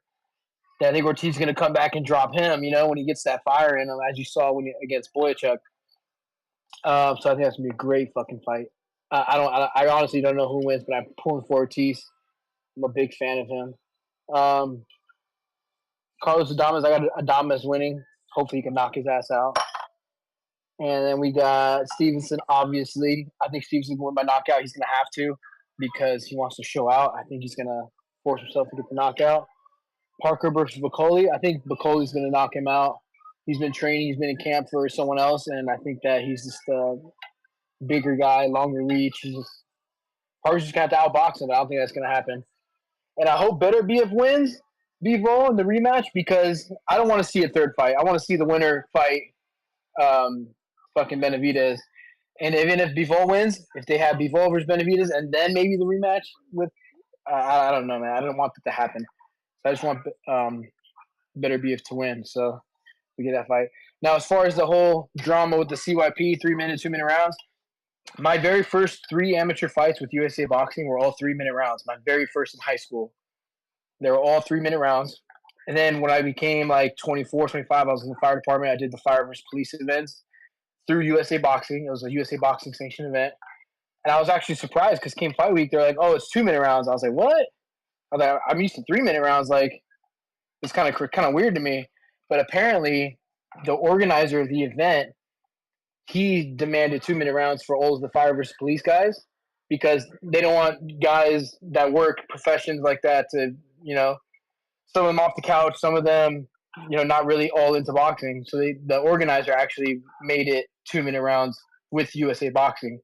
Didn't matter the age, he was able to do that. So now that brings me to ask you, Ness, if in the event USA Boxing said it's up to you, the organizer of the event, would you make it 2-minute rounds? Would you have because I don't think Keem is going to agree to 2-minute rounds. Keem wants 3-minute rounds. That's the thing. He wants 2-minute rounds. Well, that's the thing. If they leave it up to me, all I can Yeah, what would you do? That's what all I'm I asking. can do is try to go to them to come to an agreement, right? Because leaving it up to me isn't going to give us a fight. If I say 2 minutes, Keem doesn't fight. If I say 3 minutes, CYP doesn't Damn. fight. Yeah, that's a hard one, man. Yeah, it's That not up sucks. to me. But Keem didn't think or agree that it was gonna be 2-minute rounds? That's what CYP is saying. I'm not in that back call with these guys, so I don't know what they agreed to. But I know for a fact CYP's always called in talking about 2 minutes in terms of like, I'm not losing in a 2-minute fight. No one ever, like Keem never corrected him. Keem never called in to say, I don't know what he keep talking about. 2-minute fight when it's a 3-minute fight. That's why I'm gonna walk him down. That's why I've been saying the hard guard walk him down season. Now again, Keem don't also gotta give away the game plan. Keem could be like, yo, keep thinking you in a 2-minute fight when this USA boxing, you gotta do That's 3 true. minutes. You know. Yeah. But USA boxing, you don't have to. But I That's believe all I'm CYP, like he said, what I believe is like, if you and I agreed to that, then that's what we agreed to. It don't matter what USA Boxing say. So I gotta go though because this is cutting into the All right, thanks, time. man. I truthfully can only take one more caller, man. So that's gonna be JT. The rest of y'all, I love you, but I gotta be back at 15 minutes. You know. Yo, can you hear me? Yep. Okay. I'm a little bit confused here, Ness. I'm just sitting back listening to the show, Ravel. At the end of the day, like 2 minutes, 3 minutes. 3 minutes give you more time to beat up on a smaller guy. You know, you say you're a superior athlete, you got the nutritionist, you have the pro coach, you got Larry Wade in your corner, you're doing everything else. The guy is too small. He's the non-athletic guy. He's the guy that works hard. The guy that's basically coming off the couch. So I'm a little bit confused. Why are you complaining about the time? Because 3 Principle, man, minutes. principle. He explained that. He said that that's what they agreed on. It's not about being No, superior. It's that about was the never. agreement. Listen, Ness, you just dropped some breadcrumbs in the chat. Cause like at the end of the day, fights when the time you got how many bouts you got on your card? Man, I just had a bunch of cancellations today. I think we had 20. Okay, so you don't got that many fights on the card. So 3 minutes gonna go on the card. When you worrying about when you got one ring and you got like over 40, 30 fights, they might adjust the time or something like that. But elite males fight at 3 minutes. At the end of the day, he could sit there and Yeah, but say, technically he's not. I mean, come on, you a USA boxing coach. Technically, he's not an elite male. It's his first amateur he bout. makes 40. He makes 40 today. He's still 39. He's going by the age he's in the Yeah, no, ring. he's 40. He's 40. He texted me his age. Let me see again. On Conquer, they got him listed at 39. He I says was I'm on the 40, Conquer app. 5'8", 84. Okay, well, he must have messed up his birthday because they got him listed at 39 on the Conquer app. And the Conquer app, it changes when you update your birthday. Just like Keen's birthday just changed. So like, So then we might have so, so well, no, I guess Keem could still fight him. Even like technically speaking, if they get there, because you know better than me, if they get there and he is legit 40, can they even still fight? Because they don't they? still could fight. Oh wow. They still could fight. They still could fight. I'm not gonna go into details of that, but they still could fight. But I'm just saying, man, we just been hearing this promotion, how you in shape, you the superior athlete. This guy can't beat you. This average guy, he's too small. I'm the bigger man. Like, you the one that's complaining about the time. That gives you more time to put the hurt on the smaller man. We the ones should be complaining about the lesser time. Cause you got all the advantages. I'm a little bit confused on this topic while we going back and forth. How this Well, show is being ran. all will be revealed on How this his show be Unguarded. Ness, how this show being ran You may feel is like it's your ran time, it's an amateur but it's event, not your but it's time. ran like y'all running it like a little pro event. So I'm like, what's wrong with the 3 minutes? Well, Just get that's in the there and time, handle your fam. business. I gotta wrap it up. I only have literally 1 minute, so I'm not going to take another caller. Actually, I don't have 1 minute. This clock is 1 minute behind. It is already 10:30. I need that 15 minutes to get ready. We right back at it. Members only mode at the champ level. Make sure you upgrade from a desktop so that you don't get hit with those Apple fees if you have an Apple iPhone. If you have an Apple iPhone and you try to become a champ, they're going to charge you more than what we really charging. Ness ain't trying to announce my unguarded either. My dude, I think you and I are scheduled for next week. Like, there's no unguarded today. I mean, this week other than CYP's. Come on, O Wizard. You got this thing. I've been seeing. He been putting in the chat, bet against me, bet against me. I ain't got nothing against you, bro. I got to do my job. You got to understand, right? Border Wars is trying to replicate boxing as a whole. So not only do I got to be a promoter, I got to be the reporter. I got to be the, the dude leaking information. I'm doing it all, right? Because you don't know what's going on. There's no way to find information on these guys, only the footage we got. Like, look, you think Supermax sent the footage? He said, oh, Friday. It's Friday. It's Friday. What is he going to do now? Send it for the second show? That's the new excuse. Nah, it's coming tonight during the second show. But he thinks he's some sort of Border Wars star. I can't wait for Jerome to punch him in his face, bro. I swear. And let me tell you, man, I don't even want to. Oh my Lord Jesus! Tell me so I can get a all I kick can tell you is this: Jerome's mother called me.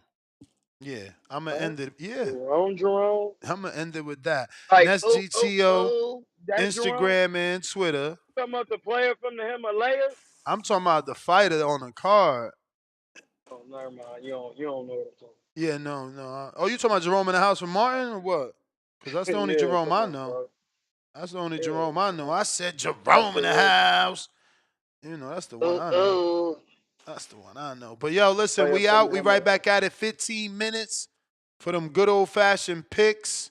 Remember, no big eyes and little U's on the betting show. This is you and I trying to get money together, man. We trying to eat here, man. So catch me in a few minutes where we becomes me and me becomes we. Shout out Spider Rico ducking that Border Wars smoke. Peace.